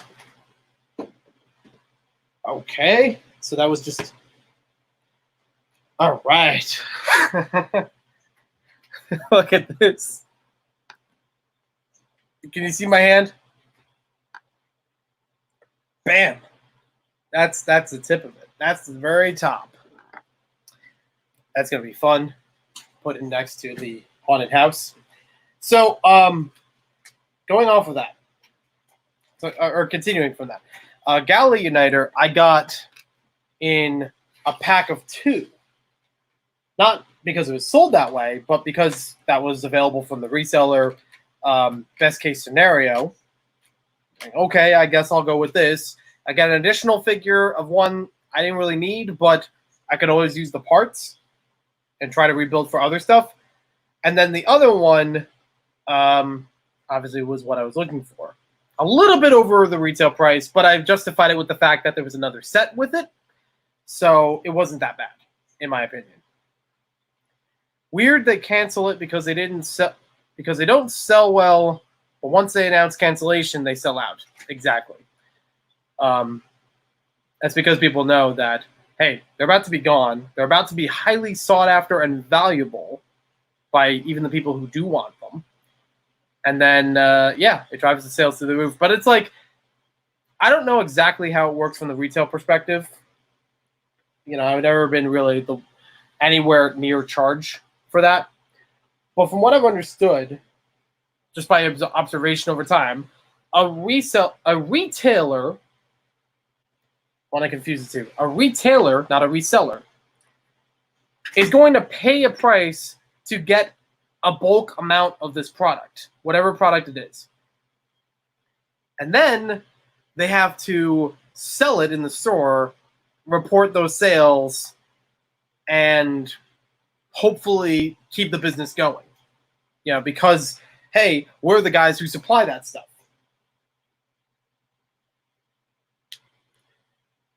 And then at some point, they'll get discounted on clearance, whatever, either from the manufacturer's, recommendation, or they've had so long sitting there that it's just like, we're not making money on this.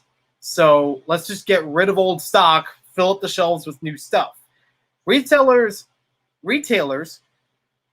trying to say it again right, from what I understand, also deny stuff at times.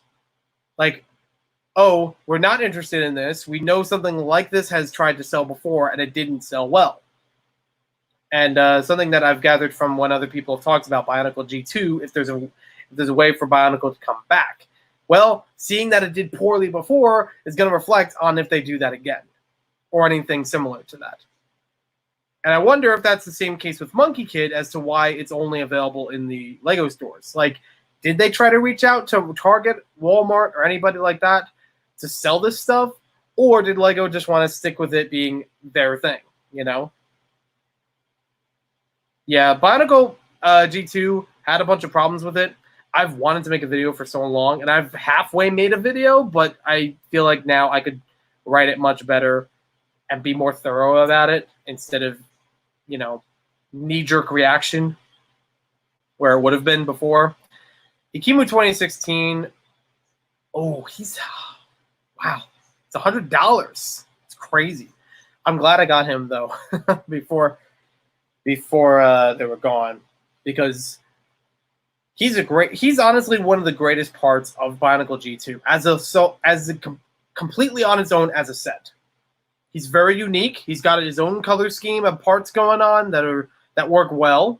He's got both functions from 2015 and 2016, both of those gearbox functions in one figure, which you don't get with anybody else.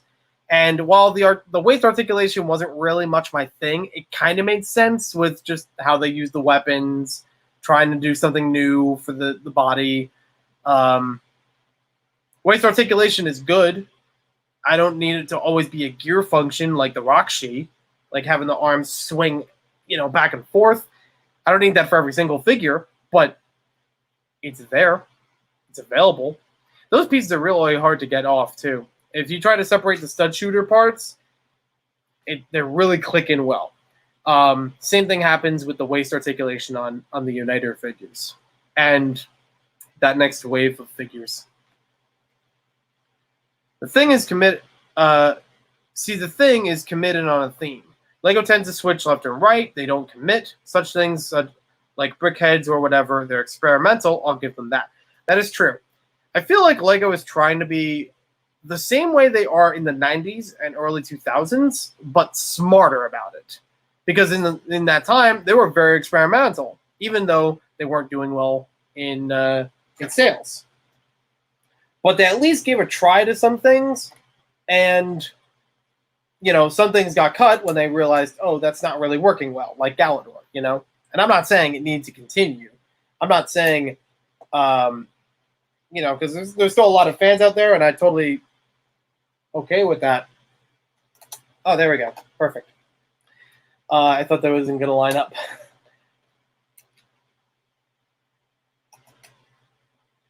But with Galador, they had figures that were, basically designed and just limited release or, cut entirely because it wasn't selling well. It was very costly to make them in the first place. They took a gamble. There we go. I guess it's supposed to be open. Okay.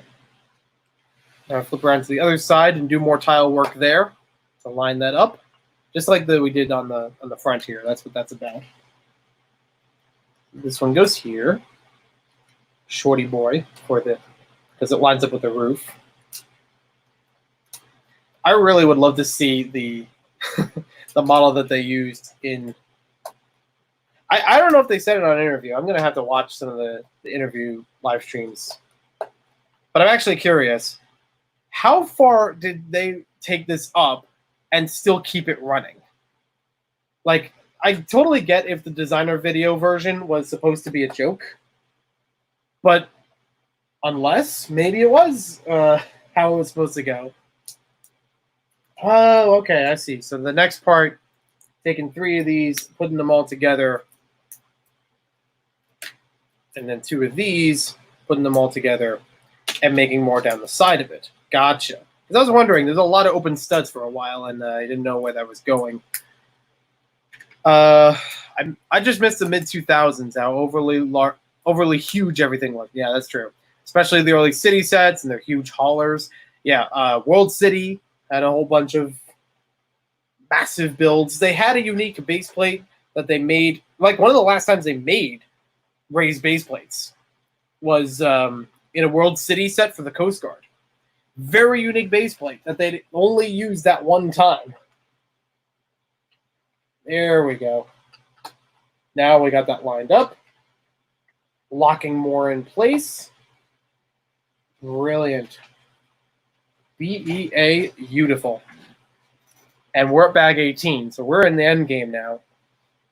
And I'm just going to make sure that the chat is still scrolling. Okay, good. My question now is, what LEGO Racers 2 song do I play to continue the trend of adventurous themed music from the games? If this is in order, I could probably play all of them, actually. Yeah. All right. Yeah, I'll do that.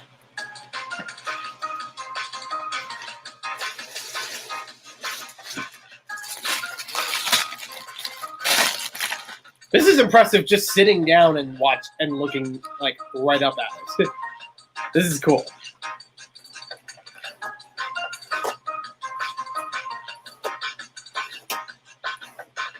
And then making sure that the gears and everything still run. All right.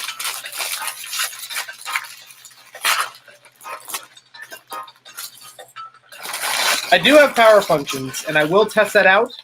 I may have to get some batteries, though. I am not sure how well that's going to run.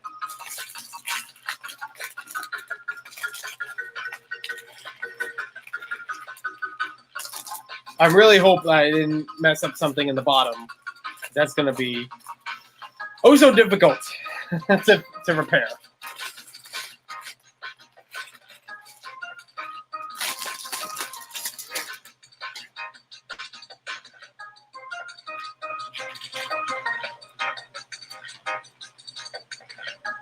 Oh, wait. There we go.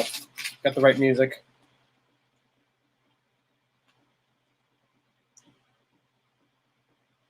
No alternate face on Nick. Is it Nick or Neek? N-I-E-K, I think it is.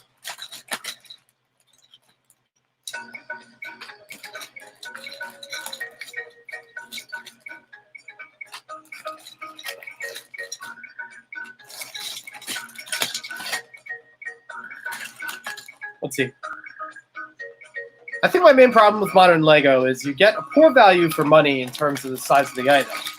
Sure, the price per piece of the set is usually good, but you really don't notice it because it's mostly made of structure pieces and small details, which in my opinion a kid wouldn't care as much. That is very true. You do have a lot less breadth. I mean, you don't have as much expansion of a LEGO set the way you do other toy products in general. And therefore, it makes it seem like not a good value, even though it's very intricate. But, you know, building is half the battle. It's what drives about half, the reason why you buy a Lego set as opposed to a fixed, already made model. But that does make sense that that it wouldn't matter that much. There's our boy, Neek Tooth Dominoes, one of the designers from the set, as well as one of the designers for many of the Hidden Side sets, which actually have the Haunted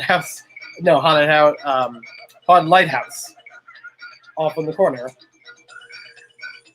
It's out of frame, unfortunately.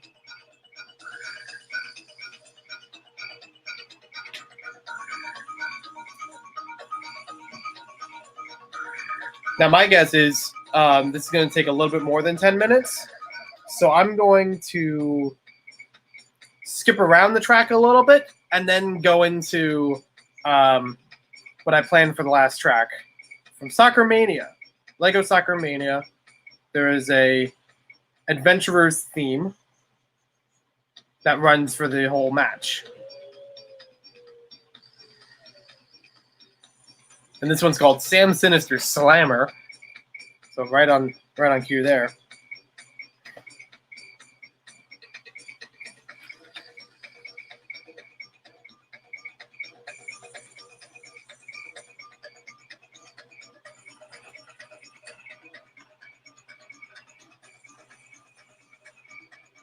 And again for the gram.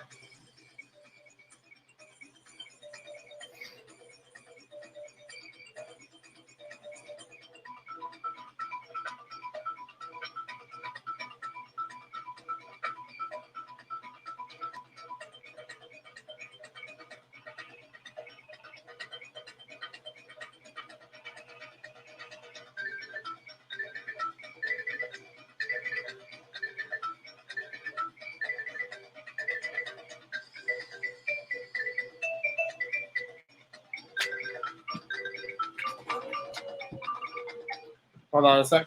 Yep. What's up? Oh, okay. What's up? Oh, okay. Thanks for letting me know. Yep, we're all good. Actually, I might be able to start the music now, because looking at the parts here, I might be able to crank this out in 10 minutes. I'll keep it around just in case for this one.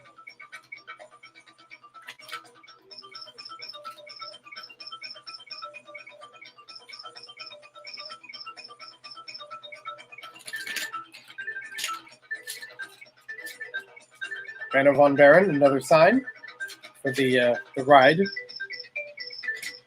I don't even know if this was supposed to be an Easter egg, or it's like, oh, we used this part recently and it's convenient for the use in the ride.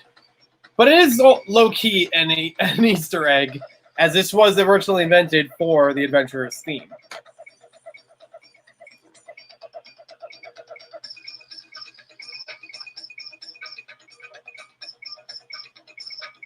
Yep, there's a whole other crank system in here that wasn't built before, so that's good.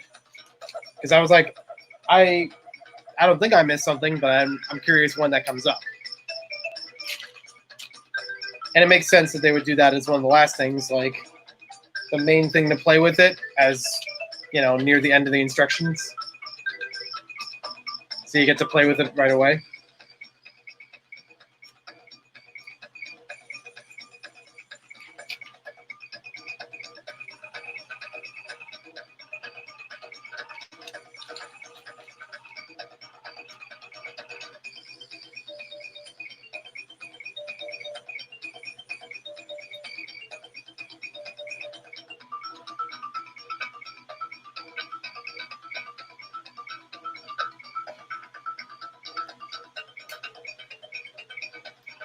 I will say the crank does feel kind of small, like the handle itself. If they had a too long piece, this little gold piece, twice as long, I've always found that to be comfortable. Even though, yeah, you could have a better one than that. Oh, yeah, and can't forget about the stopper. It's simple, but I get it, and I like it.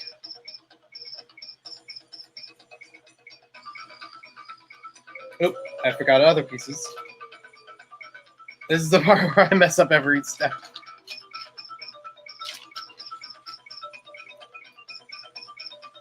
Lego's cutting into Lego Mini Creations channel. Welcome to the stream.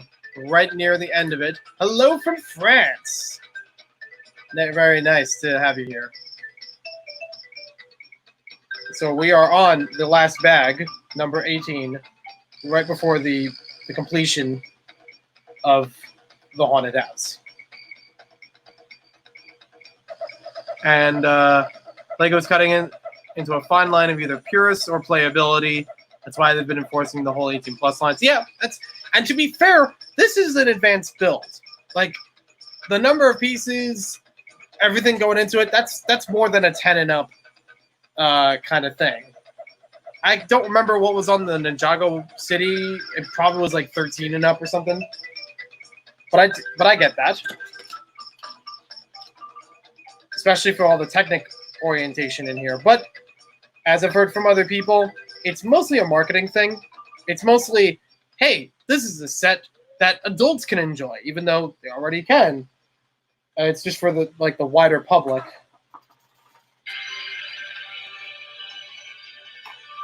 That can get into it. All right, here we go.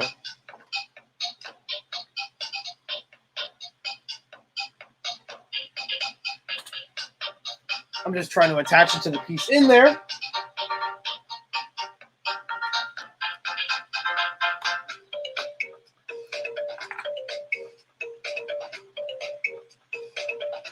All right. And it stops when it needs to. Should have had a bushing in between because I accidentally pushed in the handle.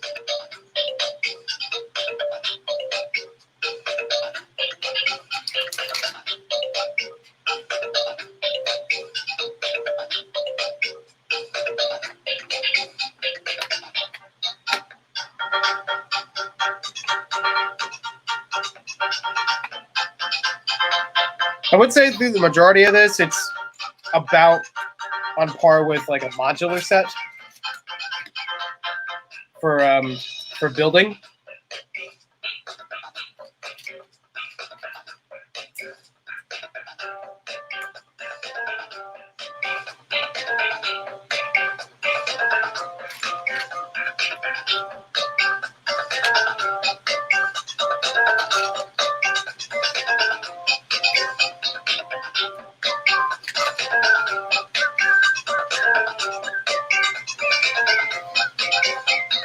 All right, so now this is starting to build the elevator shaft itself.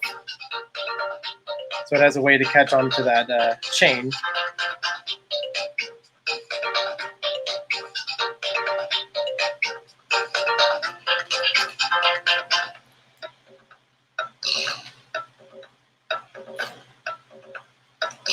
Again, kind of impresses me that they didn't already incorporate this build into the model as a tower was being built. I get like trying to run it would be very difficult, but like that trouble before I had with the chain probably could have been resolved if I had a way of removing the front layer and connecting the chain through. You know what I mean?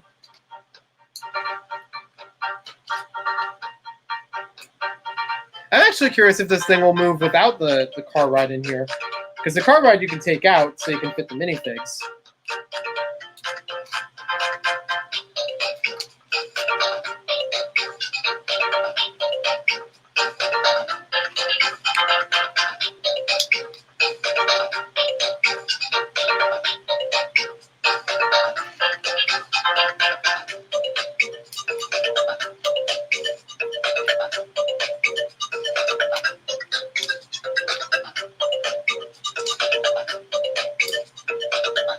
There we go.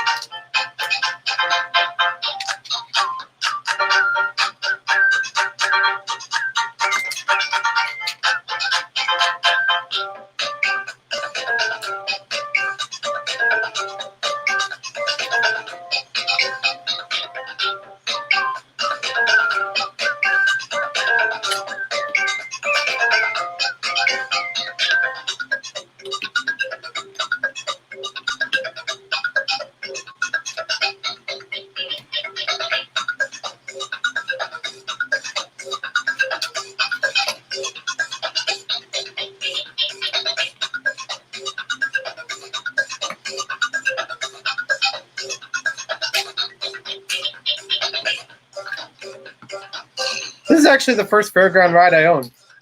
I don't own any of the other ones. The mixer, the carousel, the roller coaster.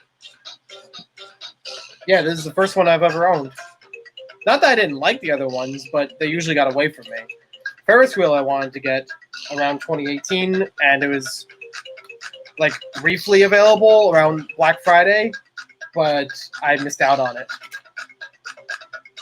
Detective's Office, I think, was also available then, and I couldn't get that.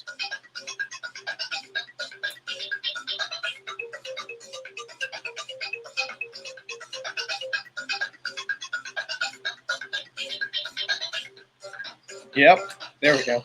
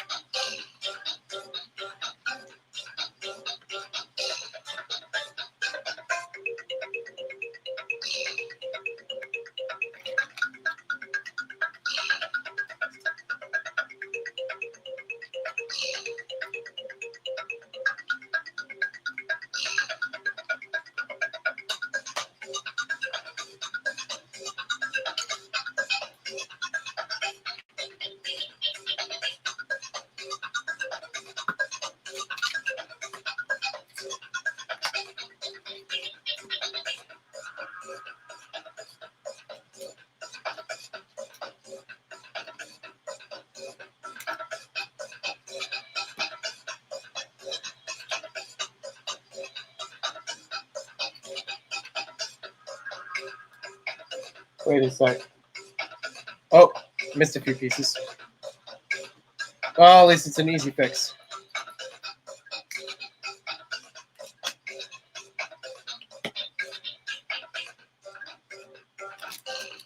I think for now I'll count the black tile kerfuffle, or the black plate kerfuffle, as part of the time it took for me to build this. Just counting up all the live streams in that total time of how long it took me to build this model. Setback as it may be, it is part of how much I was, how much time I was using to focus on the set. And I'll celebrate with a good old bunch of pizza at the end of this. And of course, playing with this constantly. And setting it up with the other haunted house.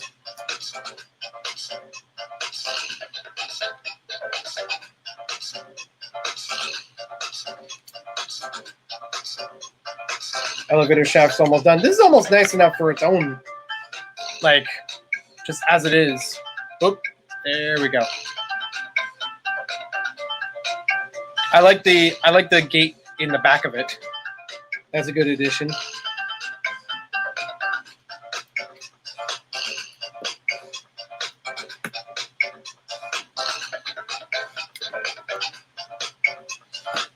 There's a whole bunch of wheels that are now going to go on the side, which definitely feels elevator familiar.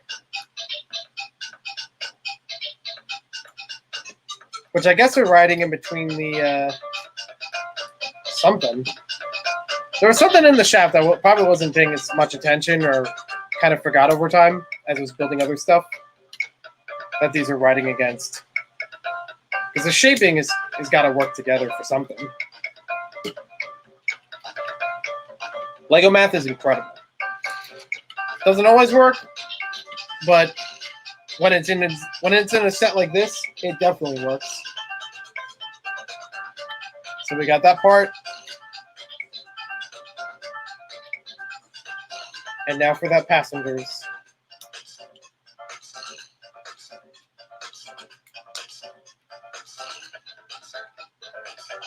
Oh, I see how it clips back in there. That's cool. Simple. I thought it was just going to be like resting in place over tiles and plates. This is even better.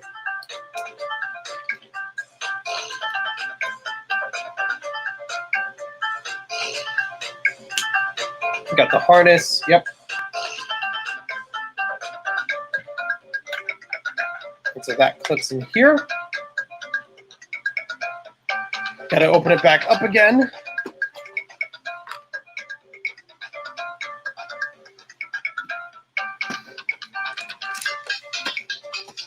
And be careful, move anything that was behind me. I would just park it in place.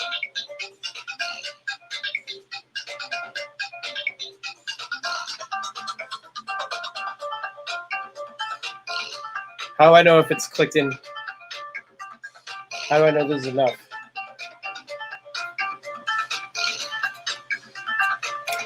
I tried turning the lever.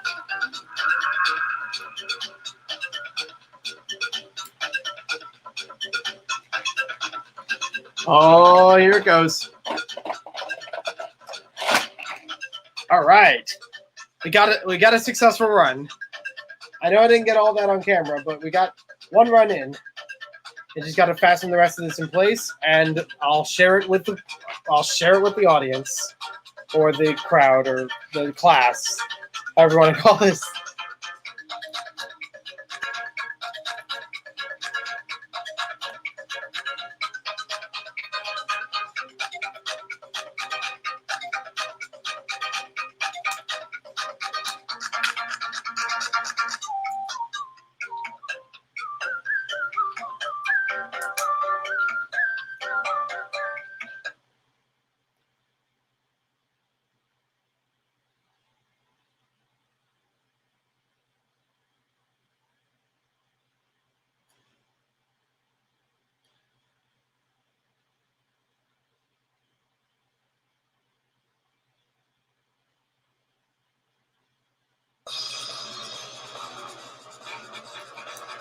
Bring it back.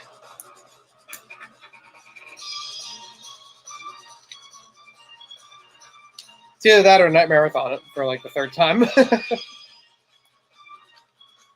I'm trying to think if there are any other spooky themes I could play. Might be from Lego Racers.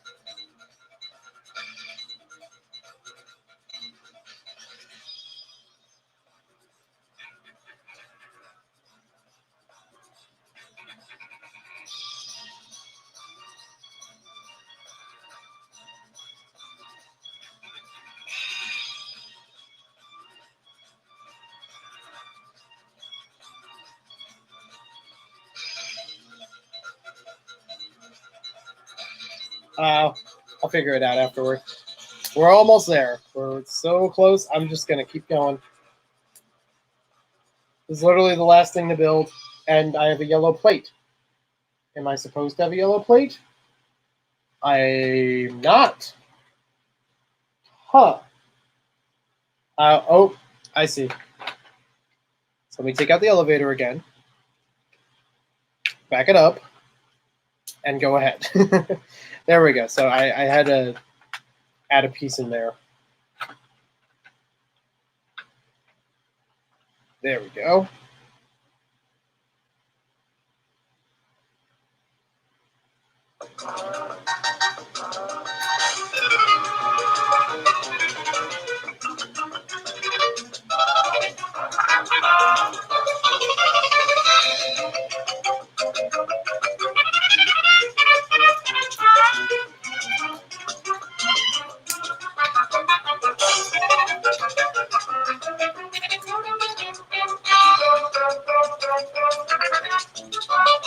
Open this way. All right. Love the framing around the elevator too. Okay, time. 4:36. I'm gonna write that down in the chat or on the phone. 4 hours 36 minutes. Well, now it's 4 hours 37 minutes. I'm just gonna call it at 4 hours 37 minutes. And finito. Emphasis on nito. Bolo, you've just arrived in time for a ride on the Manor Von Baron. So let's see. I'm going to try this without passengers first. I'm going to have this close up, walk it around, and use the hand crank. Make sure everything... How long? Almost 10 hours. If I remember correctly, I started this stream already 5 hours into it. So this was 9.5 hours of building. Not bad. I was estimating this would be around 10 hours. At least. But yeah. So I'm going to start the crank. It's pulling up. I can see it through the windows. And it drops down. It's going to pull it again. This crank could use a little work. All right. Let's see now. It is a bit of a tug. It's not an easy crank. I will put it that way. So I'm going to give it another go, and then I'm going to try it with power functions. I don't have powered up available. It opens up and down. All right. So first, a toast.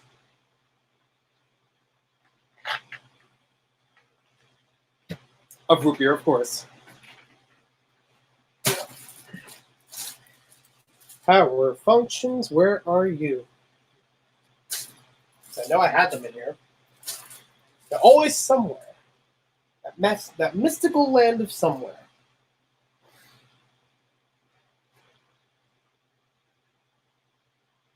I thought it was with the other electronic stuff here. Like right behind the camera. I could have sworn I did this in a way that I would have it ready. I mean, except for batteries. That's the only thing I need to still find. Unless it's over here? Sorry, everyone. This is an anticlimactic moment. This is what we in the business call, what are you doing? This is what we in the business call a bruh moment. All right. I'm going to check on the batteries first.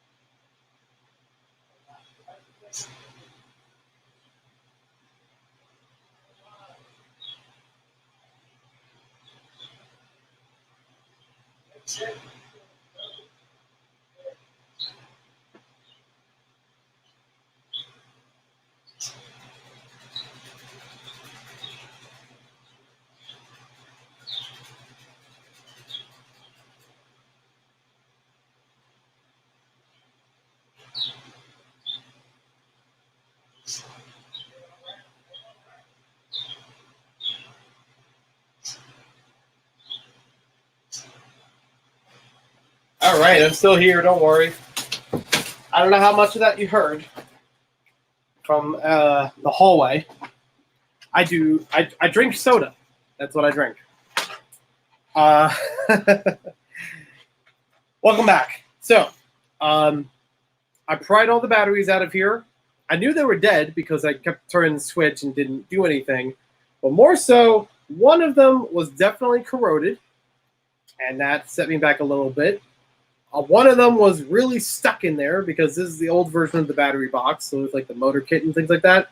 So, unfortunately, it really cradles one in there to the point where it's hard to get it out.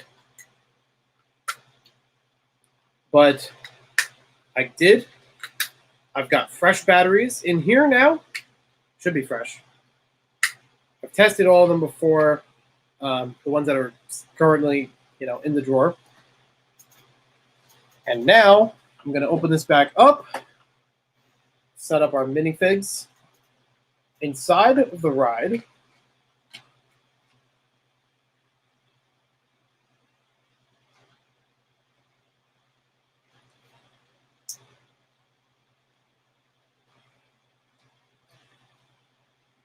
We've got to put his scared expressions on them, of course. Well, she doesn't have one. Yeah, some of the minifigs in here don't have scared facial expressions. This costs $250 retail, or MSRP, I should say.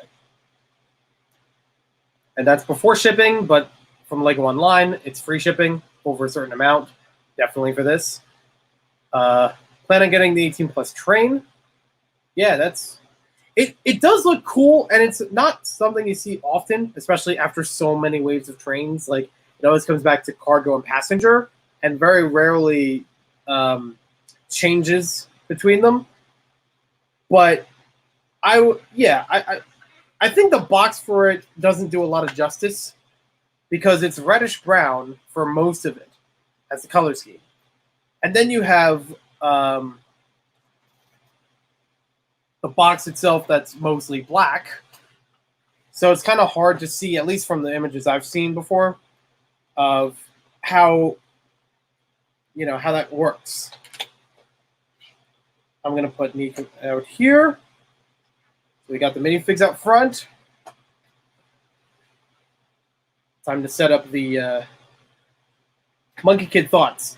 I think it's a good idea. I'm glad that they're expanding their IPs into more Eastern, culture.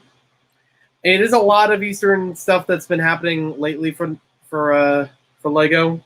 Chinese New Year, Ninjago, if you want to count that. Little things here and there.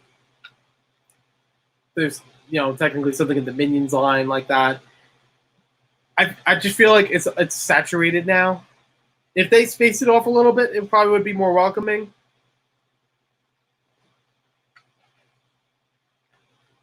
Got your first Nerf gun after 4 years. Tell me, which one did you get? I'm curious. Also, congratulations. Okay, now it fits in place. Okay, so now we're ready for this to run. I'm setting up the motor. I hope I set up the right direction because you have to turn it. It's set for reversing it as well, which we can't on a ride like this. It has to go one direction, and I don't remember which one it is on the battery box. Yep, Japanese Ninjago, Chinese Monkey Kid. That's true. And I'm not trying to group the two together, but they are relatively close. A Stormtrooper blaster thingy. I don't know if I have that one, but I think I know what you're talking about. All right, here we go. That's the wrong direction. Okay, good to know. Or is it? Because it's not turning in either direction.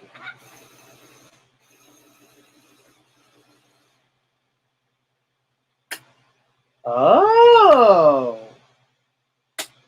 Is that how it's supposed to work?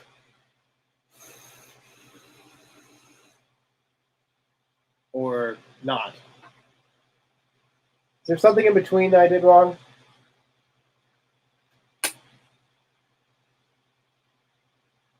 Oh, I see now. I think. Yeah, so what I did wrong is I didn't push the axle all the way through. So it didn't connect to the side where the power functions or powered up is supposed to go. Whoopsies! All right, now it's big brain. It's big brain time. Seeing it, open it up so we can see it fully from top to bottom. Absolutely, you got it. So I'm going to see if I can bring the camera back a little bit further. I might knock something off the table, unfortunately. Oh, even further than that. And almost. I think we just barely got all of it in frame. There we go. And again, I'm gonna do the thing that you guys know about, but Instagram does not. That I finished this many minutes ago. I'll flip it around that way. Oh, you know what? I'll do it as an Instagram live stream. What am I doing? Close those. Yep. It does look really good. Opening up. I am very happy about that.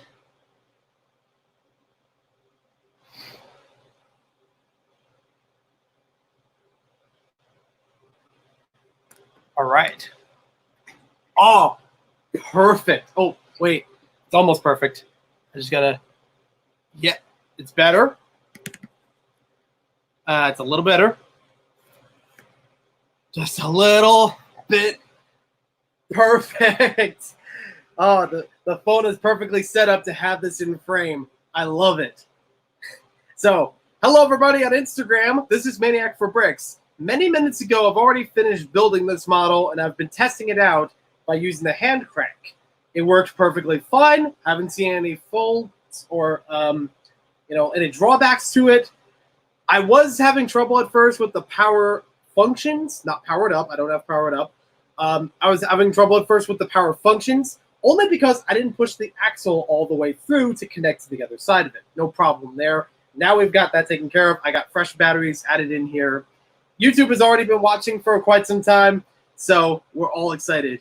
Look at that detail. Absolutely. You can't look forward to a video. I don't know when it's going to go out. It might actually go out soon. About the Lego Ninjago movie set, where I really harp on the details, but it make it fun at the same time. Love the elevator design. Me too.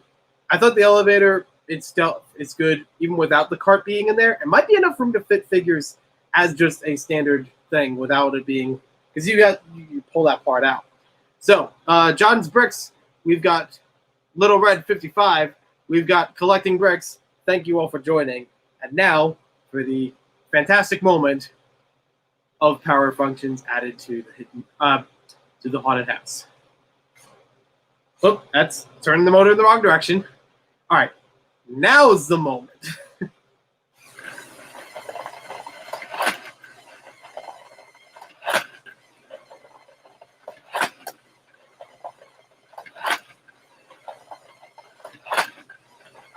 Oh yeah. Oh, that's very nice.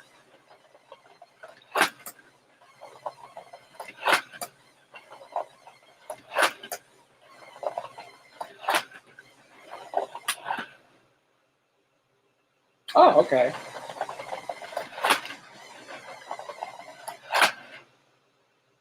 So I'm learning the functions on the back of it.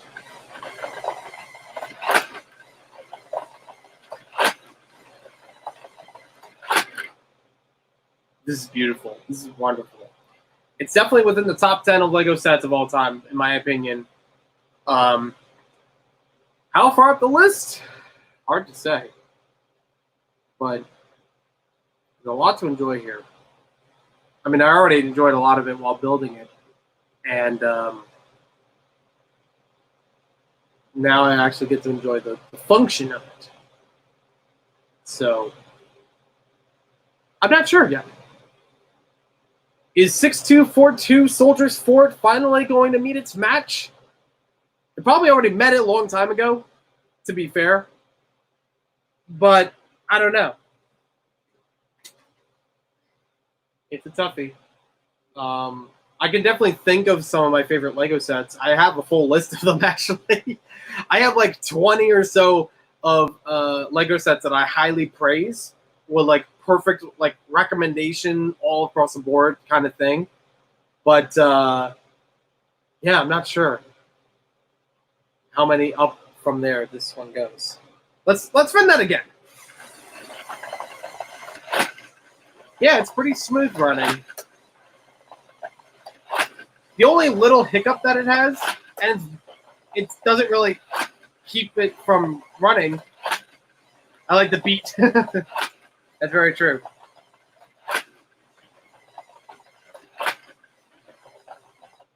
I was trying to time it so I could just get it to the top. Actually, I might be able to do that. Nope. Okay. That one's just to release the drop early, which is cool on its own way. You know, being able to do this separately.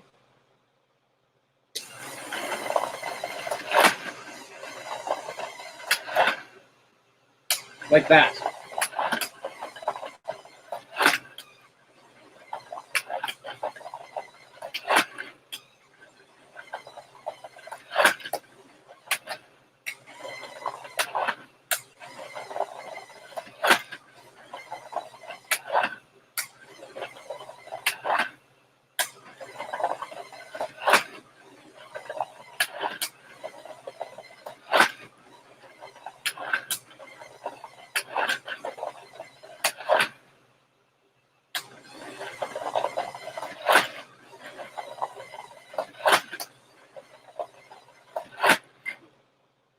So what I was trying to do there's a switch on the back of this where you can hand crank it. And right next to that, there's a switch that kind of works as a gearbox, changing back and forth if it's connecting with the rest of the mechanism.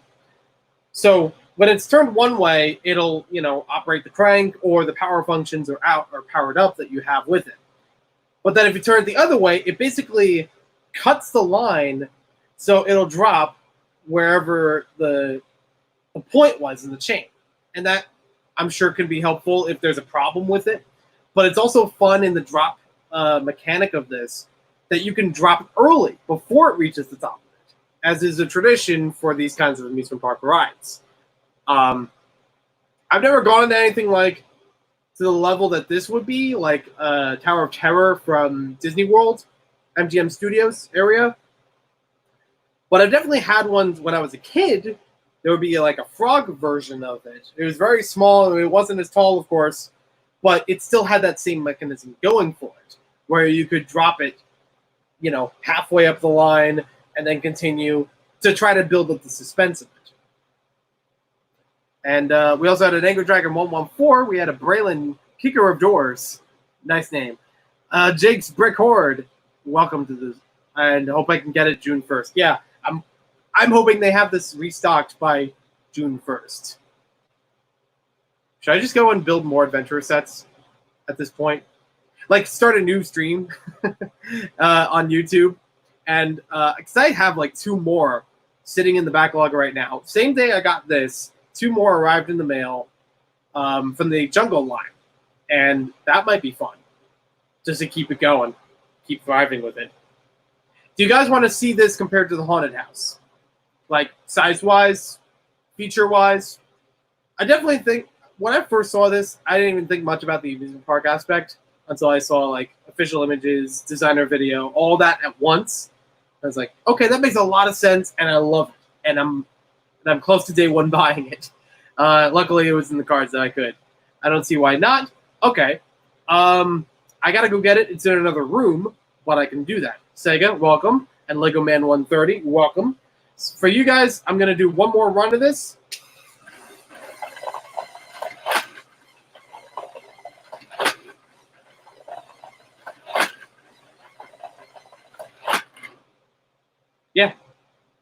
Luckily, I paid very close attention working everything out. Because I was afraid there was something on the bottom that I completely, like, gears not connecting or something. And I'm like, oh, man, it's going to screw up everything.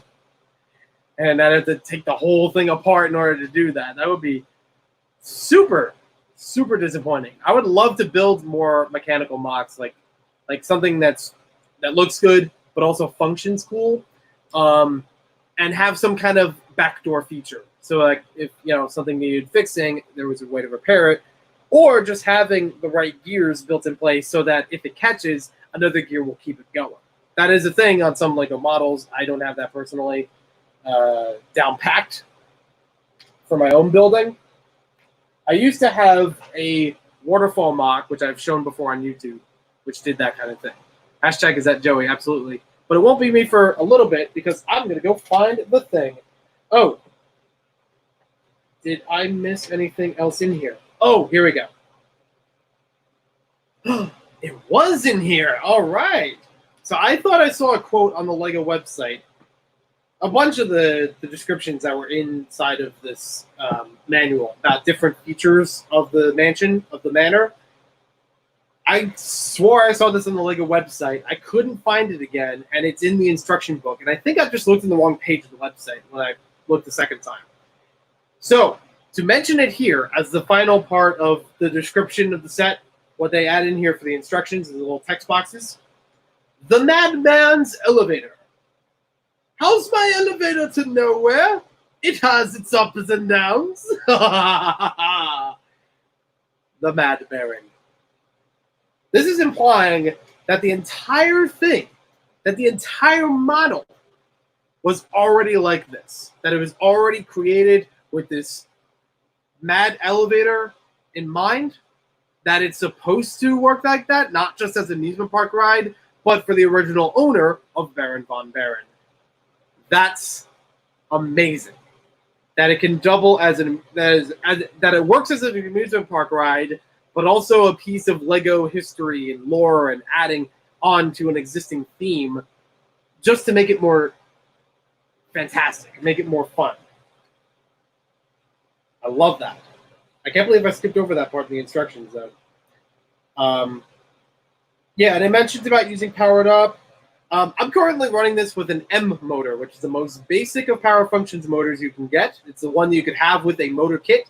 I don't know if they have them available on the Lego website or in stores, but I think they have each of those parts separate. So you should be able to pick this up and motorize it right out of the box just perfectly fine, which is great to mention. And I may or may not do a separate video just to say that. Just like, hey, this works with the Power Functions motor. You don't need to modify anything. Good to know. Okay, they do have something in the back of the instructions about changing the button cell batteries. That's good because I need to do that on some other ones. This one was fine. And our solid book has finally been completed. I'm going to stand that up. I will get hid inside. I keep wanting to say hid inside haunted high school. I don't know if I need to compare between those, but I do want to get the haunted house from Monster Fighters to set up between these. Zany, can you speak Japanese? Don't let Karen get on. Actually, I think Karen is on there. She's one of the riders screaming, actually. Sounds like an insurance fraud. Maybe. Who knows? Good old Corey. Good to see you, Kojo. Did you find the missing 8x16 plate? Yes, I did. Turns out it was underneath the table. I was just a goof. I saw your comment with Japanese symbols on a video. Oh, interesting. Back my phone died. No problem. Let's see. Sean's photo dub. Welcome to the stream. I like that more than the Vampire's Castle from the Monster series. That sounds about right. There is one coming out, Kojo, that's from Hidden Side. There is a castle coming out. I don't know when exactly, if it's going to be June or July, or I'm sure the Lego website will have more information on it than I know at the time. That is like the Vampire Castle doubled. Like, it has a lot of similarities, but it has more depth to it and a lot more play features, from what I can tell. I don't have the Vampire Castle, though. Eventually, it'd be nice to have. Karen versus Simp. I'm reading the YouTube chat as well for Instagram, and I'm reading the Instagram chat for you on YouTube. It was like, dude, it was like a dude showing his Lego, it was like a dude showing his ancient Lego sets. So yeah, that video already has another language. Like that's why I can't read all the text in English. It's not Arabic English, I guess. The right term is. Matoro41, welcome to the stream. Is the physical cursed ruby included in the set? Yes. Two of them. In the lore of the set, it's technically right up here because it's in a device that they call in the instructions the resonator. It's trying to adapt the power of the ruby. However, by mixing with it and kind of by accident in its own way, it turns blue and it unleashes two friendly ghosts. It says friendly in the instructions. Two friendly ghosts into the manor. However, you do get an extra of the red version of the ruby. There is one that's actually down by the counter for the ticket booth. You do get an extra version of that as a spare piece. So you can technically, out of the set, have the ruby on its own. Even though I'm surrounded by adventurer sets that already have the red ruby included with them. No problem there. I'm going to try one thing before I get the haunted house. I'm going to take out this car, which is just clipped in place, horizontal clip, and I'm going to include our man of the hour, our man of the 10 hours, because it's now 10 hours that I've been streaming about the set. I'm going to include him in here to ride it himself, to see if it actually functions as a standalone elevator.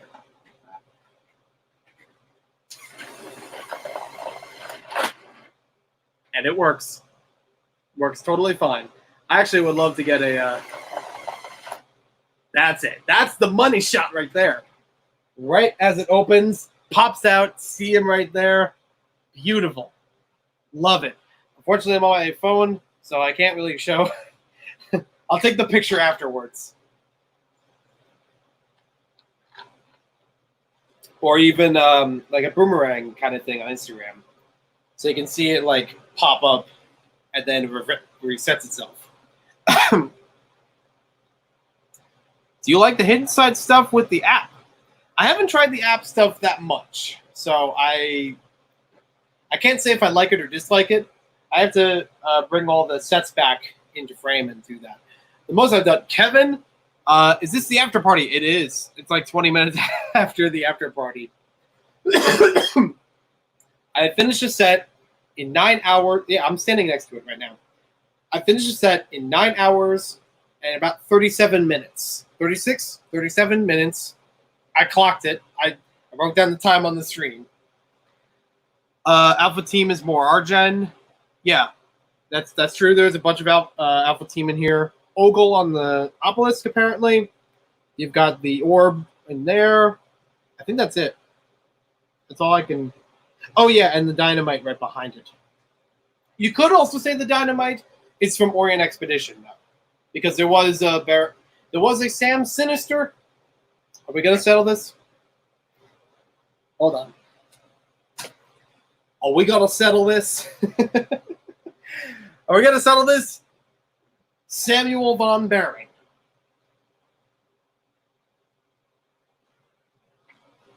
There is a Orient Expedition set with Samuel von Baron, Lord Sinister, that also uses the dynamite that's tucked behind here.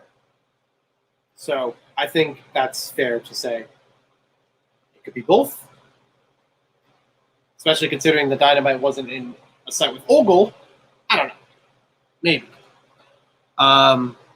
Put my stick fig in the elevator. Yes! Yes. I gotta do that. But I do love that you actually have enough room in there. Fitting a minifigure, it'll run perfectly fine. Joey, your head is chopped off. Feels fine here. Gonna build the other adventurer sets? Yeah, on a separate stream, I will continue more adventurer sets building. I have the Amazon Ancient Ruins and the River Expedition, both in the same box. Came at the same time as the set, which is remarkable. Lego New Jersey, welcome to the stream. As someone who owns the Vampire Castle, it's okay. Okay, that's good to know. Because I basically would get it out of completion, but it's probably not. It's probably going to be less whelming than I'm thinking.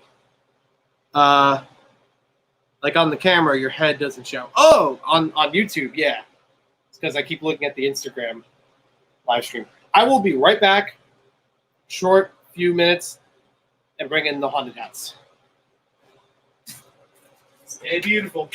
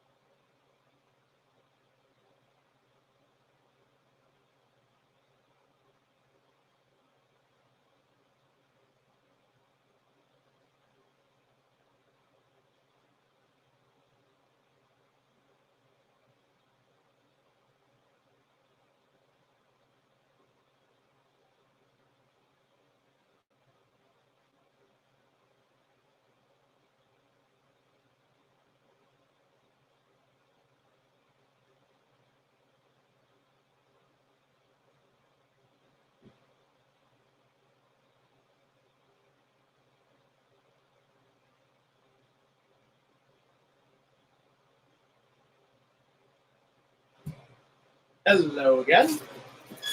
So, one short disclaimer before I bring out the haunted house.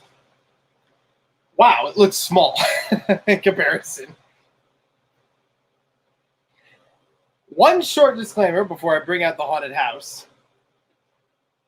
It has a bunch of parts that fell off over time.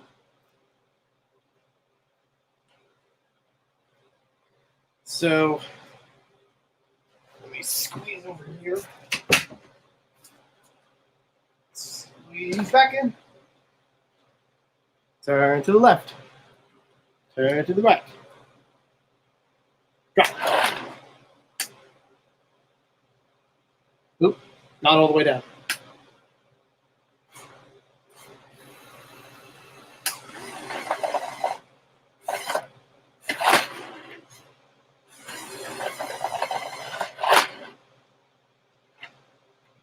There we go.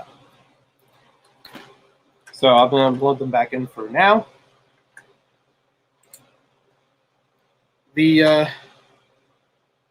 I have the set, and it's just got a couple pieces missing. They've fallen off because they're on the tops, not solidly connected. The whole thing stands on a 32 by 32 area. It's not a base plate.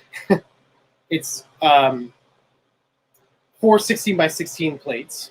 So when it's all folded up, it fits in with your modular buildings. It also fits in even when it's battery operated. So if you had power functions or powered up, you can add that onto the back of it. There's enough space to hold it in place, and you're all good. Yeah. Ooh. That tucks in very nicely. Is this weird yet? Tell me when it gets weird. Is it beyond weird? Okay. Move that to the side here. And now I'll bring in the haunted house, which, like I said, does have some parts that have broken off. There are some incomplete parts to it because of the reddish brown plates breaking. That I was aware of before bringing it up. I'm not going to bring the gate because it doesn't add too much more to the whole thing. Yeah. Look at that. Significantly different in height. Something is still wobbling here. There's something underneath. Yep, couple plates. Okay, now we're good. Just one plate.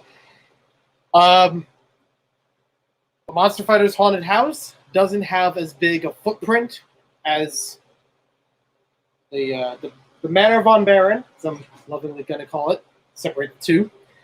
It's about the same width, I believe. Let me see if I turn this to the side, line it up next to it. Yes, it's the same width of 32, not the same depth. Actually, hold on. Hold the phone. If I bring this back a little bit, and I look at it this way, aside from a few mechanisms, because of the drop ride function, it's almost the same depth, like for the whole. That's actually pretty impressive. Yeah, I don't know what's the better way to show this on camera. I would take Ninjago ending. Oh. Okay. It's a Nozini.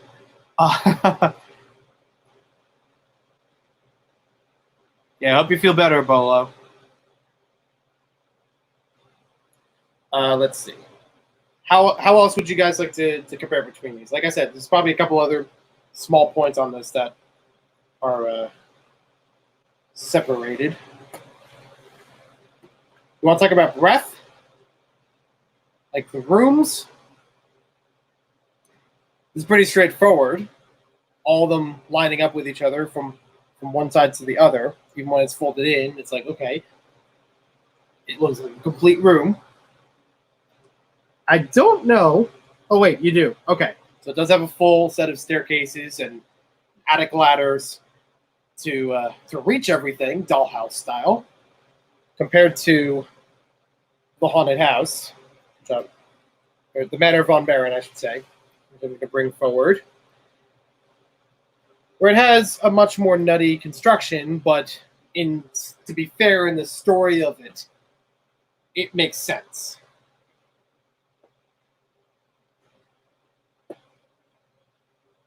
There we go. Bring it all the way out.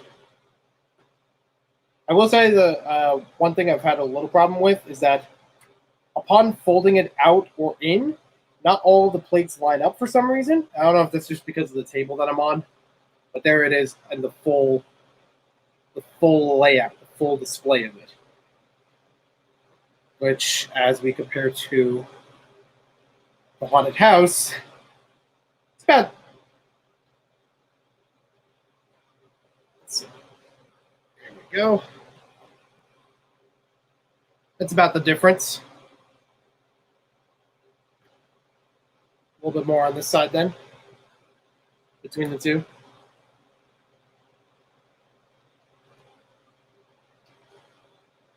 I will say the Haunted House from Monster Fighters is definitely more textured from the outside. I mean, there's still a lot of ornate detail for Manor von Baron, but there's a lot, like, there's a lot of masonry brick that makes it look like peeling, chipping paint and things like that on the Monster Fighter house, compared to this, which is very ornate and very, well kept. And now I get it why they didn't put some of the frog gargoyles on the ends, because when it's folded out, they kind of collide with each other. But some of the other ones are perfectly fine. Actually, it's almost cool seeing it from this backside here. Seeing that whole layout, even though it's a completely other way for the tower. I don't know.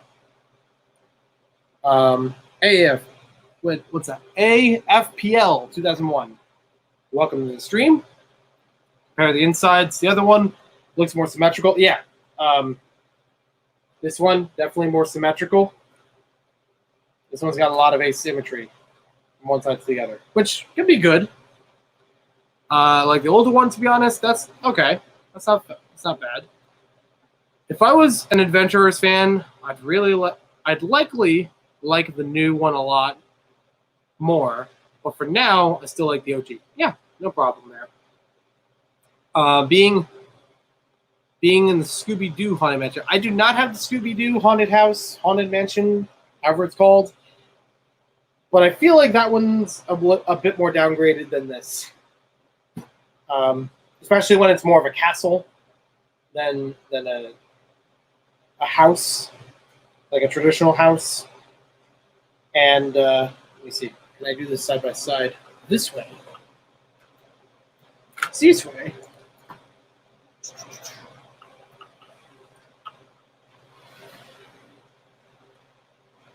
There we go.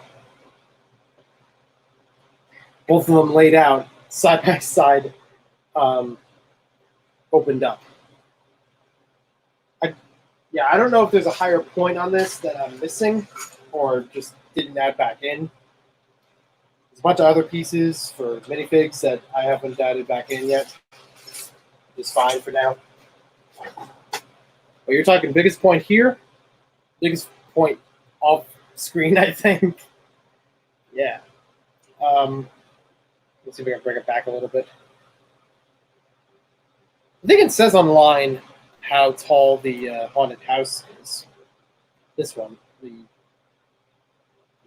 Monster Fighters version. I was about to look for my phone. I just realized I'm using it for the stream. Whoopsies. Wish I had the Haunted Mansion. Yeah. Either of these, or you mean the Scooby-Doo one? I would like to get the Scooby-Doo one, but again, I feel like that's going to be a downgrade and just out of completion. So that's why I haven't invested in it greatly. There we go. There's a difference. Hard to say if it's a foot difference between them. This is 26 inches. I don't know what that one is. I might be able to look it up right off to the side. Haunted house. Oh. 10228. Right. Yeah, I don't have the numbers packed yet. I know it's probably not the best lighting here. 2,064 pieces for this. 3,231 pieces for this. Yeah, a little over 1,000 off from each other in terms of size. And if I just look carefully,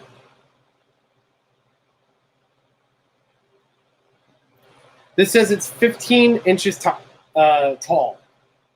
So a little over a foot, 1 foot 3 inches, and this 2 foot 2 inches, 15, 26. Not bad. Definitely has a bit more, like even like some of the similar stuff, but arranged differently. I find kind of interesting. For example, the roofs on the haunted house here, Manor von Baron, let me say it right, keep jumping over myself, has a lot of the roof structure built out of plates. For these sides, the front here, and the spire on top is the only part that's really, similar to this one, which is also built that way for every single part of it.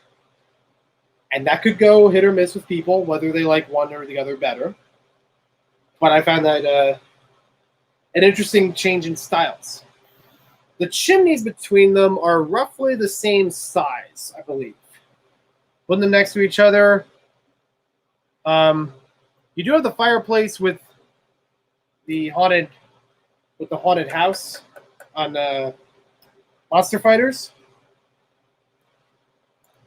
Might be a little bit bigger, actually.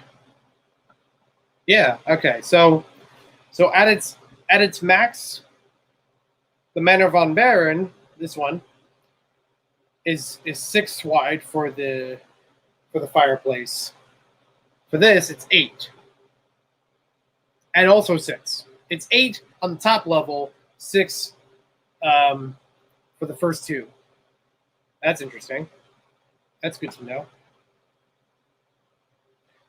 Let's see. How else do we want to compare these two? If we want to continue comparing them, I could move on. Can I put fan art in your Discord server? Yeah, sure. Absolutely. Thank you for asking, Bolo. We got a ConfeCon Lego. Welcome to the stream. We've got Ari Kelliot. Hopefully I'm saying that correctly. Welcome to the stream. We have a Yusef Wikasono. Again, I apologize if I mispronounced that. How much more is the new one versus the old one when it came out? Good question. Okay, so I'm on the LEGO website looking up the info about the Monster Fighters house. So I have to bring this over to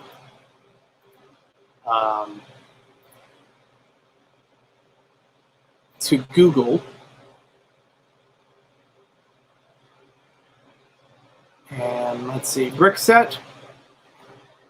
I know that getting the haunted house nowadays is about between 200 300 with box, depending on the condition of the parts. I know some parts in here, like I said, reddish brown plates need to be replaced, which didn't help it. But I did get a few extra figures that were also from other Monster Fighter sets, a few extra parts here and there.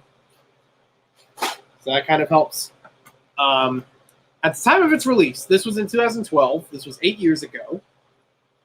At the time of its release, this Monster Fighter's Haunted House was $180 in the US. And then comparing that to this Haunted House, released, about this past week, 2020, for $250. So you're talking about almost twice the price difference between them. I don't know what 180 in here would equate to nowadays because inflation and everything. I could try to look that up from where I'm standing. In 2012, inflation. I'm sure 180 was still a lot to chuck out for this thing back then. Even though by nowadays it doesn't sound that bad. Inflation calculator. So I said 179.99 officially would be the price. I just rounded up to 180.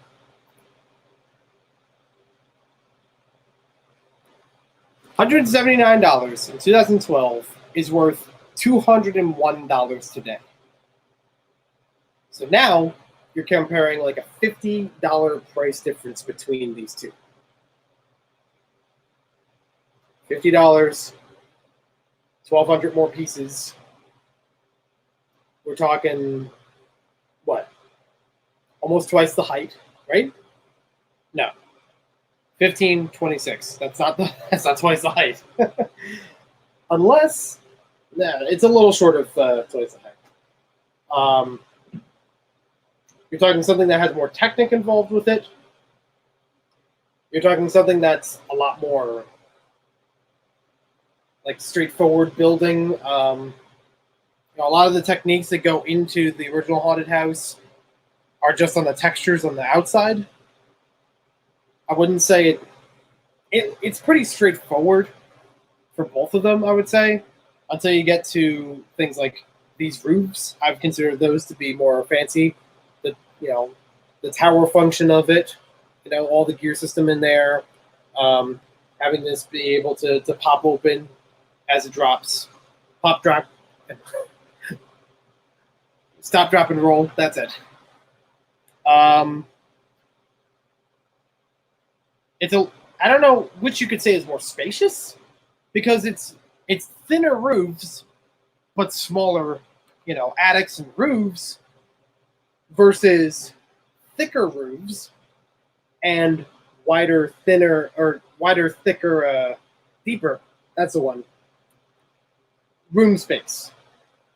But it's also a lot of. It's like it still needs stuff. From what I'm looking at in here. I'm gonna put that to the side. Wait, which one did it fall off of? Is it here? No, I guess it was the original. Yeah, okay. Because to be fair, Monster Fighter's Haunted House has a lot of room in there just to explore it, just to have minifigures on display, or have minifigures wandering around, I should say. Whereas this one has it more on display, where it's chock full of things, but you're only going to look at them. You're not going to have minifigures interacting that much with them. As Jen Grix has stated in his review, in his opinion, when you have this thing all closed up, you don't really, from a minifigure perspective, you're really not going to be able to see that much. Because as the ride is here, you're just getting some roof. And there is a camera, so it kind of looks like it takes like an automatic photo. That's kind of cool from that perspective. But I'm trying to see from the other side of it, you kind of would get the idea about the portrait and the, lighting up in here. But there's a lot in between that's just kind of, it's mostly like decoration.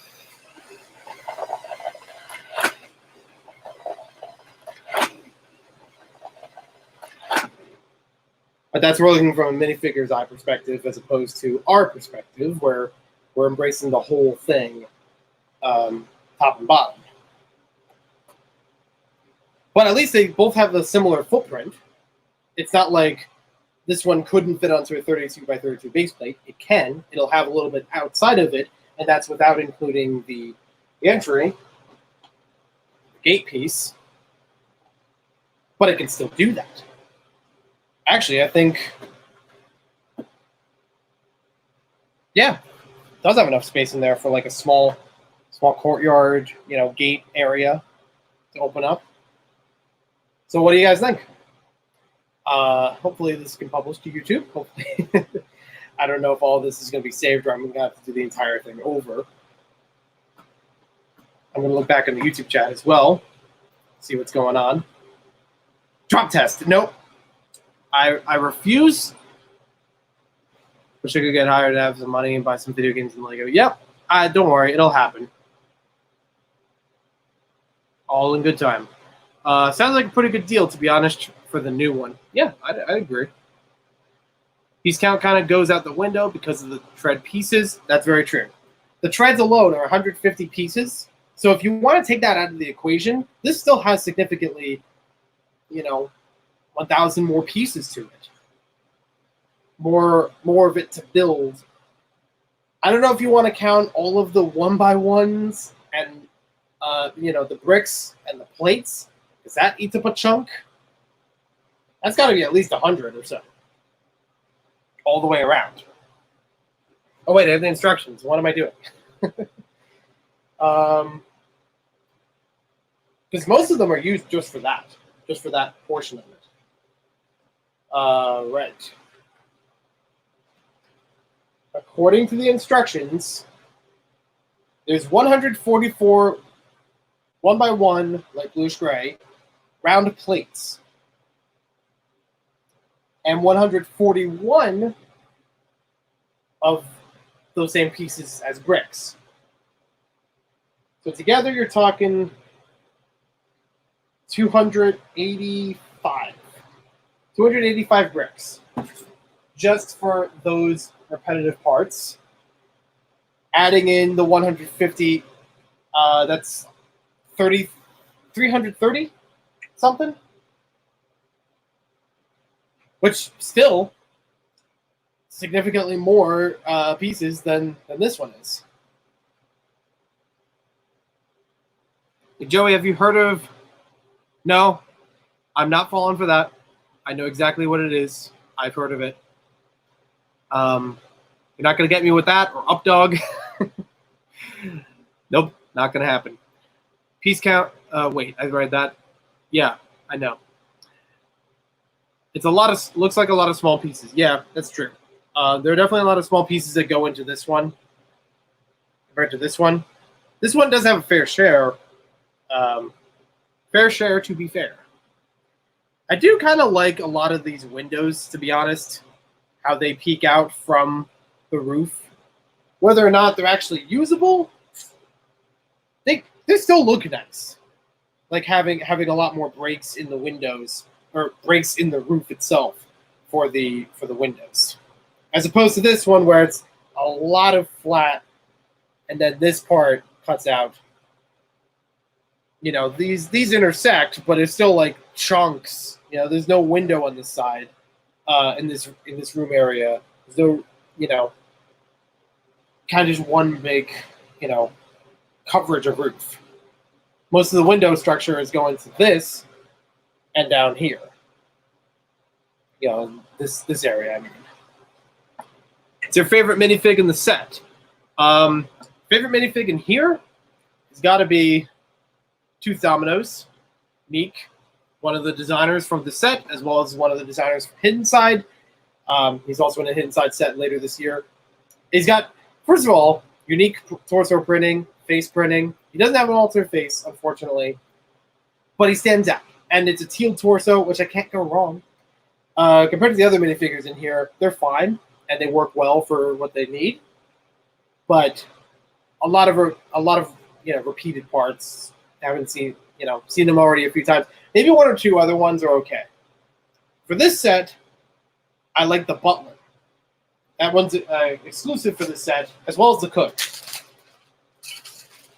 I'll get that for you. So in the Haunted House from Monster Fighters, we've got the Butler, which has the same kind of headpiece as the Frankenstein monster, but is intended to be a different character. We've got the Chef, who's basically a zombie. Face doesn't, you know, it's a very standard zombie face that they use at that time, but the torso printing is very unique. It's got a lot of, like, what's already used for a Chef print, you know, mangled a bit, which is cool. But I definitely like the Butler better. We've got a Volop K. We've got a Juice Man Studios. And I'm going to run this again one more time to close things out. I'll probably do a separate video to compare between these. I may try to change lighting or something in here to make it better. I'll try to fix whatever was falling off of here as well. But thank you guys for watching. Hope you guys enjoyed the comparison between them and getting to see the Haunted House running. This also means for YouTube, the live stream will be ending soon. We will be continuing with the Amazon Ancient Ruins and River Expedition, older adventurers sets. Nothing from them is referenced in here, but they are fun nonetheless. And there are ones that were, at least one of them was on my wanted list. The other one was going to be at some point. So thank you for watching. I'll talk to you again later. And we'll see you next time with more LEGO videos.